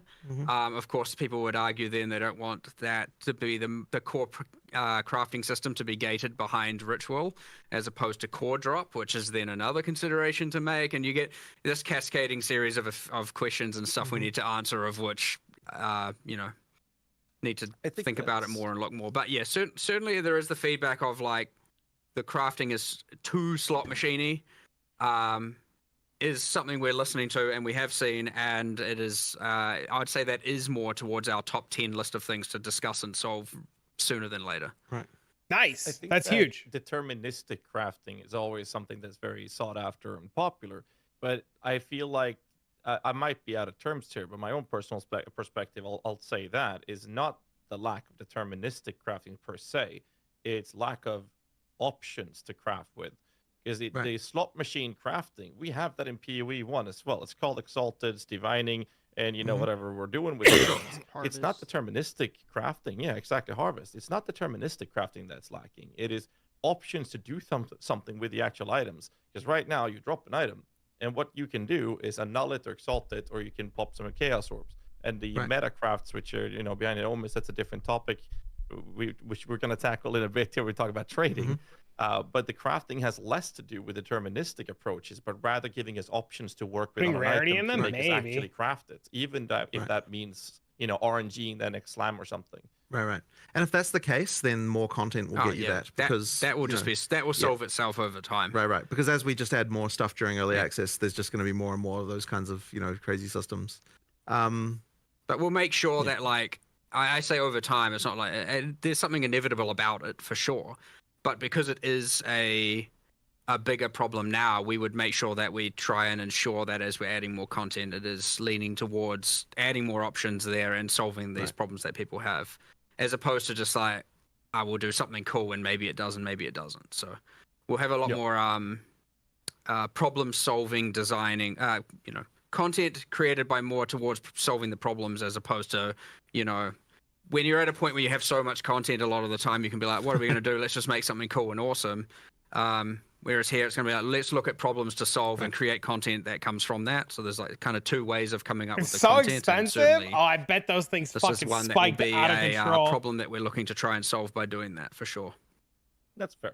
We're not going to go too deep into it, but following up to the state of trading, I mean, obviously we have trading being in its state that it is, but there's the volatility problem of the market's economy being player-based. For now, we have a golden standard of trading divine orbs, which quite literally holds close to zero value in terms of actual player usage outside of a handful of specific unique items, and is representative of trade power in the community.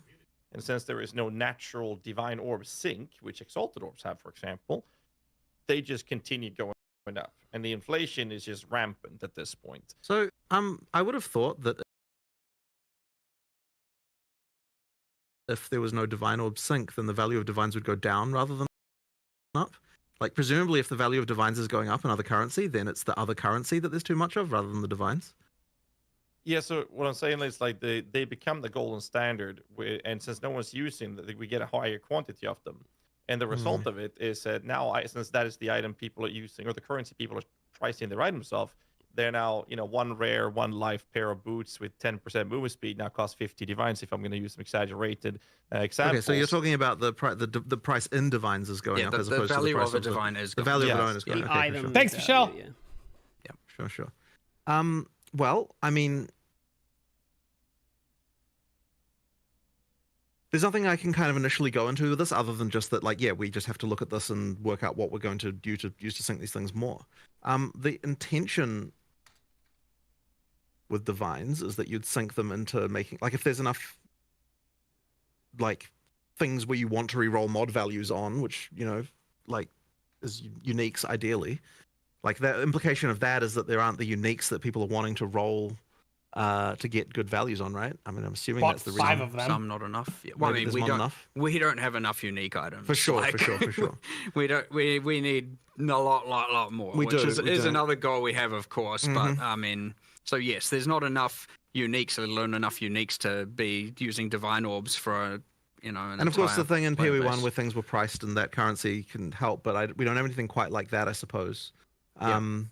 I mean, look, if that's a problem, we'll just like find a way to sync them, I suppose. But ideally, if everything's working correctly, they'd be syncing themselves due to the fact that there's enough things you want to reroll values on, and like uniques that you want to reroll values on.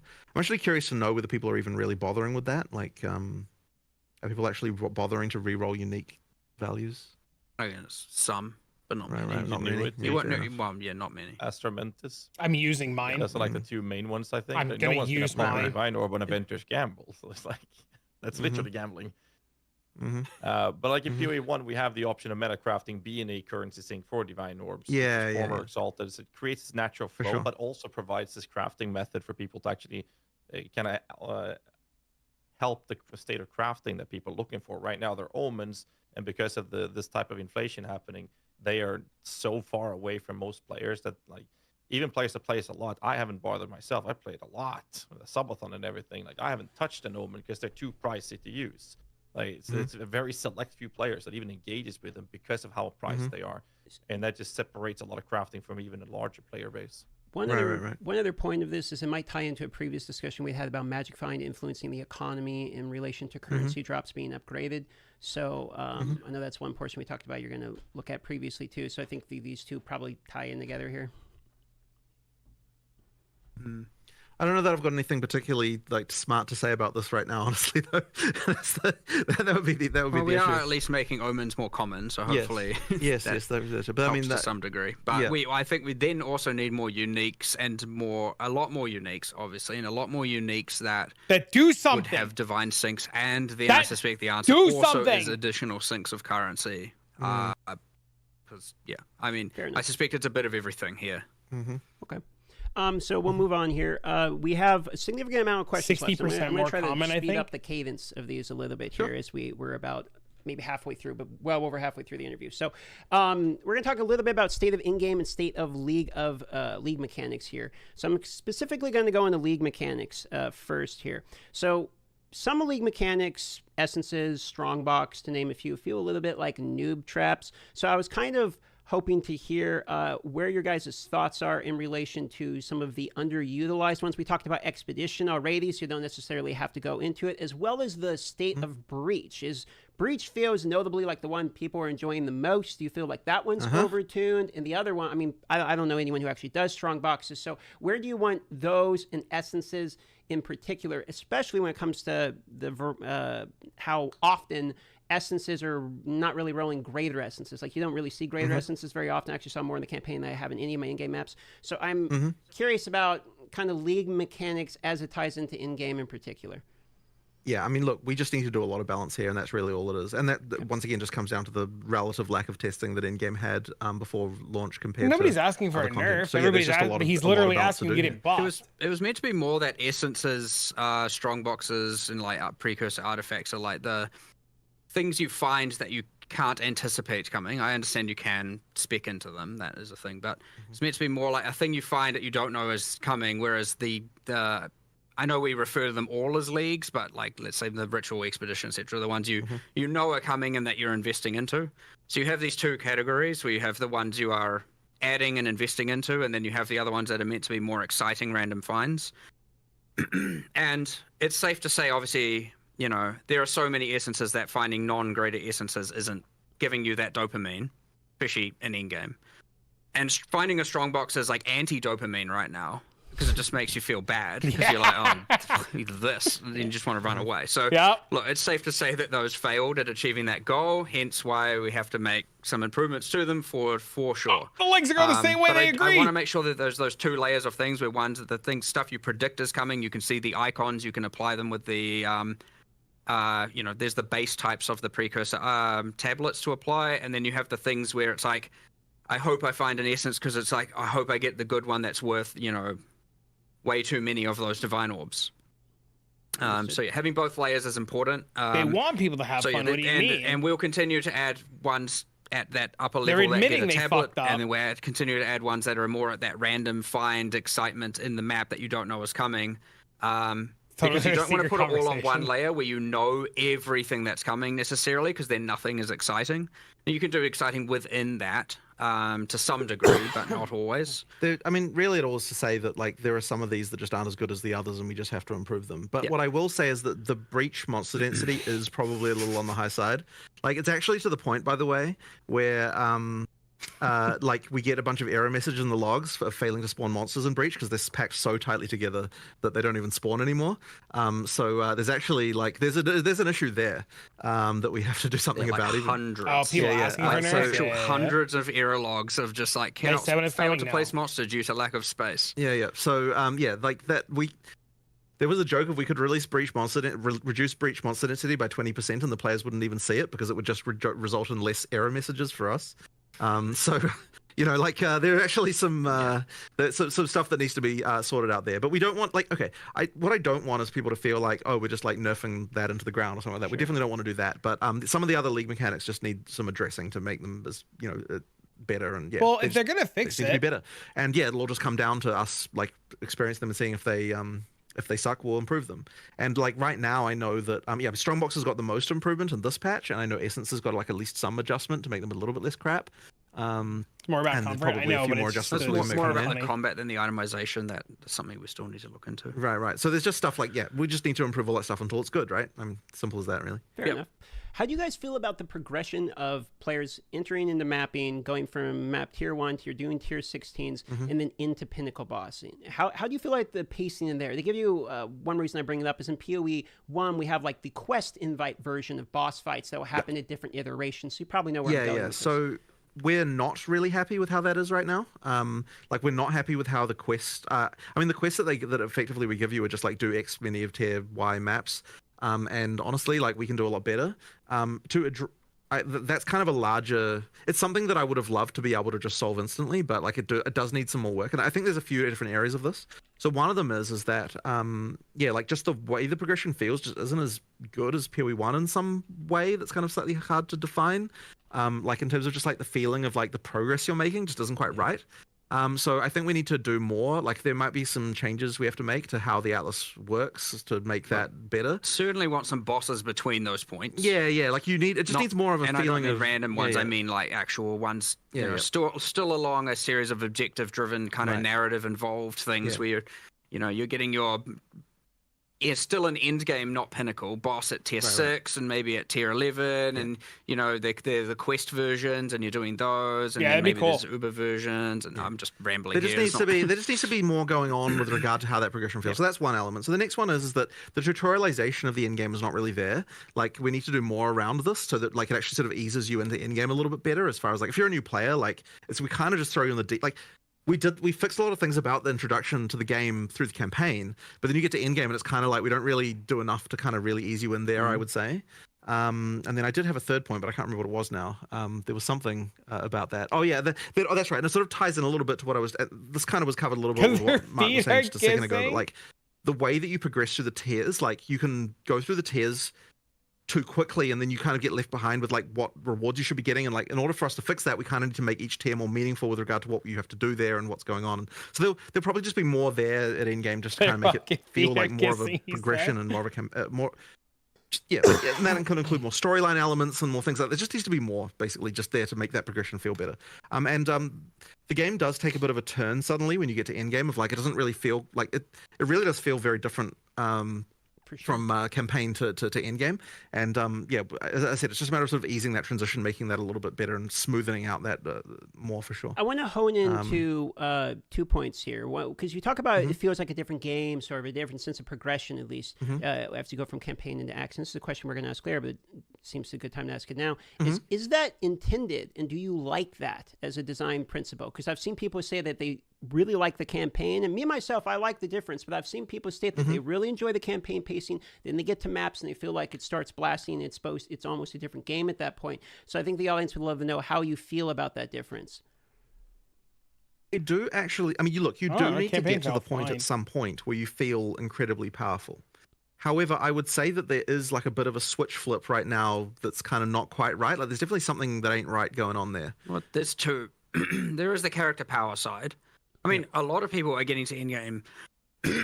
Excuse me. A lot of people are getting to endgame and they aren't just becoming gods all of a sudden, right? A lot of people are struggling and falling off and can't sustain maps and are dying. And, it's not like you get to endgame and all of a sudden you're ultra powerful. But a lot of people are getting to endgame and then are just lost as to what to do, right? Like a lot of players really like to be told exactly, here's what you do, here's what you do, here's what you do, here's your next objective, here's the thing to look forward to. And something just like complete 10 tier 1 maps is not a fun objective, right? That's just like, okay, sure, I'll do that. Where we could do that a lot better, right? Go to this place, travel here, do this exact thing, discover this, do a tower, run this breach, all these things. We can have obviously way better objectives and ones that we could still design. And you're getting your passive points for each, and you're like, okay, the next thing it wants me to do is this exact thing, not just, I've completed my 10, now it just wants me to complete tier 2 maps. I see. I'll just keep going. Sure. So there's no like, whereas the campaign's very story is like, go kill this boss, get here, and you got NPCs talking to you and everything. And then all of a sudden it's just, now I'm killing stuff, ticking up this ticker. And there's no death penalty during the campaign. A lot of people probably aren't really getting into, based on the tutorialization, they're not really getting into the towers, the tablets, all of that stuff. And then they're just also possibly finding it a bit too hard and they're dying. And so, it's not, is friendly to the people who, especially non-PoE1 players, it's not as friendly to them as we would want it to be at all. That being said, like, obviously, there is also the capacity at that point to just be like, all right, I'm going to change my build to do this or go do this, and now I'm just, like, obliterating everything everywhere. And you don't have all those, like, story events breaking up your flow of gameplay. It's just, like, map, kill everything, map, kill everything, map, kill everything, which people love. But yes, for those who know how to do that, that happens too soon. And for those who don't know how to do it, they're like getting stuck in a hole and finding themselves very lost. So, 2 sets of improvements. The people that are going to obliterate everything, they're going to have their fun no matter what. They'll get there a bit later, sure, if that's how you want to think about it. But it's way more important to not just have that like very much narrative-driven change in pace where all of a sudden it's just like, and it's gone. And now you're just doing, kind of random stuff. What am I supposed to do next kind of thing? And So yeah, there's a lot going wrong there. More content would do it, more time on it, more quests, more, you know. But again, PoE1 had a lot of this stuff, and it had so many different axes. If you didn't like one thing, you could do another. If you didn't like that, you could do another, and you could do certain things earlier or later. And we just need to get to that point where there's just more better, without overcomplicating everything. So my last follow-up to this in-game topic, and I'll send over the guys to continue the conversation elsewhere. So you mentioned that there's a little bit of a separation from what I'm hearing about people that like know how the blast, like they're going to go anyway, right? They're going to crush through and destroy it. Then you have the people that are like kind of learning the game, getting into the game that might like get stuck and lost. How do you feel about the, one pour though? Then now that the game has been out of the wild, does the one pour though feel like it's widening that gap and punishing players who maybe are learning the game too much? But it's the people who are going to blast regardless. It doesn't matter because they're not going to be dying consistently in maps. So how do you feel about one poor though state of mapping currently, as well as XP loss still being fairly significant, even though in the previous interview was stated that you don't feel like you need to have the XP loss as much, considering you do have that one poor though difference. Right. We're in a state where we currently have both of them. So first of all, we did discuss quite a lot about whether or not we want to go back on one portal or not, and I think that it comes down to the fact that I think that it just would really not feel the same if like the whole death actually mattering thing. I think is actually important. Like I think we sort of decided, like, because we discussed because we were talking about the pinnacle boss thing. Obviously, the discussion came up of like, okay, should we just be allowing 6 portals everywhere? Should we be allowing checkpoints everywhere? And I think we ultimately decided like we really don't want to go that way if possible. So we're gonna try like that, and that's kind of where we came to like, well, first we'll try with this pinnacle stuff. We'll like make sure that that's like something, because that's actually something we've got like true economic value that you need to actually preserve. And so it matters a lot more, and like the amount of time it takes you to get there and everything that matters. But I think if like then to me, I feel like to be a game, you have to have some level of failure being possible, and the 6 portal thing, like it really just does. To me, it just never really led to a situation where you felt like you really could fail in the same way. So yeah, I'm not really a fan. I much prefer the whole like one death thing. As for XP penalty, part of the thinking around that is that like it's kind of keeping you in the place where you're supposed to be, as far as like, if you're dying all the time, then you're probably not ready to keep going up the power curve. But I mean, maybe that's like the wrong way to look at it. I'm not sure. I don't know if you've got any different thoughts about this. If you're dying, right now there's too many penalty axes. So if you are dying all the time, you're not going to get maps, and thus you're not going to go anywhere. And you also, it's kind of like an add insult to injury, you're also now just not leveling. So but you do have to have it. So I agree. I think there's a few axes, and I think they're just a bit too severe when all combined together. Combined with, I also think that the very start of maps is just too difficult. Like, I think we should ease into that a little bit. So bring that down a bit and then ramp the difficulty up. Well, I mean, we could hit the same spot, but I think it's just a little bit, and I think that's mostly due to the number of rare monsters and the obviously monster combinations. Because you can kind of avoid bosses, and like I don't mind. I think that's a little bit of a different situation. But you get all these monsters you haven't seen in ages, and they all combine together, and so you have to kind of like generally when you go into those areas, you learn what the monsters are doing and how they're combining, and then you maybe die once or twice if you're not ultra powerful. And then you get into maps, and you're immediately sprung on like heaps of different monster permutations, and they're doing things, and you're getting killed all the time, and there's a lot to learn. You do the next map, and you're like, well, I can't take the learnings of that previous map and apply it to this next map because it's a whole different set of monsters. So there's nothing to really take from one map to another, aside from just like maybe playing a bit more carefully, or like, not being so overzealous and whatnot. So it's just a little bit difficult there, and I suspect we need to bring down the difficulty a little bit and ease people into it a bit more. But I need to think about it certainly a lot more and actually get a little bit more analytics on it as well, and actually see what the actual problems are. And again, I read a lot more feedback, honestly. Sure. It would be nice if there was a way to deal with the fact that I agree. So I mean, like, okay, the penalty for not clearing a map, succeeding in class the second after, yeah, exactly, from the map, and it would be nice if you could just spend another map and still be able to do that content. But unfortunately, that isn't possible. Like, so for example, if you failed on the boss, then you just spend another map and then you can fight the boss again and do that whole thing, right? Like, that would be nice if that was the case. But unfortunately, we can't do that because it would open up too many economic abuse things where like you fail the map intentionally because you want to farm the items to the rest of the area. So it's very difficult for us to come up with a solution, like, because I really would prefer that, honestly. It'd be nice if we were able to come up with a solution that would allow you to redo content by spending an extra map without having to like have all the problems that being able to rerun a single map would actually cause. So yeah, like I sort of wish I could come up with a thing for that. I personally want to keep the one portal and adjust the other axes and see how that plays out before compromising on the one portal. Reasonable. But yeah, it's a bit tricky. It certainly is the case. We have discussed this so many times. Like it's come up, and before we released it, it's like people are going to definitely complain about this, and we're like, we know, and we haven't found the solution. It's a common question. Had to ask. Yeah, I understand. Fair enough. Yeah. So now there's a lot more people. Well, now there's a lot more feedback and a lot more people. It's much easier for us to get the specifics on how we could get it right. Like for sure. Not to say it's now trivial to do. It's still hard. But there's a lot more information there for us to be able to, take less of a shot in the dark, so to speak. So I would expect some changes. Don't die. Duh. We'll have to wait and see. So we're cutting it a little bit tighter because we have a lot of questions. So I'm going to try to speed run as much as we can because there is a section that I care very much about. It's minions. So let's get there, okay? Let's just dive into it. And we're going to talk about ailments, damage over time effects. We're talking about ignite. We're talking about dots like poison, for example. So the question is, what's your feelings around it on a hit? As it He's scales tried on not hit being opposed to shitty. It's dot scaling, which we have a bit different scaling in PoE1 because now it's based off the actual hit you're doing, which was taken away from PoE1. So what's the reasoning behind this and what's your thoughts on it? Know that one? Well, I can't remember the history of PoE1 too much, but I understand the difference. I mean, I personally prefer that the heavier the hit, the more the dot. The issue we run into is, of course, then you just get... It's either balanced around the extremely hard heavy hitters and everything else can't really scale them currently. And then you get into the thing, or you go down the PoE1 route where a bunch of skills have ailment penalties and a bunch of them don't, and that more normalizes it so you can play any skill to do the dots.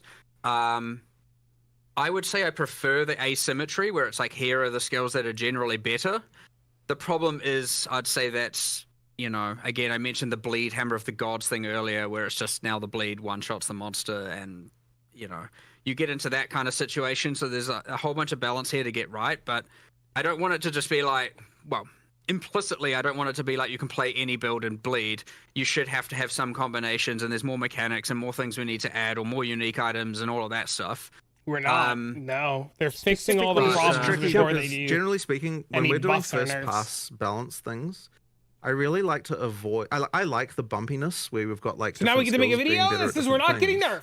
And easy views. I really don't like it when we end up in a situation like, for example, in you've got the whole like damage effectiveness on spells in PoE1, and it's like this is a thing you do to solve a balance problem.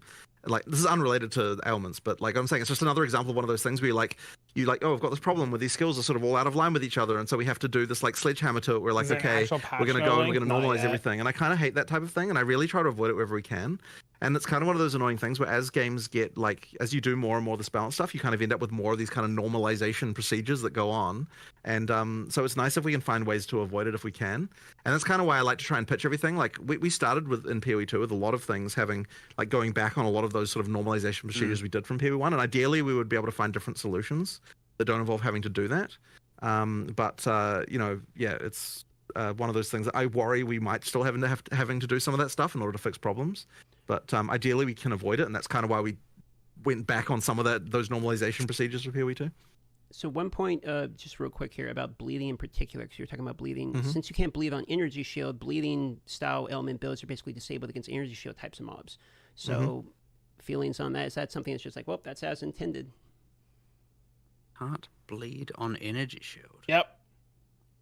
If you're running like unless you're breaking the energy shield, your hit's not going to apply bleed on energy shield, for instance.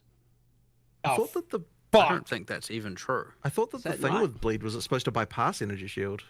It does, but you can only apply a bleed if the hit deals damage to the life pool. So if you're playing CI, you're essentially immune to poison, care, and bleed. I will take your word for that, but if that is how that works, It wasn't that is how it was not intended to how be, that how is it was. meant to work. Yeah, it's supposed to be the... I only say this because yesterday I heard someone upstairs talking about this and going like, people are just wrong. You can apply bleed to energy of it. Look, and then I was like, okay, but I'll confirm that after this. And look, if that is how that works, that is like bleed was actually supposed to be like an supposed- yeah. anti-mage mechanic, not a like, you know, like as in like you can bleed someone past the energy shield. So Well, if, like that if was kind you of the are idea right, there. So and I'm wrong, Yeah. then Quinn has thrown me under the bus because I asked that question from him. So well, again, we could easily be wrong. Like it's amazing it how also could yeah. be that it has been changed internally and not yet externally.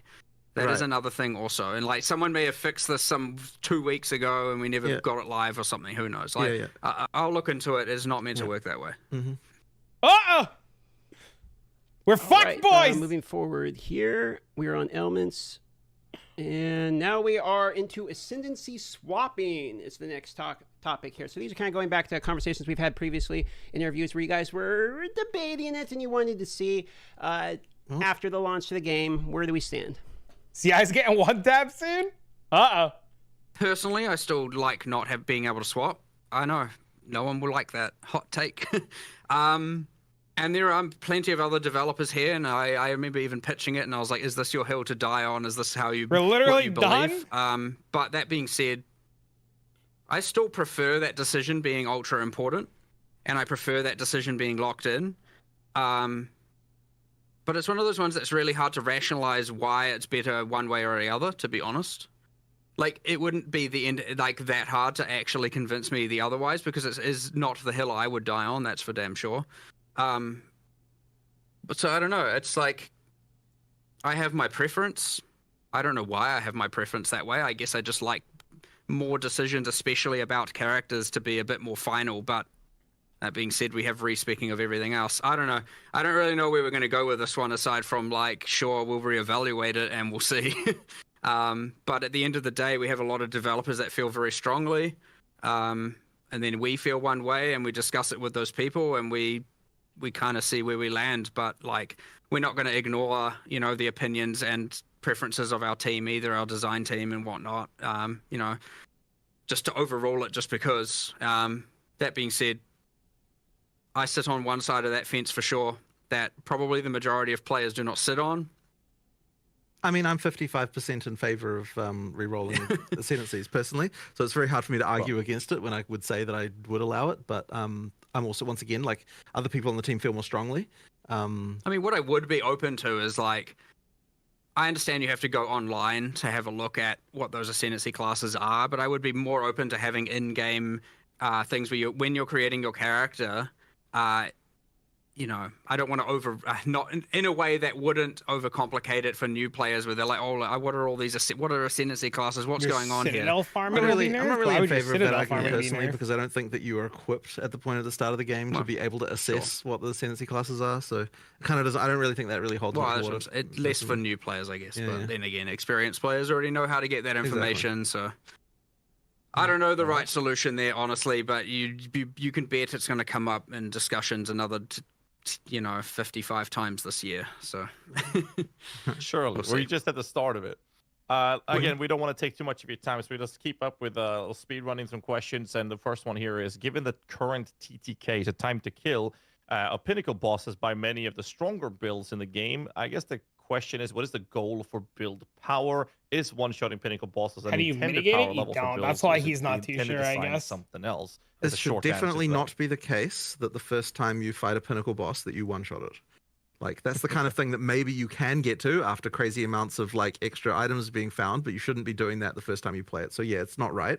And that's just, They said they'd spawn them closer to the center of the map, and I think we want to actually make it so the boss can use their abilities. That's why we spend a much time making them, after all. They said that you needed to go so far away for them to start spawning. When you first get there and you're kind of relatively equipped for it, it shouldn't, like, it should still be a 1 to 3 minute fight kind of thing. Yeah. Okay. And I'm not talking about reference. 1 minute of emerging. I'm talking 1 to 3 minutes of actual skill combat. You know, not like... Okay. Oh, that's a good time of reference we can use moving forward, knowing that's the kind of the goal going for the vision. Next question is: given the difficulty of requirements to get the 7th and 8th ascendancy points, is this intended to be something that not all average players can acquire? Yeah, they have a We beacon definitely now. wanted the final ascendancy points to be something that was like a significant like goal. Like this is an awesome, like it's supposed to be quite a thing when you get the last 2 points. Yeah. I mean, as for an average player versus not, that's kind of hard to answer. I mean, I don't know if the average player gets halfway through maps really. So like, yeah, it sort of depends on the definition. But we wanted it to be a big thing that you get. So, map clear conditions, talking about that for a moment. Clearing rare mobs are effectively like the only real map clear. Level 20 gems? Is No. that the plans to continue that going forward, or is this sort of one of many conditions and is a placeholder, or how do you guys feel about the map clear condition being strictly rare They said mob that the clears? one fragment was so expensive because people I kept suspect dying. as we get to answering the exact same thing we talked about So before, there was just with the less more of them 'cause players objective-driven would and die. learning Yeah, there and might be more stuff to do. tutorialization, we'll probably expand on that. The ideal world is there'd be a whole, a nice, cool set of different things you're doing in each map that isn't just killing all the rares, but actually a surprisingly large amount of work to do those and to do them well. Otherwise, you just end up with this thing where it's like, oh, I like this one, but these other 4 are terrible, and you don't want bad into those. you don't and, want bad yeah. ones of these. And Yeah. killing the monsters is at least something that you already want to do. So that's kind of part of the reason why we sort of went with that in the end. So Yeah, there's certainly more work. Sorry, go. No, okay. So the Atlas tree currently is gated basically behind Pinnacle boss progression. Kind of the same type of question as in clear conditions. Is this going to be mandated in the same moving forward, or are you guys looking to add in more iterations of progression on the Atlas tree outside the Pinnacle boss clear? We did discuss changing how the core of the Atlas progression is, but I don't know. as for the actual I don't Pinnacle, have as one for to the put on individual yet. league trees, I think we were still keen to sort of Ask me have when that I put be one on and I do some the kind of extra experimenting. stuff that you really get at the end Yeah, of that to get thing. the Pinnacle Yeah. boss's tree, it should be killing the Pinnacle boss. We Yeah. want to keep that for sure. Sure. And for each of the Diamond content. Ash But Mentis yeah, now. I want to upgrade the core Atlas tree for sure. I think Should it's I quite build the tempo boring and mode? flat right You now. want to? There's not a lot going on there, and part of that is to do with as we add more content, it will make it more interesting. But there's certainly a better job we can do of that, and how you acquire the points again, getting away from that grind and getting into Safe, more. to my knowledge. All right, yeah. like do this 2 points, do this 2 points, do this 2 points. Oh, Not CI's grind fucking this bug. 2 points, grind this 2 points for the actual core tree. Can I boss? I can do everything. For the sub trees for the leagues, yeah, I actually do like them being behind that. But ideally, each league would then have its own Yeah, I confirm getting nerfed. meta I mean, system just because within they were it to talking about amplify it doesn't mean it's itself in confirmed. some way, which it might we don't be. currently have a lot of. So it's Oh something my we'd be God, looking look into what in the you future did! when Now we're you're gonna get people to upgrading, panic! existing content as opposed to adding new content. All right. I bet all of our chats have been spamming this, so I'm just gonna throw it out right away. Map tab when? That should be reasonably soon, shouldn't it? Yeah, it's an as soon as possible thing. We've got people working on it right now. As soon as it's done, you'll have it. Like, it was not a Yeah, it'll be done soon. we wanted it there Done for soon. release. Perfect. Yeah. It'll be done soon. Let's go to tech questions, optimizations, and bugs, kind of a little category we have, and then I'm going to do some minion questions for you guys as well. Appreciate you guys taking the time. I know we're going a little bit above the time here. First question we have is something you talked about in a previous interview, I believe, with the Cicerone. It was predictive network mode and lockstep. What is the reasoning behind this specific topic, or what's your take on it, seeing how people are performing right now with this? They have to change the wording I in actually the game haven't too. hugely If they're investigated going this, to to end be up honest. bypassing Energy I don't know Shield. if you've got any more information about that. I do not. Yeah. I mean, we just have lockstep right now. Oh, the predictor's just not. Yeah, Yeah, it's not we there. only have yeah, lockstep okay, currently, right. yeah. Okay. Yeah. Okay. Well, yeah, we just need to fix that, right? Yeah, like honestly, the people who would be working on that have not even come back from break yet, so it's just not something that that we've got. But yeah, we do need to get that working. I think it was just disabled mostly out of caution, right? Because we just expected lots of shit would be broken. There was a few things. I can't remember Right. exactly what they were. But yeah, there we were, need to get it there were sorted. some things that didn't work Yeah. in that mode, and we had to re-engineer them. Yeah. And yeah, no time. Yeah, we'll get to it though. Okay, couple just real quick optimization type of questions here. Terrain obstruction is something that has been helped a little bit in this recent. It might some also video just you be guys like a talked thing about that making it a only bit more affects clear and enemies and not transparent. players, Some and it things might like be trees, different. for instance, covering your screen from the overhead, etc. Do you have any feelings on how terrain obstruction is currently in the game, and is there any plans around making this a little bit? It's just a matter of individual work on Yeah. each individual thing, just like looking at each doodad and being like, yeah, what do the bounds need to be, that kind of thing. That some trees don't fade out Yeah, until you're like intersecting with them, Sure, and that's just- annoying because yep. you get more, and the faster you move, the more you will be obscured, and so there's some timing changes, there's some proximity changes, there's Just a matter of individual bunch balance of things. you To be know, addressed. There's still some areas. Yeah. Sure. Yeah. And then as far as optimization is concerned, I mean, we'll just keep working on it, right? I mean, in the background, you've got the engine guys working on things. There is one very annoying crash that is very, very hard to debug that happens on, I believe it only happens on I mean, NVIDIA if anything, cards. it'll just attack the energy Where shield. It like just won't after sort of an bypass it, hour right? or And it'll just an hour and a trigger half an kind of energy thing, shield. you'll get a crash to desktop, and it's been very, very difficult to track down, and we're adding more debug stuff. In fact, I think there'll be a patch.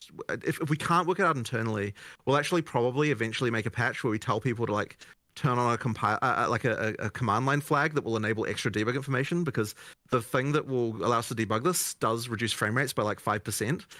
So we might actually ask people to like, hey, turn this on until we find the problem, and then it'll reduce your frame rates a little bit, but it'll help us track it down. And then once we've got that, then we should be able to work it out. Effectively, they're like concurrency bugs within the GPU.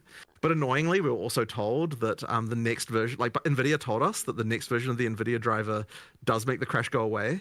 But then they also said that they didn't know why that was the case. So I don't know if we can 100% rely on that either. So there's something weird going on that's like quite hard to track down going on here. And hopefully we can work it out soon. But yeah, we just need we need more debug information. It's very hard to track down, unfortunately. Got it. And it's kind of annoying how it takes so long to reproduce. Like there's even a thing where like the first hour after we do a restart patch, we don't get any of those crashes because it literally takes more than an hour to reproduce. And then after that, they start coming in. So there's like something weird going on there. But it's the most common crash, and like we're just like really annoyed. It's just very annoying to deal with. Thanks for the answer, because that was a very common question. People were talking about crashes and wanted to ask you about it. So good answer there. Yeah. At this portion, all we have left is some minion questions from Ghazi, just a couple of them. And then we're into the rapid fire portion, and then we're pretty much done. So try to get you out of here in 10, 15 minutes. Go on, Ghazi. Sure. Let's just dive into the nitty gritty. Let's talk about Hodor, minion body blocking in doorways. Let me just add the word "come on." So, Solutions, I please. mean, yeah, like this is something that we need to work out a better solution for. Like what I can say is that, okay, so people will immediately say, oh, just make it so that minions can just walk through each other. And it's like, we've done that and it sucked. And it doesn't just suck because of that it looks bad or something. Like it sucks to actually, like, it actually just makes the minions play worse. So we need to find another solution that's like smarter somehow that like fixes that issue. One thing we are planning on doing, just as an initial test that we've got, I believe someone's doing at the moment, is at least making it so that when minions die due to distance, that they respawn immediately near your character rather than it waiting till the next refresh. So like that'll at least maybe help a bit, but I don't know if it's like the full solution by any means. But there's something we have to do around this, but I honestly don't know quite what it is yet. And as I said, like all of the obvious solutions, as you might say, we have tried and they weren't great.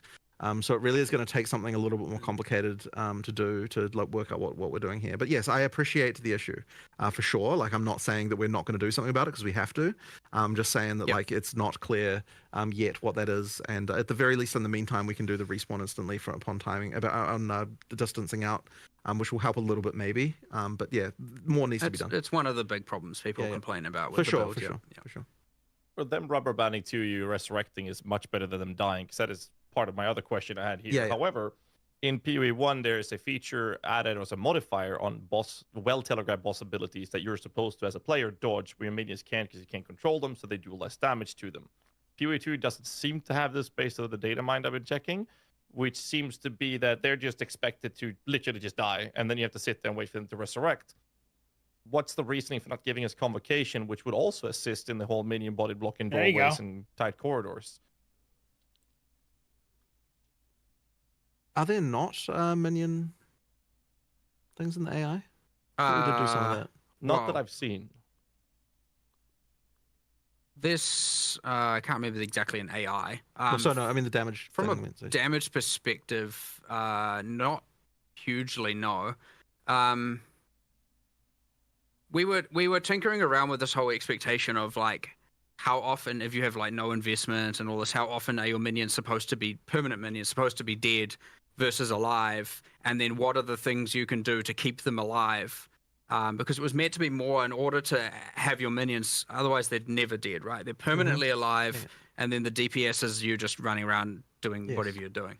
And so that is really the issue. Just to be clear, is that if we make it so that boss abilities aren't killing your minions, then that means that that would effectively mean your minions would just never die. And so then what's the? It was meant to be more of active. Yeah. What are you doing to keep them alive actively? Sure. And we haven't got that right.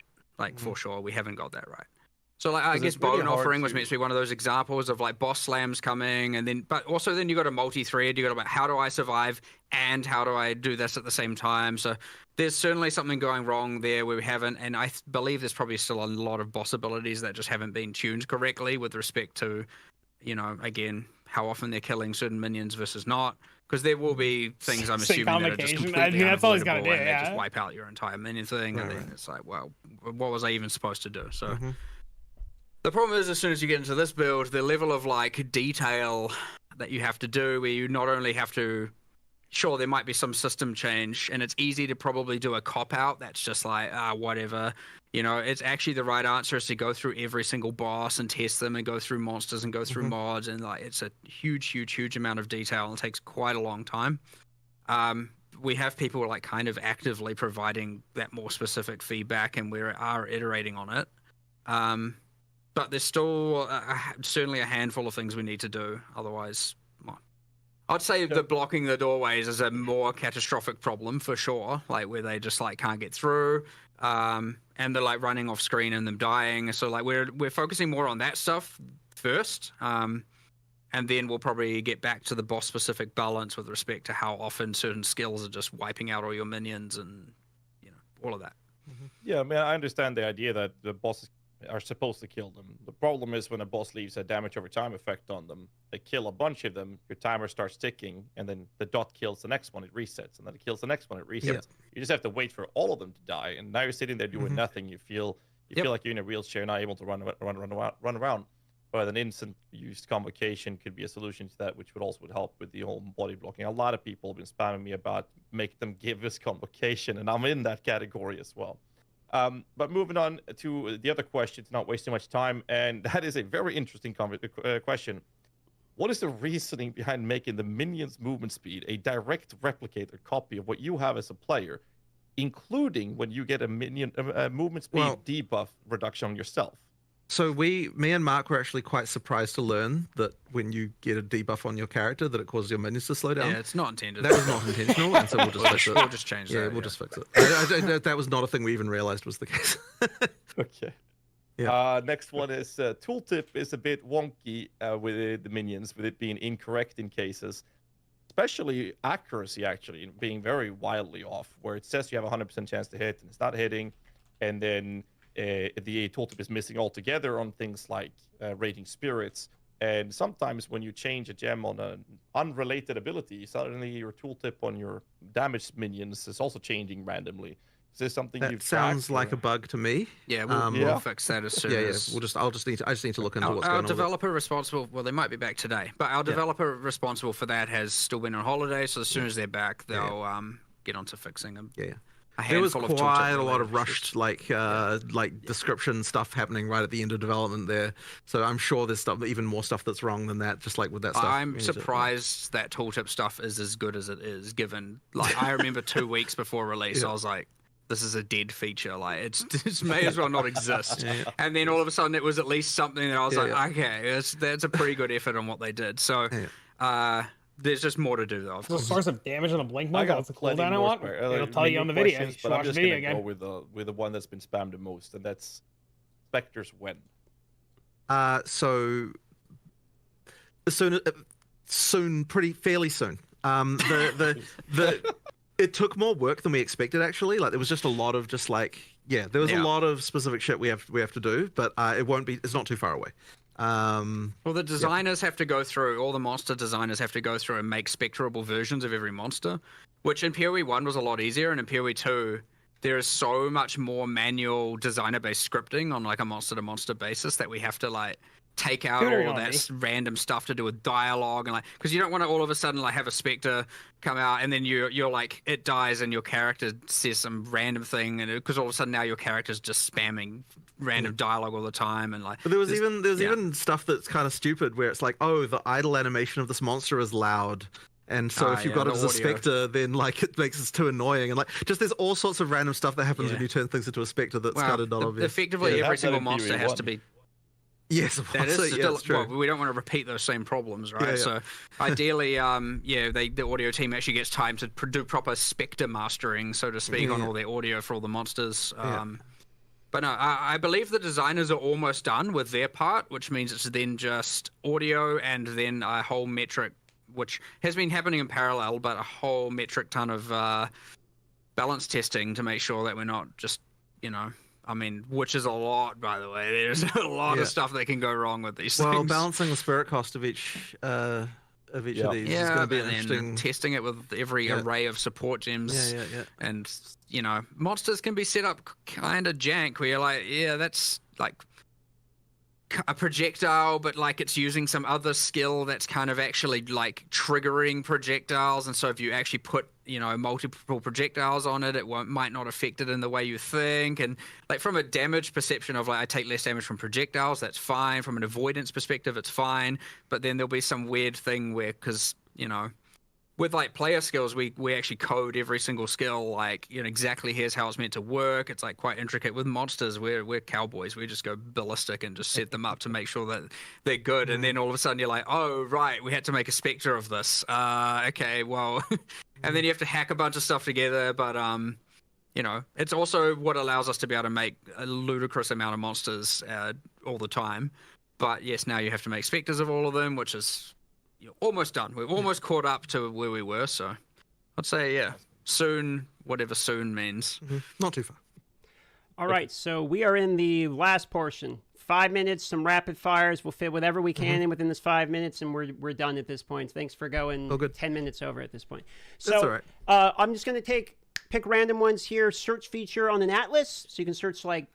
Yep, we definitely should have that. This was something we even said before we even released, but we just never got time to do. But yeah, we'll do that at some point. Got it. On the list. Tornado Bird in the game for Ultimatum is the hardest boss in the entire game, in my opinion. Personally, I believe that's resolved. At him. 011 does have changes to that one. Okay, I believe he's ridiculous. I saw it on the list. I saw it on the patch notes. All right. Yeah, I just can't remember what skills. Yeah, sure. It was the tornado. Like it was more avoidable or something. There was some stuff. It is in the specific boss balance that got addressed in this. We'll see after the patch, and then we'll make more changes if needed. Okay, so Auction House. We're getting spammed about this all the time. You've answered many questions. How are your guys' feelings about an Auction House or in-game purchasing or buyout on the website or anything related to that? I mean, I've talked about what we could do before. I don't have anything to announce right now. Sure. Yeah, we'll discuss this more. I'm sure this will come up again. Sure. Yeah. Accessibility question. Red-green color blindness is the most common in the world. It's my understanding. Obviously, red on green is a very common thing within Path of Exile 2, specifically in Ultimatum, which is a mandated ascendancy trial. So, any plans around accessibility features for this?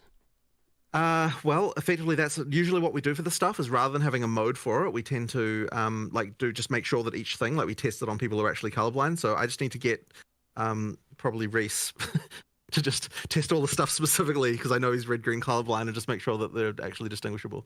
I generally prefer rather than having modes for it to like have people with that color blindness highlighting the area. So Ultimatum, as you said, being bad gives us a target, and we'll start someone there. Sure. Speaking of visibility, rare and blue mobs. Can't really tell they're rare and blue mobs, or magic mobs, I should say. There's no highlight on them like in PoE 1. You know how there's like a little highlight around them? So you can't. So the intention is that you can tell when a monster is based on the effect of the actual thing itself. There might be some cases where we're just not being successful in that regard, and so we just need to improve it. We're going to do more there, and we are going to try some things that give them magic and rare identifiers that aren't.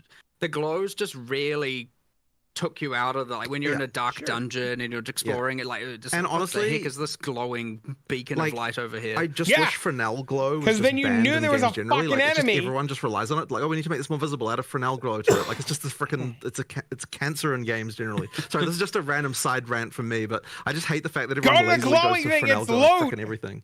Fair enough. Last question related to visuals. So visual effects in co-op can be very difficult. You know, you got people spamming lots of shit around. Any opinions on toggling other people's visual effects, etc.? I don't want to add an option like that, but there is probably more we can do automatically for that kind of stuff.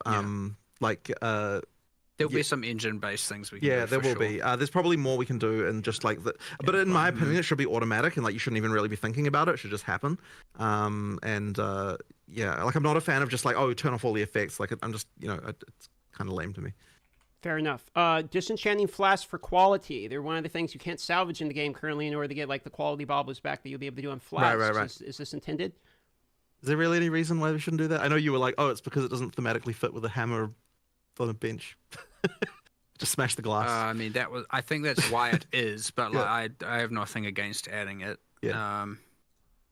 We can probably change that, right? Like I think it was more like, let's do something interesting for flask salvaging and crafting later and save that, but we can add it for now. We should just add it. I have no problem adding it. Yeah. Okay. So we should probably nerf the drop rate of flasks slightly. High levels. That's just a random note that I was thinking about yesterday as I was picking up tons of flasks. Random side note. But... We've almost got all of them. Checkpoints and maps in order to backtrack in maps. How do you feel about that? So not for resurrecting purposes, just for fast travel. It's not a terrible idea. I'd have to think a little bit about how we would position those. I'm not against it necessarily. I guess the feeling is that there's not so many like objectives in maps in the same way. When you do those linear maps and you missed a rare monster, you want to go play something else for a while. You're right. But, so we should probably do something about this, but I don't have an exact understanding of what we'd need to do perfectly. Sure. Yeah. On the table, however. Okay. Being able to see gems without cutting. Currently, like you got to cut the gem to look at the list of skills. I don't really have anything against it, but where the hell does the option go? I'll think about that. I'm not really against that. Maybe on the G button, top, click at all skills. Yeah, maybe. Maybe. Right. Maybe. Gambler in the hideout. We have all the other vendors, but we don't have like a gambler in the hideout. For instance, like Alva normally does this.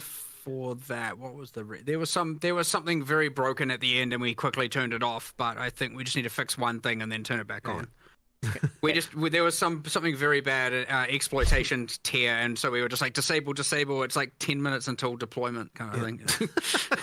4 left, and we got through all of them. Okay, so Venom Quest is currently the only one that you can't reselect the rewards. So, for instance, you can reselect like the Titan Dome with the Life Flask or the Charm Duration. You can't select from like Chaos to Attributes or whatever. Any opinions on keeping that permanent, or can we reselect? I want to add a way to change that, which I know people might be like, well, hold on, then why don't you want to allow a way to change the sentences? And the answer is I don't know. That's just how I feel.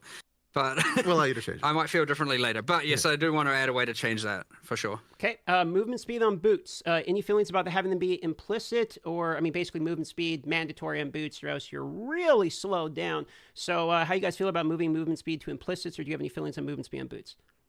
I don't think it's necessarily a problem to have a mod that's really, really valuable on an item that you definitely want to go for. Like, boots is certainly the case where that's, like, the most extreme, but I don't necessarily think it's a problem as such. So, I personally don't have a problem with it, but I don't know if you feel differently. I like it. Yeah. I like having it that, like, I think it's good.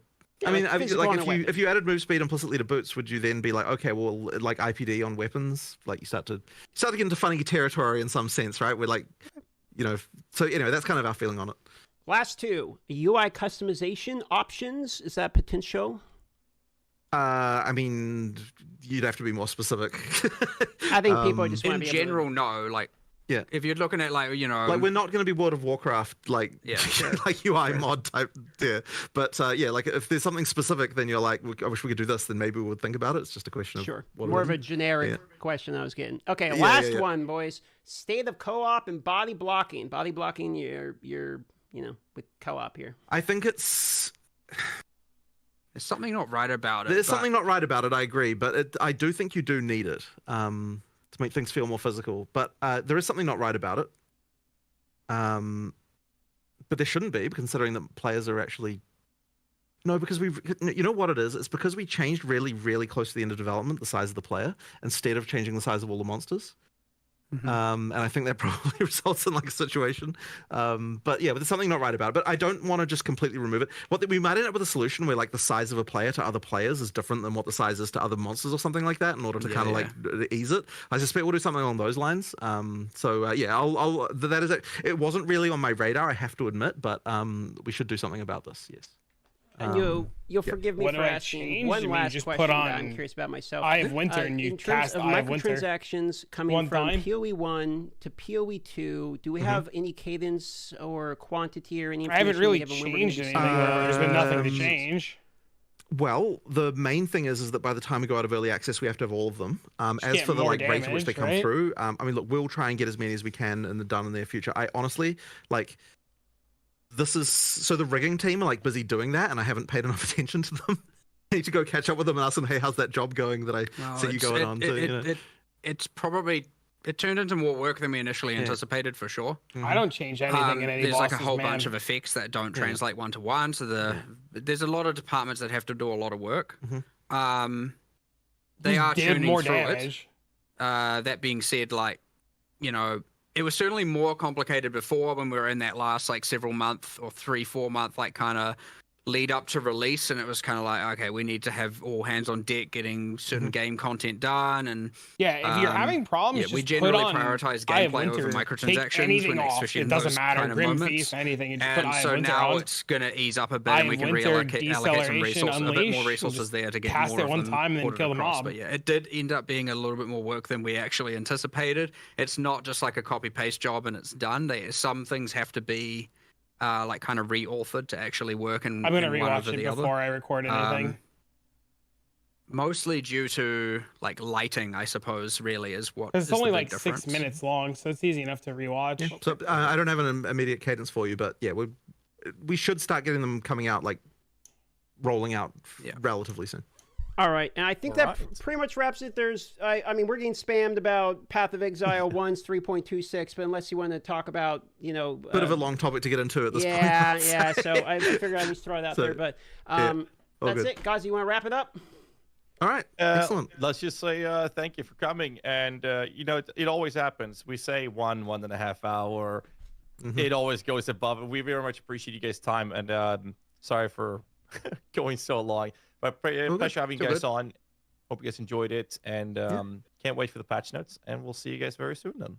Awesome. Thank you very much. Thank you. See you later. I want to say thank you also. Appreciate the opportunity. Thanks for coming on the podcast. This week? How do you Sorry, know it's this week? 20 minutes extra, but Did they announce it We somewhere don't that have a it's clock week? in here. You understand? You could have said it was the right amount of time, and we wouldn't know. oh man, I missed my Oh, last we don't part. know how long it's been. All right, thank you so much. All right. Thank you. All right, ladies and gentlemen, I do need to go. They said at the beginning of the interview. Oh, did they? Okay. Oh, I didn't hear that part. All right, ladies and gentlemen, I do need to go. You guys have been great. Thank you for hanging out. I gotta go pick up my kid. I gotta go do dad stuff. I'll be back tomorrow morning, 9:30 in the morning, Eastern Standard Time. So 12 plus 4 is fucking some number of hours from now. I don't know how many hours that is. Whatever 12 and 16? 16? 16? So I'll see you guys first thing tomorrow morning, guys. Thanks for hanging out. Thanks for also an amazing, beautiful thing with the bits, love, tips, and stuff. You guys are great. High fives all around. Have a wonderful evening. So long, farewell. I need to say goodbye, friends. 12 plus 4, carry the 2. Shit. Math. Shit. See you guys in the morning.